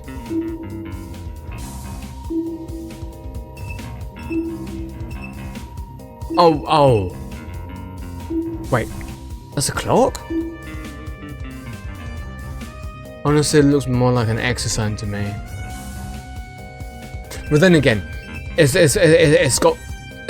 red, and I don't know why, but I just associated that with like X signs. But okay, yeah, clock. There's a clock above the door. Doesn't seem like it works. Yeah, it looks like it's like stopped or like frozen at 00. Looks like that's everything around here. Just check out the other end, of course. Oh, hello. I did not realize that almost everyone came in with me. Wow, okay. Camera? There's another surveillance camera. Is the guy on the speaker watching us through this? Just the thought made my stomach turn.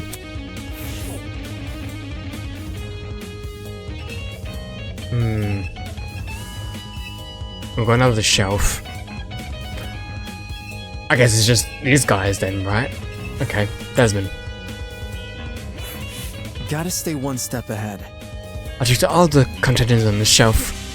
They're all full, with the exception of one. A bottle of bleach. Huh? Bleach? Huh. There was a bucket in the closet that reeks of it. Makes sense. That's probably not a coincidence, given this thing is supposed to emulate a real crime scene. It's crazy how much effort has been put into this. I can't think too much about what kind of situation we're in. Well, I'll never be able to handle it.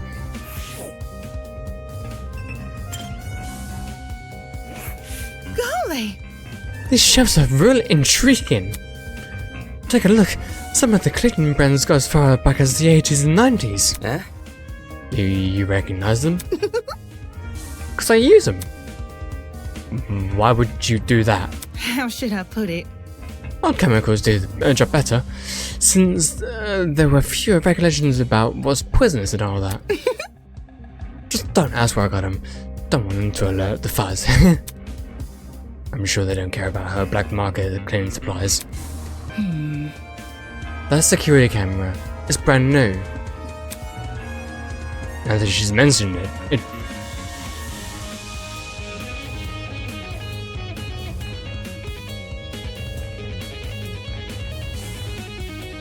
How?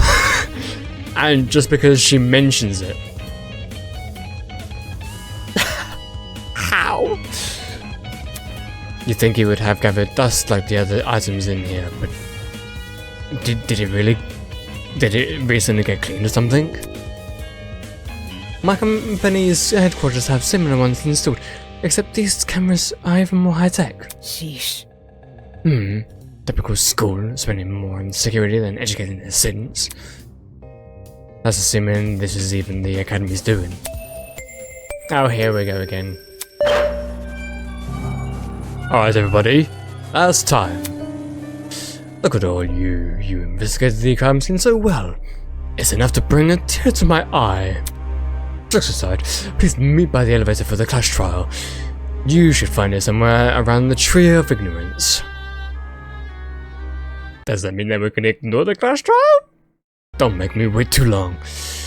I might start getting zap happy. See you soon. Clash trial? What the hell does that even mean? Sounds like that's the end of our investigation. Let's see. If we're done with this closet, we should go outside and talk to the others. Come off the grass. Oh, what the hell is a clash trial? Your guess is as good as mine. Duh. Obviously, we're going to court. What? court? What? He's going to put us in trial? Listen to me. Maybe that's where we'll talk about all of the clues we found? Just saying. It makes sense for our current situation. Investigation, clues, files. What else could that be stuff for? What else could that stuff be for? Good point. It does seem oddly similar to court procedures. Obviously, we're missing key suspects and witnesses, but they don't seem to be relevant to this case anyway. Wait a minute. He mentioned that this elevator was near the Tree of Ignorance, right? He must be referring to the room with the tree. Focus. Probably, yeah. It's the only one I can think of. However, I don't recall seeing an elevator anywhere. Just follow me. Then what are we waiting for? Let's get our bats over there. She keeps treating this like a damn dumb game. If we're really going to go on trial, that's going to be a nuisance to deal with. Okay. We might as well follow her. One by one, everyone left. I guess I have no choice but to go as well. I'm guessing that we're going this way, right? Because this is where the fake tree is, right? Oh wait, Toshiko's here. Why is she not with the others? How do you remain so stoic at a time like this? Aren't you worried at all? It's simple. No, not really. It's not like we're investigating some high-stakes murder or anything like that. It's just a dummy, that's it. Yes, quite. I completely concur. She's obviously faking it. Without even looking at her face, I can tell she's sweating bullets.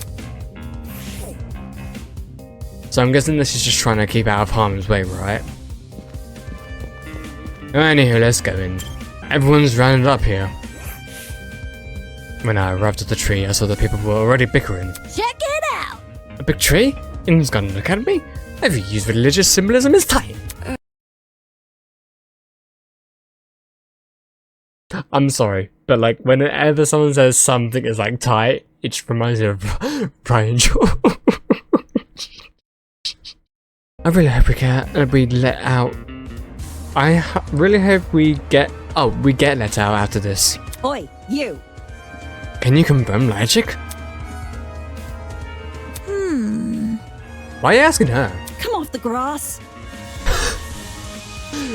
She's clearly faking her talent. Am I hearing you right? And that makes her one of the bad guys? Who would want to fake their identity besides someone with a secret out to hide? I bet she's one of the one who brought that gas bomb onto the train. Really? And she didn't think to bring a mask? To avoid passing out or whatever? If no one else is gonna say it.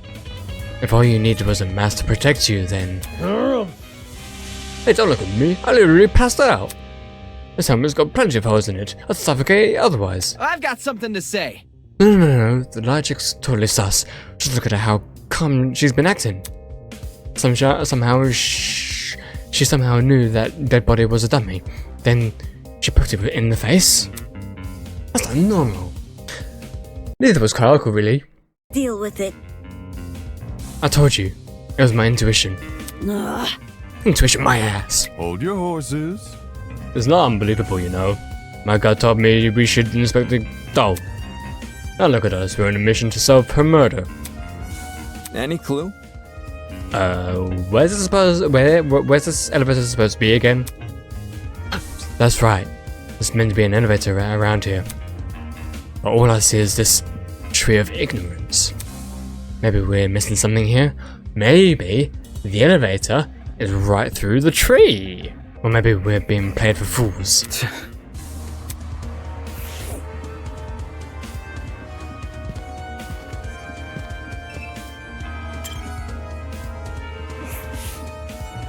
The more I look at it, the more confused I am.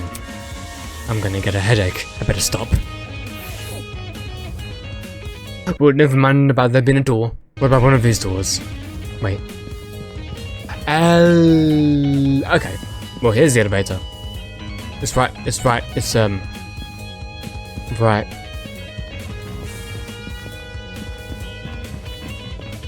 Are you telling me that I've got to talk to people first?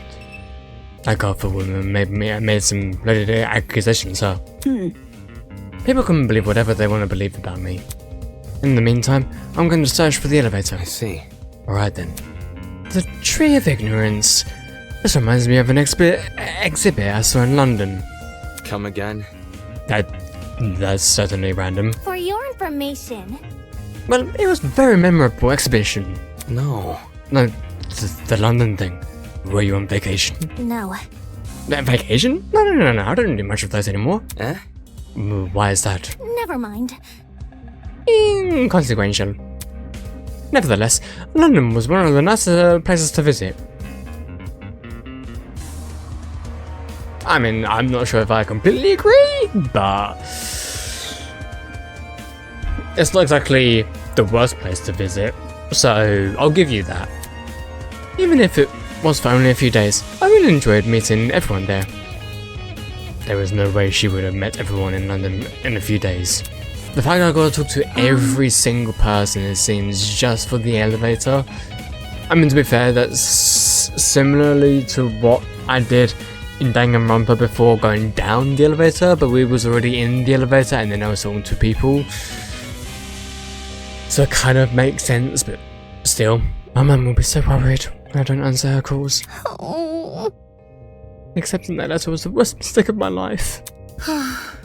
This will definitely be a story to tell the folks back home. Sheesh. Let's just get this over and done with. Okay, to be fair, this is actually going much more quicker and smoother than I thought. Hey! No objective, find the elevator. Yep. It can't be that hard, can it? Come on, let's investigate. Weird. There's gotta be an elevator somewhere around here. Let me think. Maybe it's hidden behind some kind of, Christ, on the tip of my tongue. It's called, fucking awesome. It's called.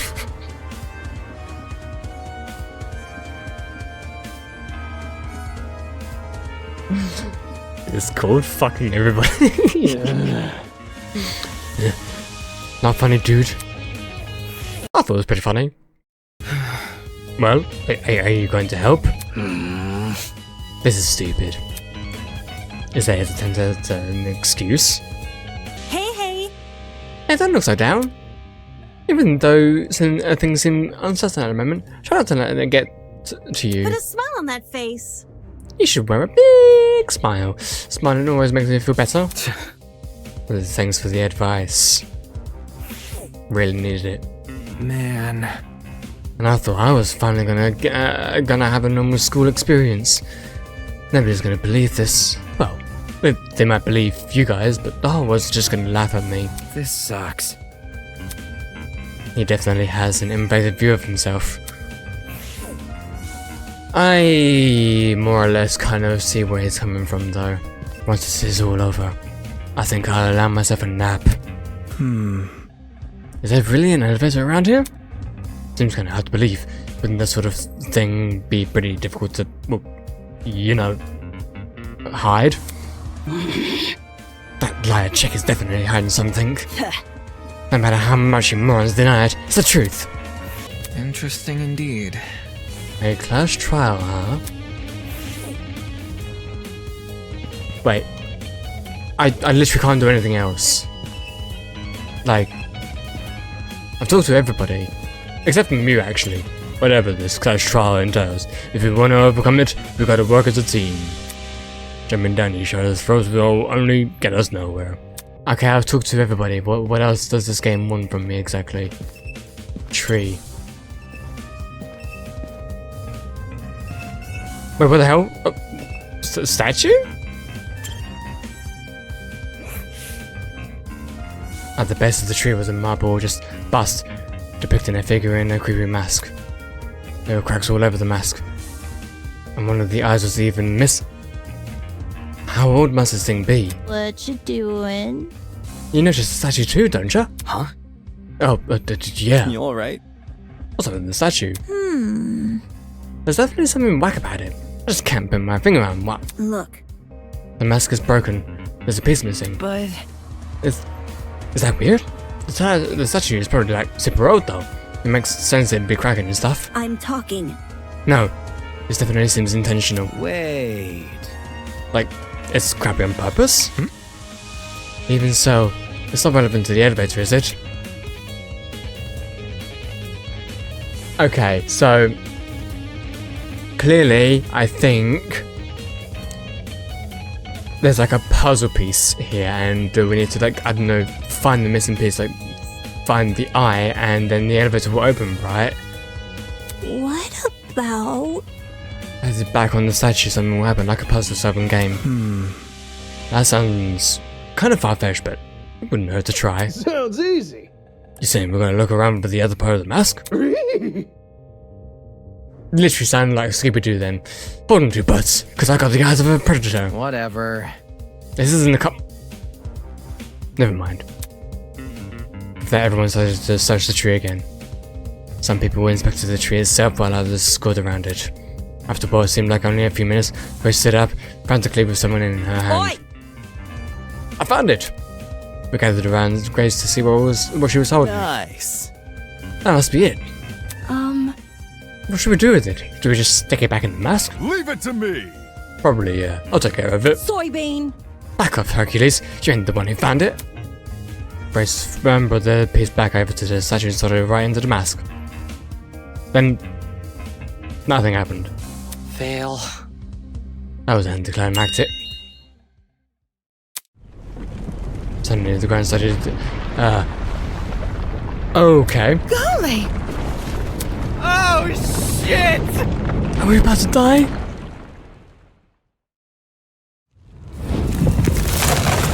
Oh, so I was right in the end then, okay. Yo! I was right. I mean, technically so was I as well. Whoa! That actually worked. A fucking secret passageway in the tree. I never thought I'd see that. The Tree of Knowledge, a symbol of sentience, intuition, and understanding. I thought it was called the Tree of Ignorance. Exists here only as a barren replica. The Tree of Ignorance emulates the wonder of nature but does not achieve it. And justly so, for ignorance often aspires to be seen as wisdom. Game over, man! Game over! What? Oh god, no, spitting random philosophy, we're so fucked. Will this take us to the elevator? What about... ... question mark?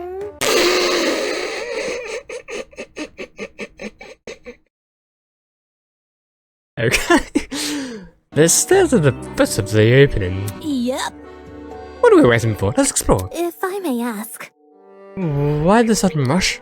Duh. I wanna get home, duh. Elementary, my dear. Forget over with this. We'll get out quick. Simple math. Sure. Fair enough, I guess. So we just walk in, do we? One by one, we approached the opening of the tree. And descended into the darkness. This is an elevator, alright? Oh, Cassie said that. This is an elevator, alright? I see. The elevator is underneath the tree. Reckless investments, I'm telling you. With a rumble, the elevator began its descent. We stood in silence, 16 worried strangers plummeting into the unknown. That's what we were after all. Random people were thrown into this horrible place, and for what? Some twisted man's game? A fake crime scene? An investigation? A creepy statue? An elevator in a tree? None of this was the work of your average kidnapper. This was something much, much, much bigger, and in no way could it be connected to Eden's Garden Academy.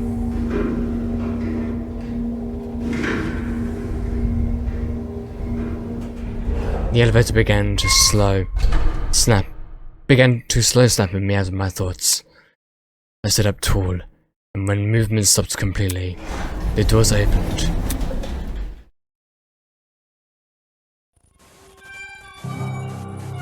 In front of us was a large circular hall supported by marble pillars. In the center of the room, 16 podiums had been arranged into a circle. Were those for us? Welcome everybody. I hope you enjoyed the elevator ride, even if it was bit quick. As you can see, this is the trial room. Each podium has a name on it. Find your designated podium and stand there until I give further instructions. However... And if we don't comply, then I'll zap you, of course. Back off. Well, this savage shit again. Miss... Just face it, Grace. We have to go along with his demands. Look like there's a few smart ones in the pack, eh? Well, come along now. We don't have all day. There's no avoiding it. We have to assume our places.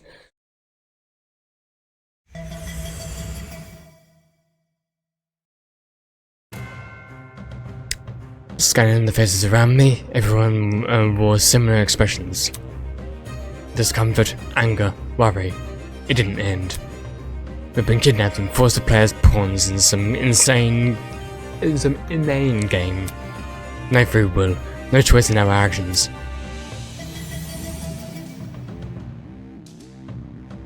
All we could do was move forward. We had to hope for an escape, a way to run from this twisted place. We had to solve this murder case.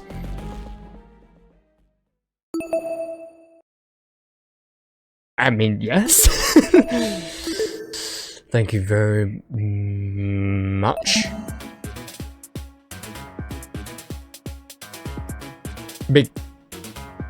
Wait, change difficulty. You can literally just change difficulty like right here. Okay, that's actually pretty cool. And begin... Okay, don't Clash Trials usually take like, I don't know, 2 hours? And I swear like, I saw online that this was about like 2 to 3 hours, maybe 4 hours. But if this is the case, then wouldn't the prologue be about 5 to 6 hours then? You know what, let's go out and do the Clash Trial, shall we? And just see how this goes anyway. Let's begin with a brief explanation of the class trial. The objective here is simple. Explain how the murder took place. Using evidence you've gathered during the investigation, you will argue what you believe happened to the victim. Should you all agree on the right answer, you will be free to leave this place.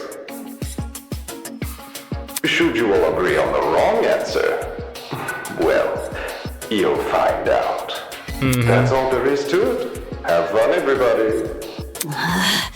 Somebody, get me out of here. If this is something we must discuss, I know a good place to start. Get me out of here, get me out of here, get me out of here, get me out of here, get me out of here, get me out of here, get me out of here, get me out of here, get me out of here, get me out of here! Okay. Somebody get me out of here! Damn, okay, just by sheerly complaining about it, you get zapped. Okie dokie, that's great. That's great news. What happened to her? Oh shit! They fried her brain! Calm down, it's only a shock. She won't suffer any permanent side effects. If I wanted to see the brain dead bigger, I'd just turn on the television. Wow, okay. On that note, please, carry on. Oh shit. People running this thing aren't playing around. As you were saying, Wolfgang? Right. The way I see it, the objective of this By the way, can I get like a seat with this thing? What, you can't use your legs, Kai? I'm just gonna be an onlooker. It's only fair. You're seriously not going to contribute? What am I even supposed to do? Put your detective hat on, buddy! We're here to solve a mystery! Yeah, who murdered that dummy chick, right? Not who murdered her, how they murdered her. Did that tablet not explain it? It listed her wounds, yes, but it didn't explain how they were inflicted. Probably because it's so obvious. But, Miss Amber, you didn't even read the tablet. And I don't have to! Okay. Would you look at that? A debate's already underway. So it'll be turning into a massive debate.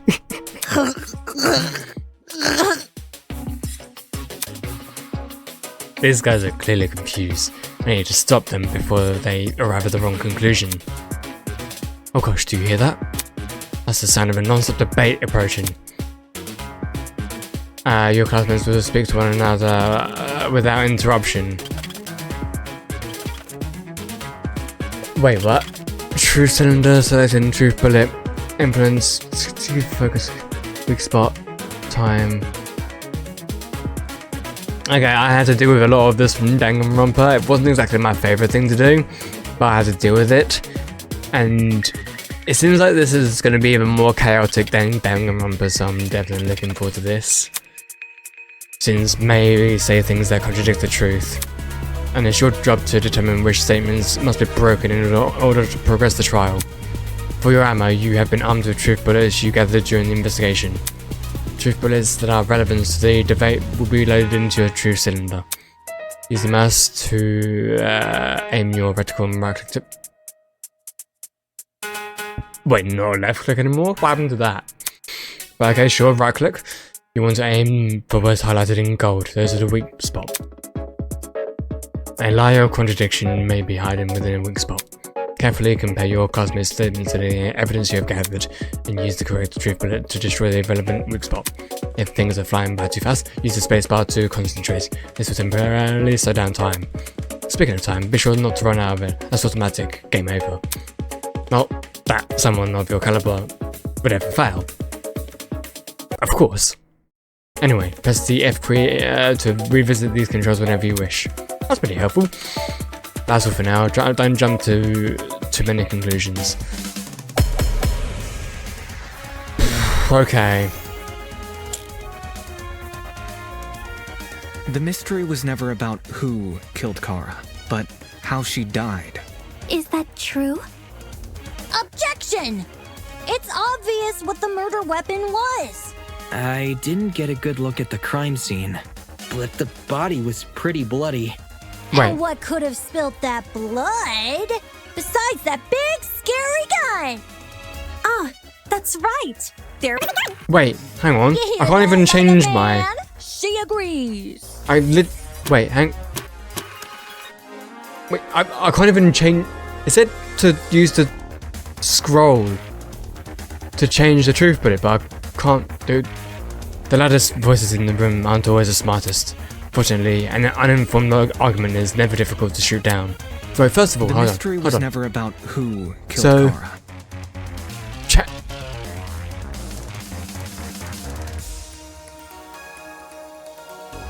I don't remember it saying use WAS to change the bullet. I remember it saying use a scroll wheel. Wait, hold cycle bullet. Okay, that was not very well explained in the tutorial, but okay. Right, so. But I'm WAS. Is that true? I'm cute. Objection! It's obvious what the murder weapon was. Unless I really don't like how it says. I mean, okay, I kind of wish it gave me more than one.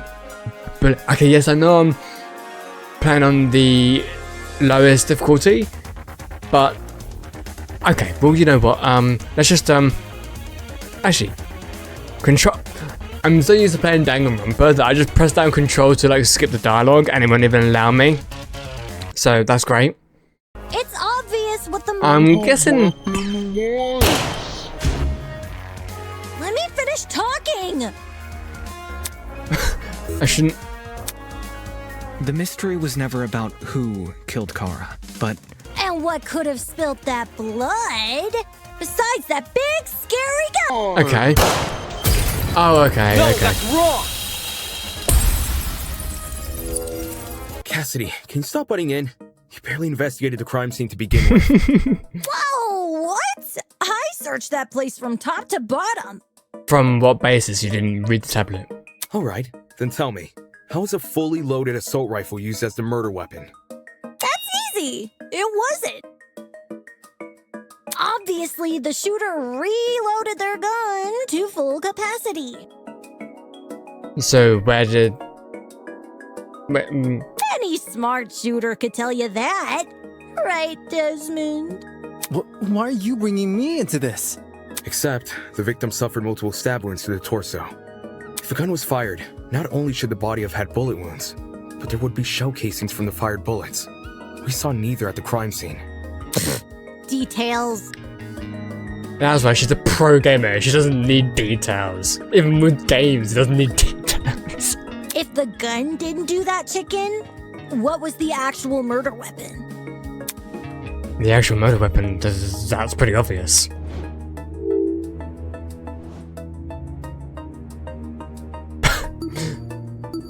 The knife. I got it.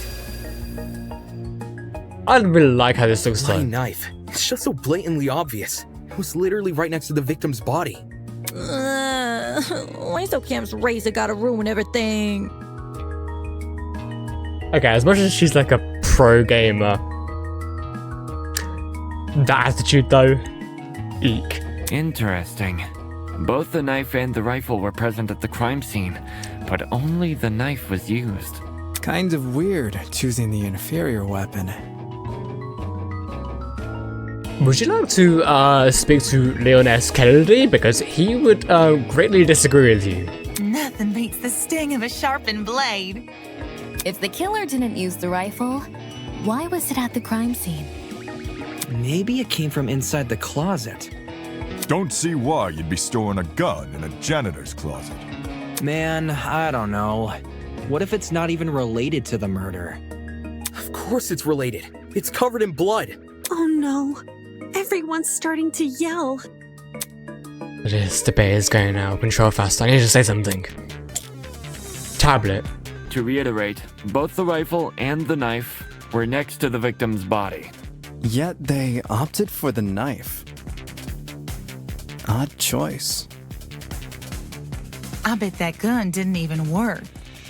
These days, it's all about aesthetics over effectiveness. That's like your opinion, lady. If the gun was broken, then the killer would have no reason to bring it with them. And yet, they did. Watch it be for the aesthetic.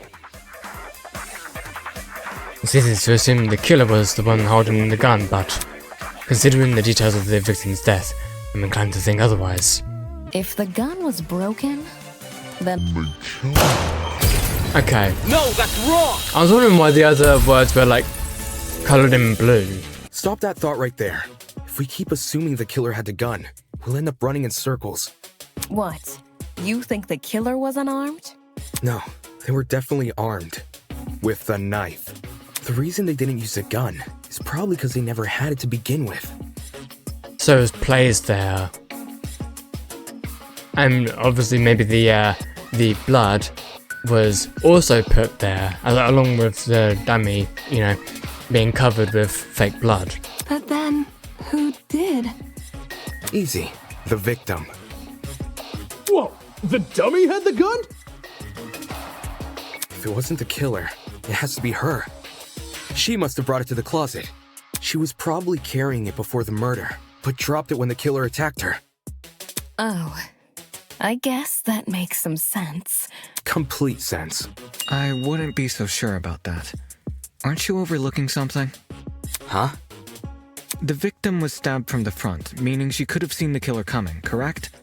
If so, why didn't she shoot them? A stealth attack! I bet the killer memorized her AI movements.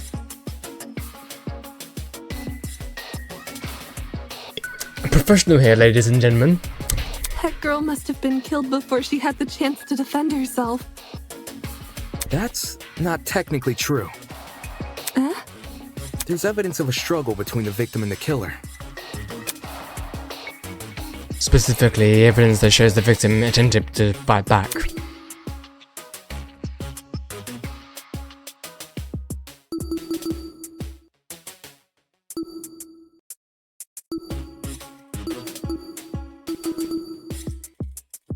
Victim Tans, right? Yes? Wait.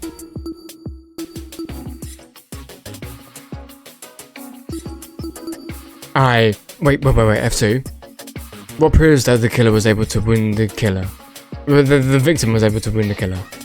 I'm guessing it's the victim's hands, right? This is it. Okay, good. We found dry blood under the victim's fingernails, which implies she was clawing at her attacker. Of course, no explanation is definitive without photo proof of the killer, but I'm confident this is what happened. Why would you resort to scratching when you're carrying a gun? Did something get in the way of her using it? Wonder if that killer stole it from her. She should have seen or heard him coming from the hallway at the very least. Why do you think she was in the hallway? That's where the fight happened, right? I think you're getting ahead of yourself. How can we be sure the fight happened there? Maybe the fight started in the hallway, and after it ended, her body was dragged into the closet. If that happened, shouldn't there have been streaks of blood on the floor or in the hallway? Drag marks? Can't say I saw any. It was merely a jest. No need to take it so seriously. Sure, Tashiko, sure. Instead of dragging the victim, what if the killer carried her? I don't know why they would want to do that, but it would explain the lack of drag marks. But then, wouldn't the killer have been covered in blood? Aye. It should have gotten everywhere. Those wounds were brutal. A few inches deep, I reckon. Carrying her would have done nothing to stop the blood flow. Good point. She was obviously killed in the closet. That's where the blood was? Yes, you're right. I'm so sorry for derailing the conversation.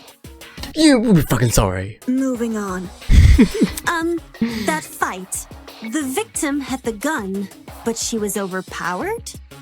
If she wanted to, she could have just, you know. It doesn't make much sense, does it? There must be something we're missing. Something that explains how the victim was overpowered. And I know I'm the only one who can figure that out. Alright. I'll talk about agree points.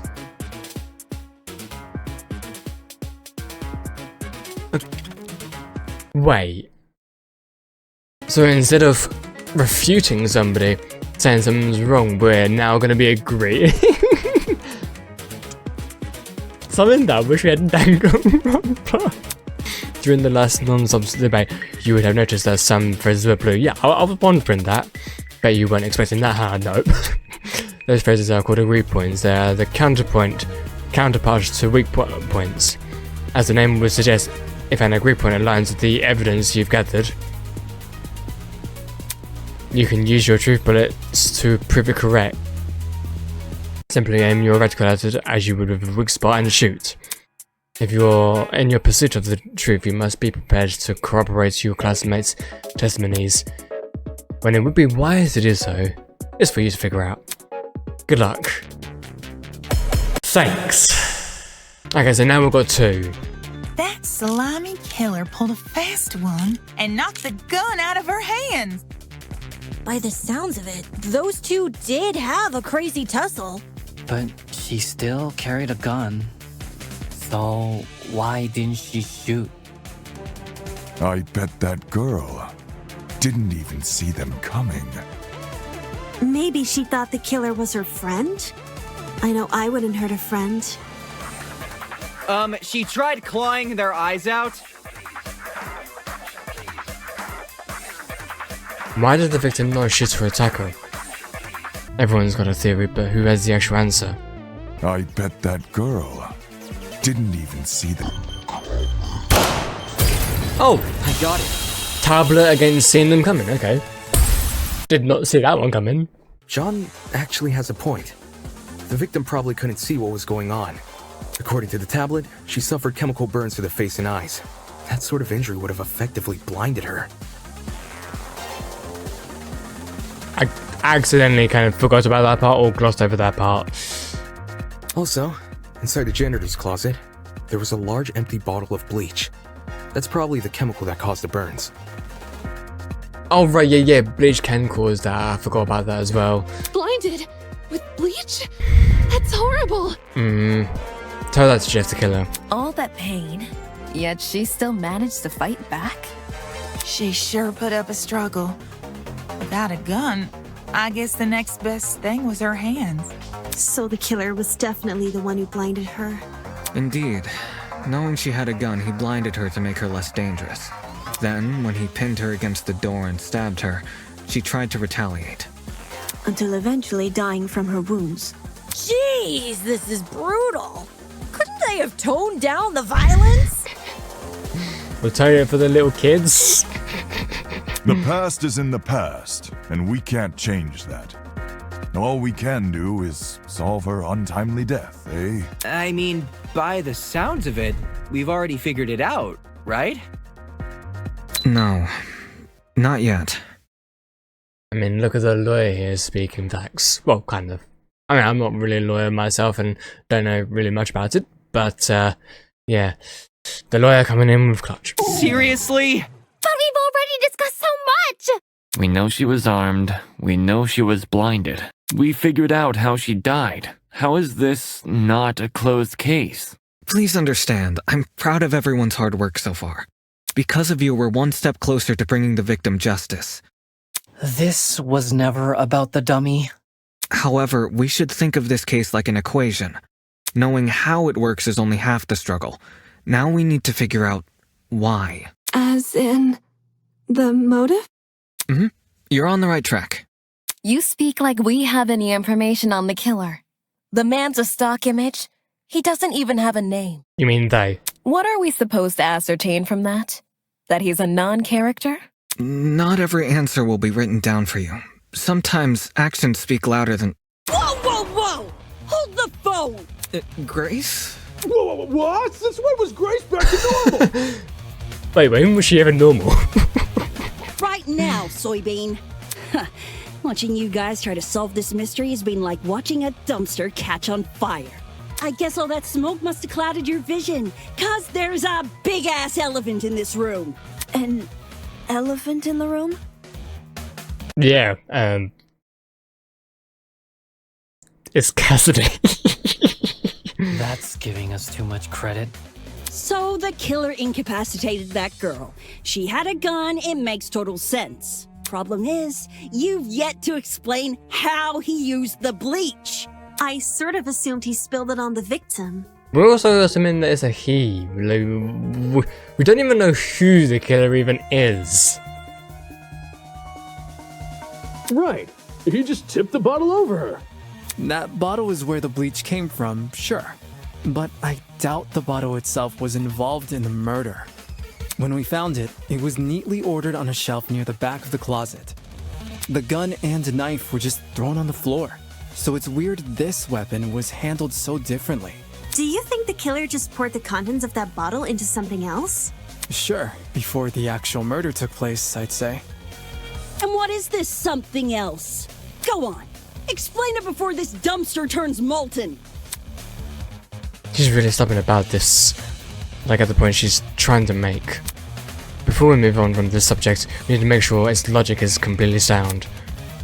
Alright then, let's put out this fire. Okay. Well, if the original bottle's been emptied, where'd the bleach go? Into another bottle? What about a container? There were a bunch in the closet. I bet the killer had a secret water gun. So when the victim came in, pow! He squirted her in the eyes. Hey! The ink vanishes when the battle's over. Call the fire brigade, Grace. To inflict those chemical burns, the killer had to use something, but what? What about a container? Oh, I got it. Oh, okay, cool. She's correct. The killer put the chemicals in a bucket. Or, more specifically, the same bucket we found at the crime scene. After all, it reeked of bleach. If the killer didn't use it to transport bleach, what else did they use it for? Personal cleaning? I doubt it. Yo, that makes sense! A broken clock is right twice a day.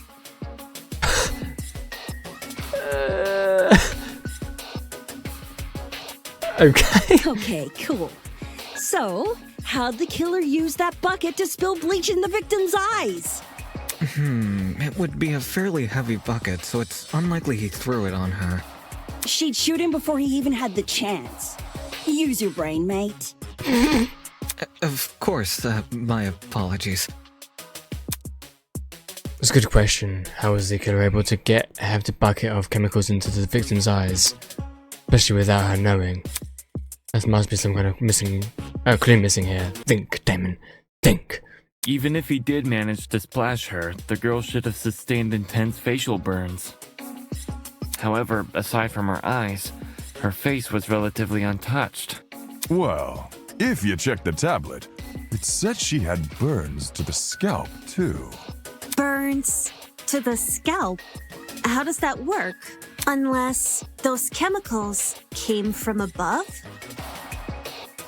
Or maybe like it transferred around, like it hit like the eyes, the face, and maybe it sort of infected the rest of the head, maybe? Above? Yes, that's right, above. Did the killer somehow suspend the bucket in the air? Maybe there was a mechanism that made it tip over when someone entered the room. Where's this bucket supposed to be again? Above. Which, well, could mean anything. Was the killer hiding above the door frame? Maybe it was like a trap or something. There's no way they were up there. There's nothing for them to sit or hold on to. Not to mention, they couldn't have stabbed her from up there. And if there's no place for the killer to sit, then there's no place for the bucket to sit. Unless you take into account the size difference. Eh? The space above the entrance might not be able to support a person, but it could still support something as small as a bucket. And that thing supporting the bucket? The killer wanted two things: for the bucket to be above the victim, and for it to spin on her when she entered the room. So yeah, as I said, like a trap. In other words, he needed to balance the bucket, but on what?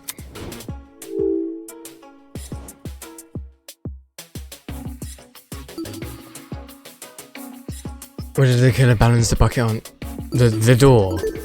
I got it.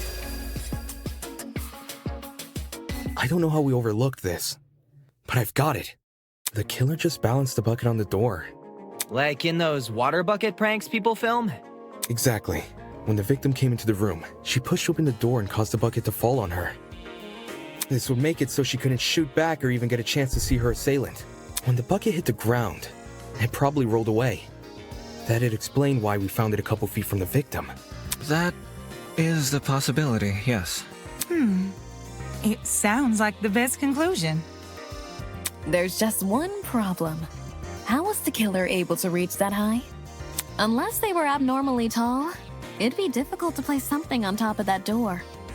Well, let's use that as our next point of discussion. Okay. How did the Stepladder. killer set up?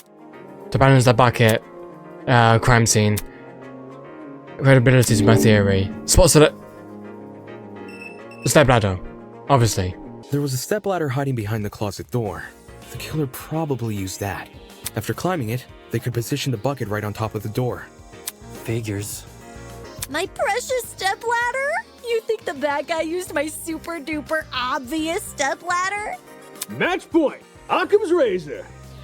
Yes, it appears our killer didn't care much for subtlety. No matter how obvious it seems, it's the only answer that makes sense. It was the only knickknack of its kind, too. If there's something else that killer could have used, it's escaping me. I see. It makes sense with what we've got so far. But I'm not done yet. I still have one last question for you apes. Please just leave us alone. Oh, I'm so tired. Hey, don't be like that. Grace may be loud, but her questions have really helped our discussion.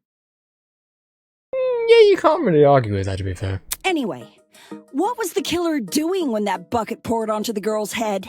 He obviously didn't just stand there and observe. I have to agree. They must have been hiding somewhere, waiting for her to arrive. Somewhere nearby, I'd assume.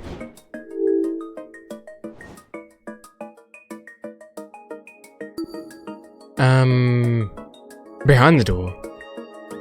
What about behind the door? The killer could have hidden there as the girl entered. Wouldn't the stepladder be in the way? Well, he could have just moved this. They could have just moved the stepladder. Like, it's not really hard to do that. But okay, sure, game, whatever you like to. Okay, so back of the janitor closet then. I got it. Whatever. Okay. I've got it. The killer was hiding in the back of the closet. If he was pressed up against the furthest shelf and facing the entrance, there'd be a diagonal path between him and his victim.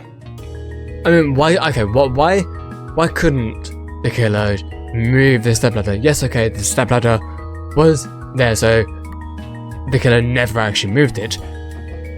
But what if they did? I mean, they could have. That way they could have actually been hiding behind the door. But no, I guess the killer was a bit stupid in this scenario. I say diagonal because that's the only way you can make a direct charge forward. Also, when the victim entered the room, she would have been standing with her back to the hallway, right outside the killer's range. That's why the stab wounds were only made to her chest. Creating the crime scene we found! Great job, guys! We're actually doing this! You sound like you're having so much fun. You won't be having so much fun when the actual crime scenes happen. That was the last mystery, right? We must have put everything together now.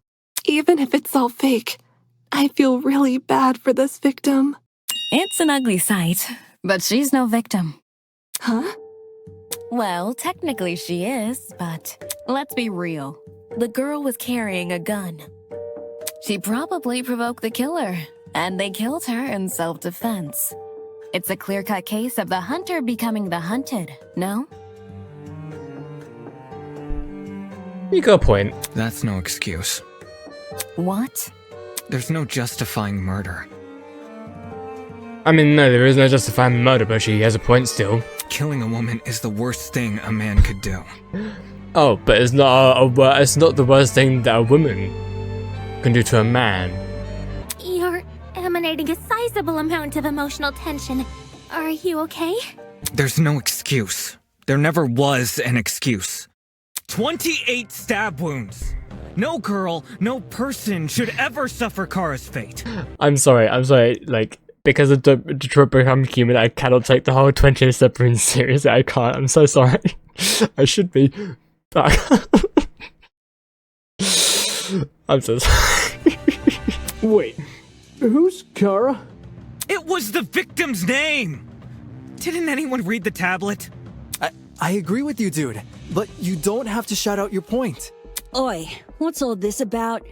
We figured out the case. Stop trying to drag it on. No. We're not finished here. Huh? There's no murder without a proper motive. We need to discuss why Kara died. I am not going this far for a fictional murder case.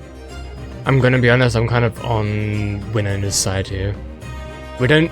okay, I mean, okay. Knowing the motive might help somewhat with the case, but the whole point of the case was to find out how and who the murderer was, right? Or maybe figuring out the motivation may lead us to who did it. Okay. We aren't looking for a murderer. We're looking for answers, which we have. Do you turn in a half-finished exam, Winona? An essay without its conclusion? This isn't about efficiency, this is about being right. Or do you, a supposed entrepreneur, not value integrity? Not about efficiency, but about being right. But what does being right mean, Wolfgang? What is right? What is wrong? I mean, obviously murder is wrong, duh, but what is right? What the hell? No, not that I'm completely against what Wolfgang is saying, because I get where he's coming from. It's just that I'm not sure if his choice of words is the best choice of words. Let's just talk about the motive.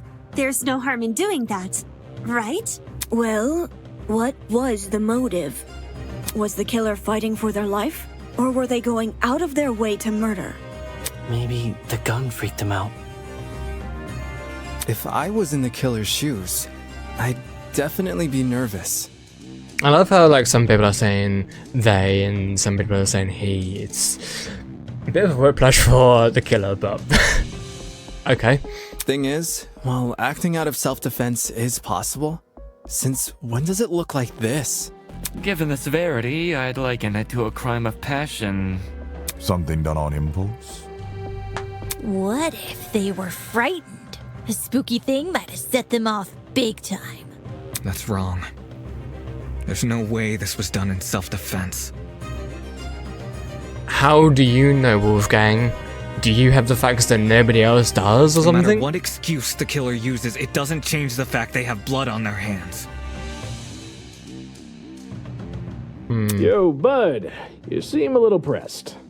Silence! I won't allow this! Things are getting a bit emotional.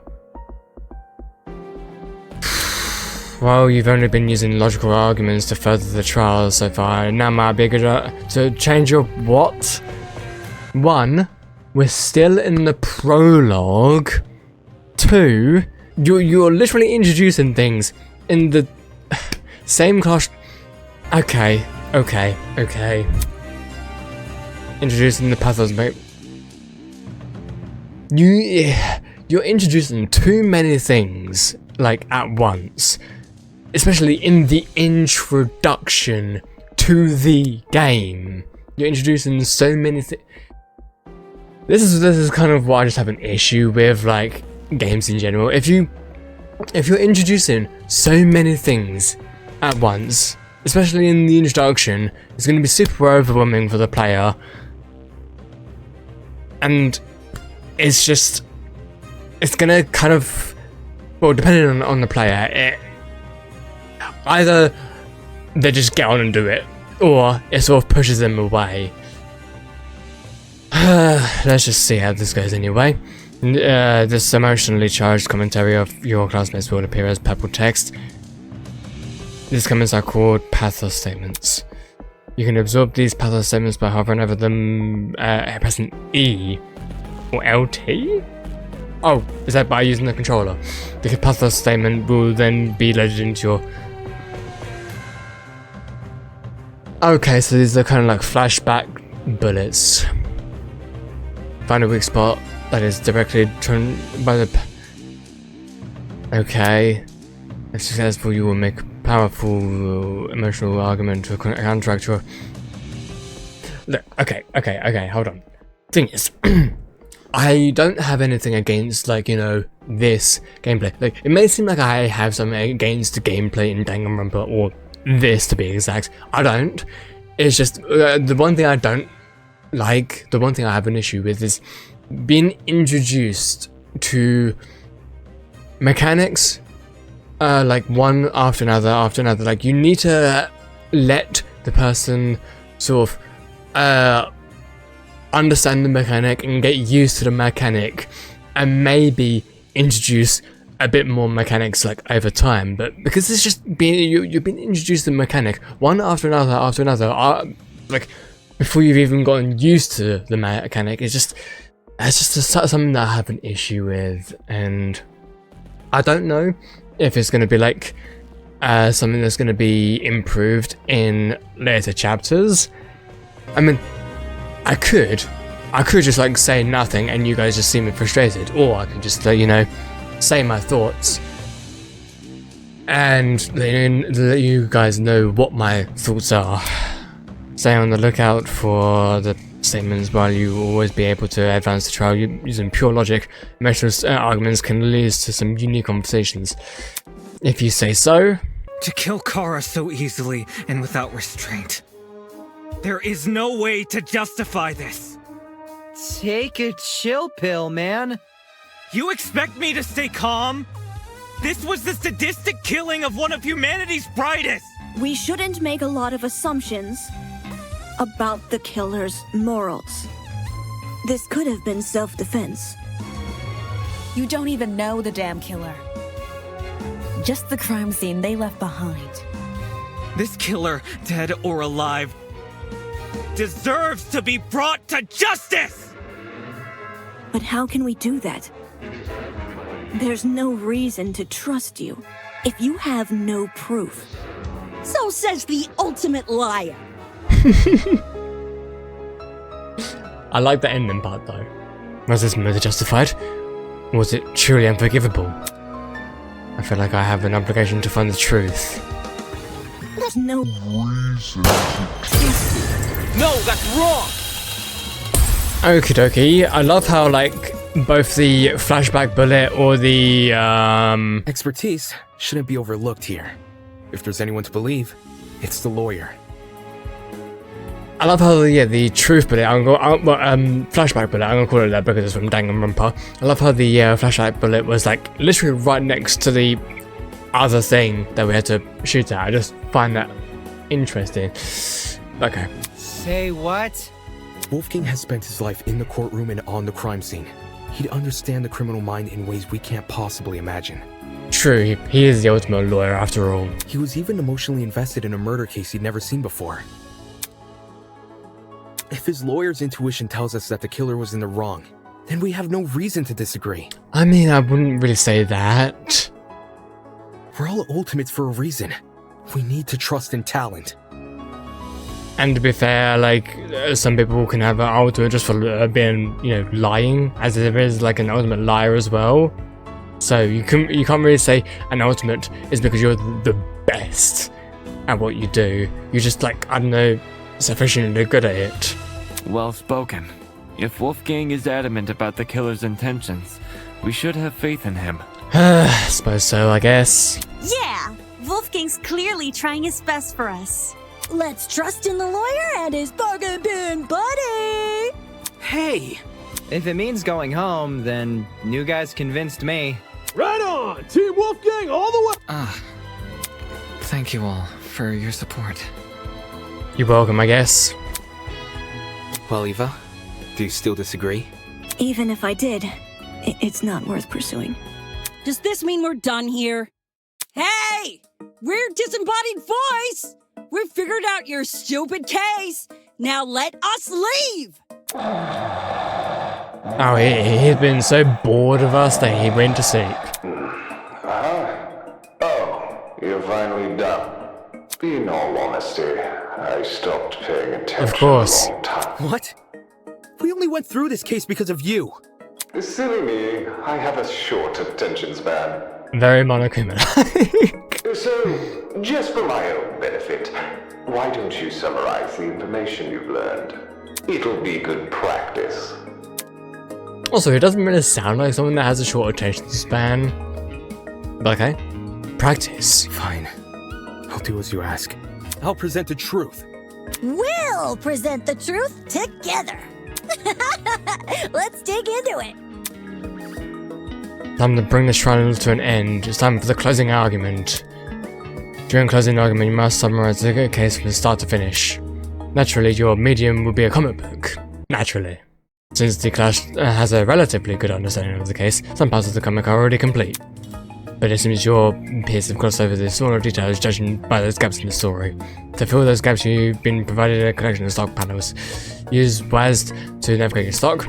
Hover your mouse over the relevant gap and press the left. Okay. Navigate to Q&A to flip between pages.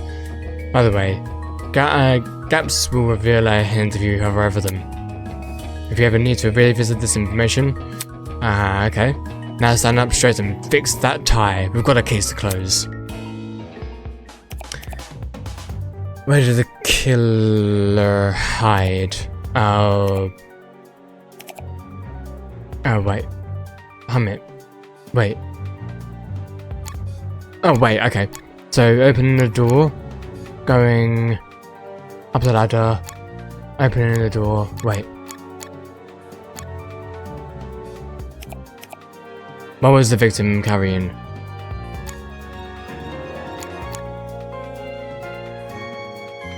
Wait.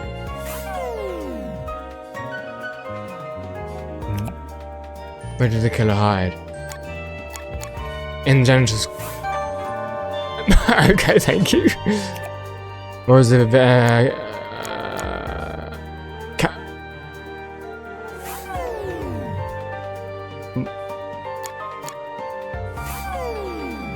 What? How? There's nothing. Well, I can't. Okay, you know what? E. What did the killer pour into the bucket?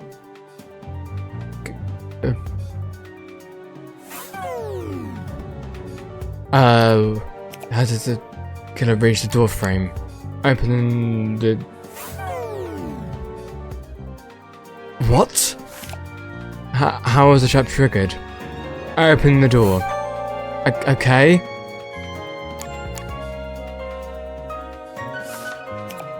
What did the victim do when they were stabbed?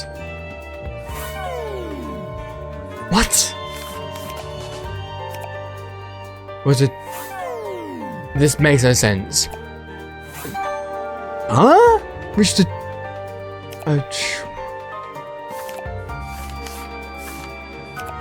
How do I even... Wait. Okay, so... Select... yeah, that's all I have.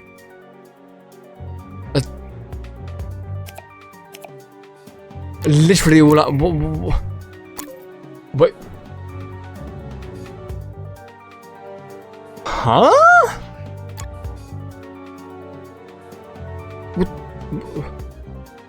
What? What did I do? What? What did the victim do when they were stabbed?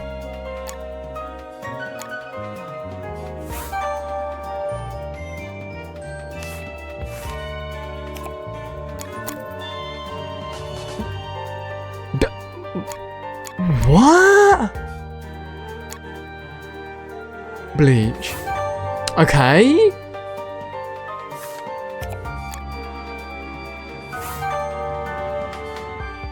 This is how it happened. Okay. Sure. I don't know what the hell that was all about, but okay. The victim was Kara Koshkinen, the ultimate teacher's aide. Right before her death, she was wandering around the academy carrying a large assault rifle. That was probably when our unnamed killer, who was armed with a knife, spotted her. And decided he'd put her to eternal rest. He slid inside that little janitor's closet, where he began hatching a deadly scheme. I love the usage of slid. Aye, they needed a way to surprise the victim, who was better armed. The killer grabbed a bottle of bleach from the closet and poured its contents into a bucket. That's because they wanted to blind Kara by splashing the bleach in her eyes. Sneaky little bastard.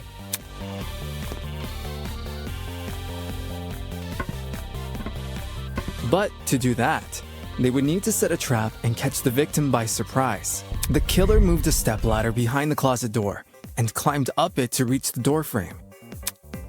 There, they carefully placed the bucket. That way, when the victim opened the door, the bucket would empty its contents all over her. After completing this setup, the killer retreated to the far end of the janitor's closet and waited for the victim's arrival.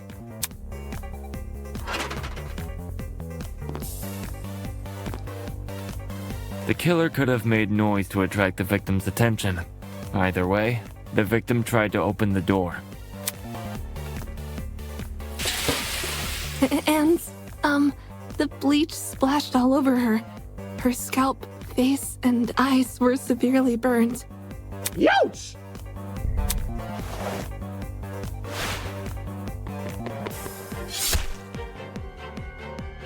The killer leapt from his hiding place and began viciously attacking Kara. In his fit of rage and cruelty, he stabbed her from the front 28 times. While being stabbed, the victim tried to fight back by clawing at the killer. This left the dried blood under her fingernails. However, it didn't deter the killer, and the victim eventually died.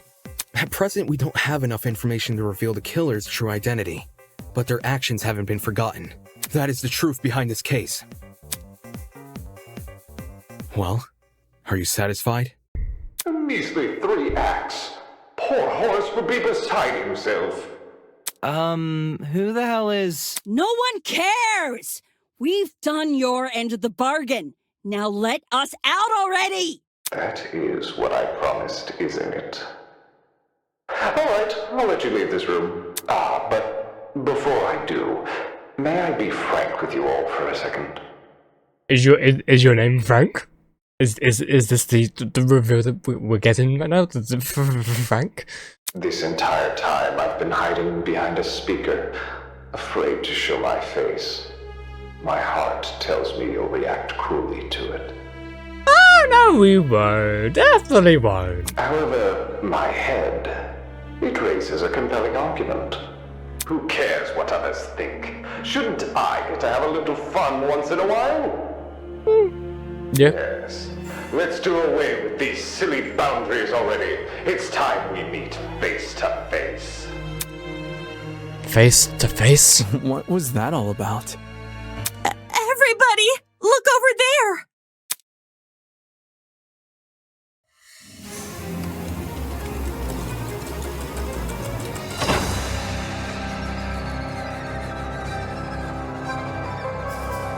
Oh, okay. So, technically, yes, face to face, but also not really.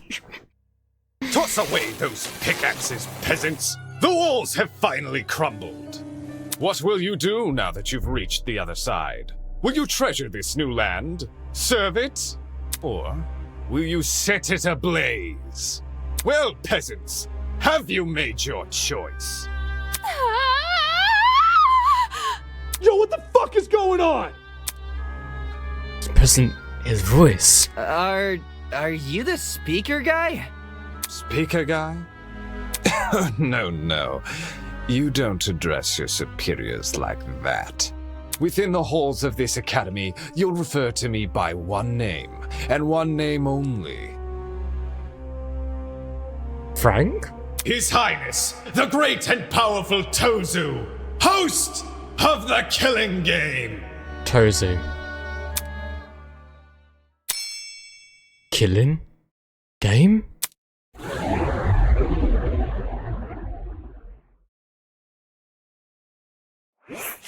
Well done! Or you can call me Tozu for short. Didn't you literally just tell us that your name is Tozu? And now it's Tozu for short? You didn't really change much for the name, did you? Hey. What do you mean, Killing Game? The show must go on. Did you really... Did you really think the story would end once we reached the climax of this case? Right, that's Damon talking, though. I suppose glitches like this happen sometimes, but okie dokie. Quite the contrary, this is only the beginning. That's... Yeah, see, like the name did not change once. So it was technically Tozu talking, but Damon's name was there. What? Why the long face? Why isn't the name... Why? Okay. Isn't it obvious? You, my dear subordinates, Blood is rushing! are going to kill each other. Wait. Damon is not changing with them. Okay, so it's kind of like a glitched or bugged around this area. The name is staying as Damon for some reason. Okie dokie. That's not. Come on. That's not funny. But then... But you said we could go home if we solved the mystery. Mm-hmm. I gave you peasants an incentive. It's not my fault you took it the wrong way. What? What you talking about? You lied to us. Rubbish. Lied? Oh, no, absolutely not. I'm a fair man, a man sworn to the truth, if I recall correctly. Did you all agree on the right answer? You will be no one cares, we've done your end of the bargain, I'll let you leave this room. I specifically said that you could leave this room, not go home. You sneaky son of a bitch. Not okay! You full of shit, man. There you go, losing control of your voice. That's how you know you've lost the argument. Logic is the cowardly thing like that. It will jump ship the moment it is confronted with a challenge. He didn't lie, did he? He said he never lies. So when he said this was in his garden academy? Bullshit, what am I doing? Believing someone like him? There's no other way around it. He's lying. Dude! Hey, why didn't you tell us about your dumb game sooner? And watch you peasants run away? Pathetic. I can't host a game without contestants. Please don't. Don't do this. I just want to go home. I want to be with my family. Please just let me go home. There's no need to worry. Huh? We're all civilized here. No one is going to kill simply because they've been ordered to. What's this? The peasant has a rebuttal? Let's see. A match between unprepared, unfit players. You could hardly call that a match. In much the same way this game you proposed, a killing game between citizens who don't have the heart to kill. Nonsense. Are you serious to think we'll abandon our morals so quickly? Hey! That's totally right. We're like super boring people. We don't have what it takes to do something like this. Indeed. My heart is terribly soft, softer than the most delicate piece of mochi. When I see a fly in my room, I catch the poor dear in a jar and... I mean, I don't even do that. I would never. My mochi heart would melt otherwise. I see. That's your argument, is it? How interesting. So what has you so convinced? Huh? What do you mean? What makes you think the people in this room lack the heart to kill? Do you even know anything about them besides their names and ultimate talents? Pathetic! If you do, then tell me, regarding killing, where do they stand? Are they okay with murder if it's for the greater good? Are they okay with murder if it guarantees their survival? Is where they currently stand on the issue the same as where they're willing to stand? Go on, you've had a couple of hours to get to know everyone. That's plenty of time to learn their life stories, right? No, not nearly enough time, mate. Should I take that as a no? Goodness, what a surprise. Plot twist! You wouldn't be here all dressed up in that fancy suit if you were so naive. Such a spoilsport. Oh, and one more thing. That trial you just did, that was your preparation for the killing game. Get out. All you did was make us play detective. Plot twist! And for good reason. If one of you is killed... Oh, now it changes the name. If one of you is killed, the remaining students will participate in the true class trial. Your objective here is simple. Uncover the culprit if you can. Using the evidence you gathered during the investigation, you will argue who you believe committed the murder. The result will be decided by popular vote, and if you choose the right person, they alone will be executed and the killing game will continue. However, if you choose the wrong person, the guilty party will be set free, and the rest of you will be executed instead. Those are the rules of the game. Everyone understand? All of us will be executed? That's not fair. Isn't this lovely? Really? I think it's one of the most beautiful rules. Everyone has an incentive to participate in the game, innocent or otherwise. What's happening? That's insane. You're treating us like pigs to slaughter. Such disrespect. All of you have the chance to survive this game. Do you think the common butcher is so merciful? Mm-hmm.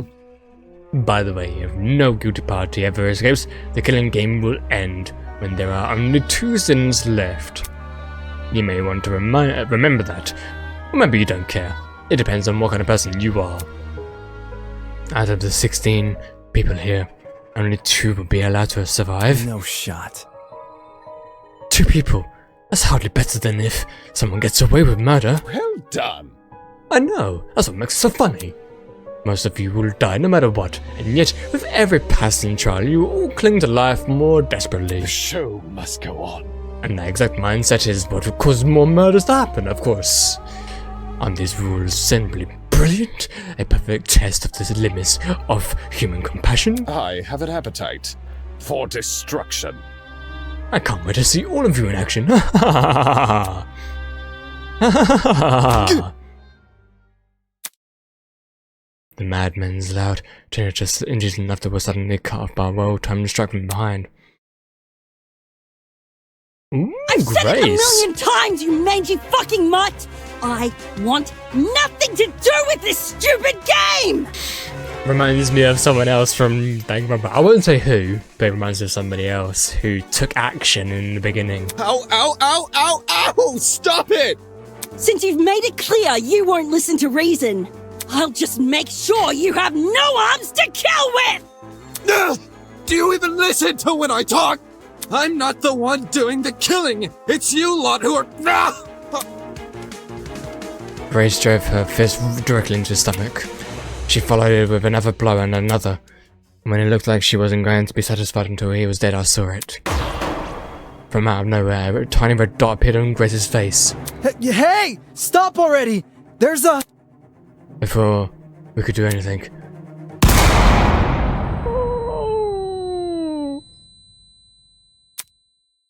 The sound of a gunshot echoed in our ears.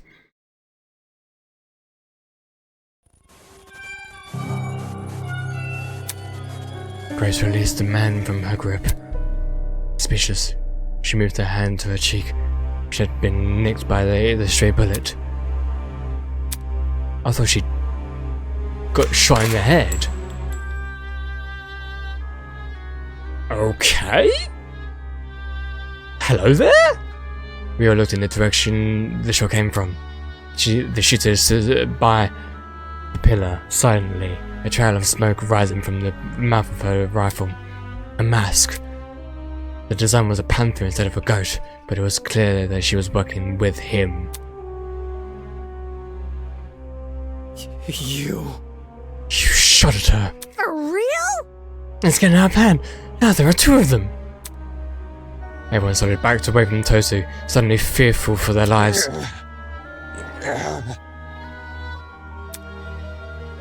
What a shocking and unnecessary display of violence. You think? I was talking about the Gopher woman. Well, now that you've become acquainted with our enforcer Mara, if any of you kids try to jeopardize the killing game, such as by attacking me, she'll be there to put an end to your shenanigans. Pardon me. Even though she misses her shots, that was just a warning.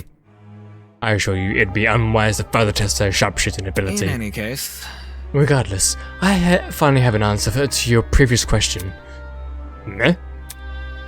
You asked me if I knew anything about my friends besides their names and talents. No matter. Truthfully, I don't. But I'll continue to trust them as if I do, because they're ultimates. Huh? They are charged with the betterment of society. They've proven themselves to be above simple acts of self-interest. We will not succumb! Even if you trap us, fire guns at us, and enforce us to endure farcical courtroom procedures? He's right. Grace was trying to compose herself, still clearly shocked by her running with death. Don't test me. No matter how weird these guys are, they're talented. Do you really think an ultimate would fall for this bullshit? That's right. My friends and I have too much to live for, too much to achieve. We won't throw all of that away for your killing game. Don't get it mixed up. We're going to escape. We have to. One by one, the Zins raised their voices in solidarity with Wolfgang. All of them were so confident in what they were saying, so willing to blindly put their faith in each other. And for some reason it made me sing. My. Never underestimate the strength of human connection. I'm quite familiar with this idea. What kind of captain would I be if I can't even handle a small crew of 15? What is this horrible feeling of contempt? Why do I feel this way when everyone else seems so hopeful? The voice inside me was answered by another. No. You've got it all wrong. The Sins turned their attention towards Eva, surprised by her words. Do you actually believe no one here will try to kill? You're really naive. I don't know how you made it as a lawyer. Well, instead of resorting to random ad hominem attacks, why don't you explain your reasoning? It's the truth. It's obvious. Compared to normal people, Ultimates are more prone to killing, not less. Living with constant praise from the public has ruined our sense of self. If you need examples, just look around the room. What a joke. Excuse me? Look. In the outside world, Ultimates will do anything to further their own goals. The same is probably true here.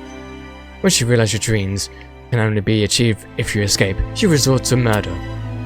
Can't you see? If you continue to convince all of these people to trust each other, they'll only be more vulnerable. Unless that was your plan all along? Is it possible you want to make everyone vulnerable? So they will be easier for you to kill them? That's enough. Suddenly Ingrid stepped in front of Wolfgang, protectively. Wolf has done nothing wrong.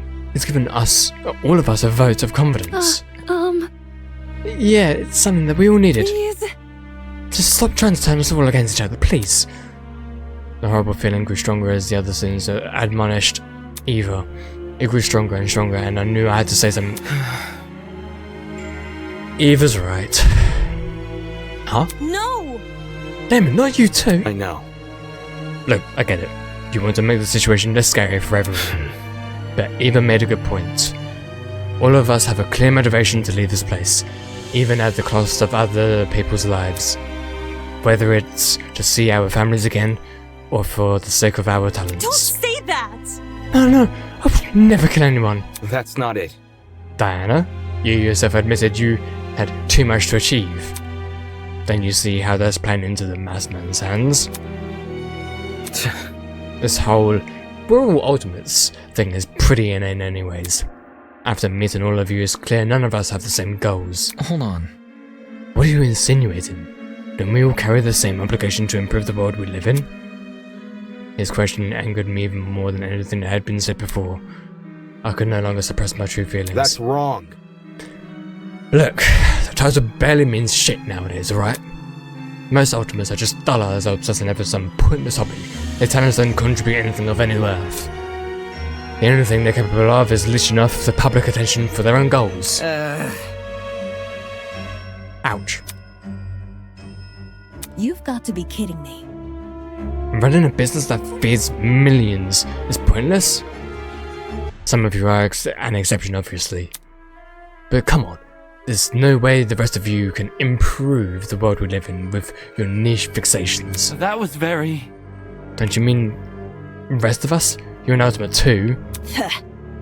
Yeah, what the hell makes you so special, huh? I could feel their words worming their way into my soul. What makes you so special? Well, I can actually achieve many things with my talent. I can argue policy, consider ethics. Okay. Yeah. Better yet, I was the only one who got you guys through that trial.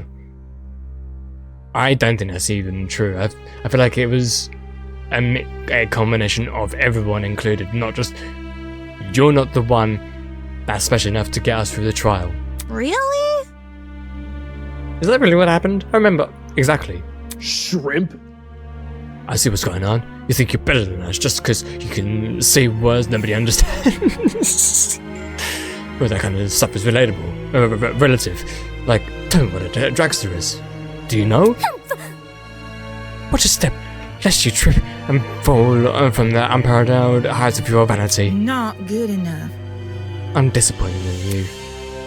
How are you so concerned about making yourself look good when we're in the middle of a death game? The hell? Wait, I wasn't trying to... There's no use. They turned against me, hurling obscenities, scowling, or even shaking their heads. Isn't this lovely? Do I sense anger, hatred, an unquenchable sense of bloodthirst? Well, save that for later. I'm the only person who can spill blood in the courtroom. Mm-hmm. The elevator will take you to the take you back to the killing game arena. We've cleaned up the crime scene and prepared a dorm room for you for each of you. Get lost. Thanks. Now, can you get lost, please? Good evening. Okay. He returned to his podium with the mouse woman trailing close behind. The bizarre mechanism that brought him into the room lowered. Okay. Hey. Still, we're not going to kill anyone. Right, guys? No matter what happens, we're all going to make it out of here, okay? Said with such optimism and confidence. It was only when the madman had left that reality truly began to set in. I'm trapped in a killing game with people who despise me. I mean, to be fair, you kind of gave him reason to. How did this happen? Did you not just hear the conversation? I'd say it's pretty obvious. I just wanted to help. In your own way, yes, but you didn't. I don't think you really helped with the words that you used, at least. I wanted to make sure we didn't trust each other too easily. By doing that, you made people trust you the absolute least. And now I'm being treated like the bad guy. Will these people practice what they preach? Will they really refuse to kill? Can't trust anyone here. For better or for worse, it's me versus them. So cued, the beginning of the end. The beginning of an unfathomable nightmare. An unrelenting despair. The beginning of the killing game.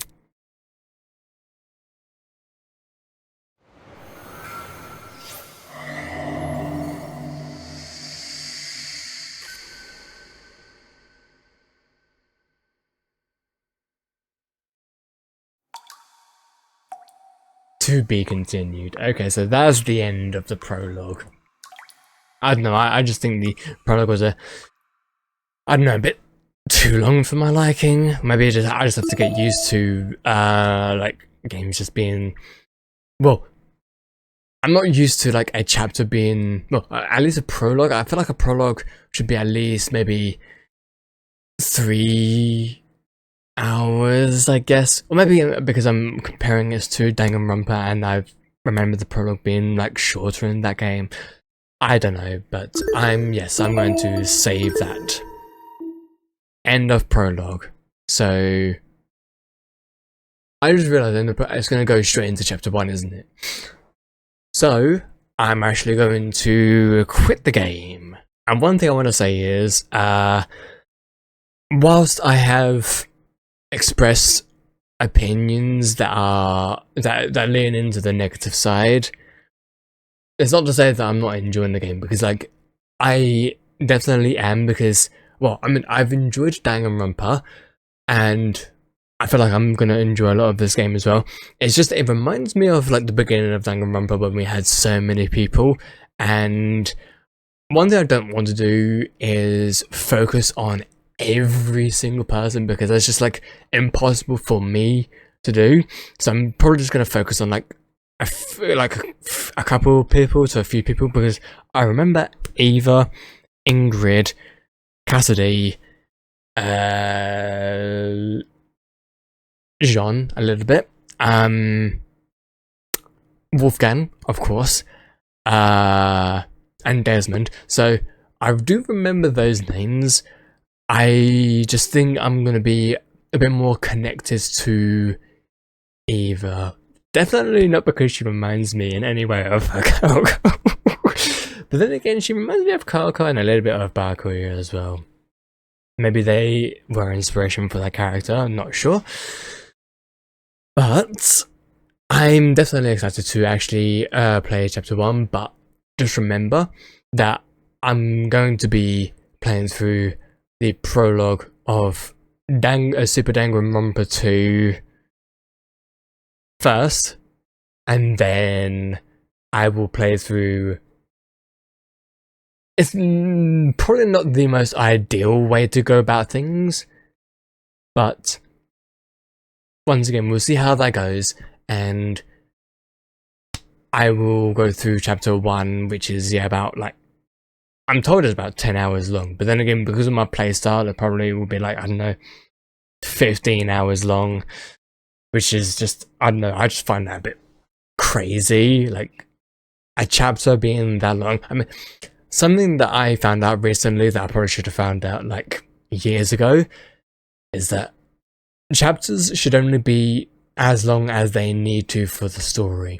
But because I'm so used to chapters being roughly about 3 to 5 hours long, a chapter being about 8 to 10 to like 15 hours long, it just bewilders me. But if that's what it is, then that's what it is. And I will admit I got a bit exhausted towards the end, only because I did not think that the chapter would take this long to finish, and because my idea was to put it all into like one video. Once again, I'm not going to put chapter 1 into one video. I'm probably going to cut it up into like 3 to 4 videos. Not entirely sure how that's going to go, but we shall see. But alas, everybody, thank you so much for watching, and I hope that you have enjoyed the my playthrough of this game so far. And if you're looking forward to me playing chapter 1 of Project Eden's Garden, then please do leave a like, and also let me know down below in the comments as well, because apparently they help for the algorithm to throw the video out there. I don't know, but yeah, please do comment down if you're excited for me to play more. But apart from that, thank you so much for watching, and I'll see you guys in the next one. Peace out, everybody.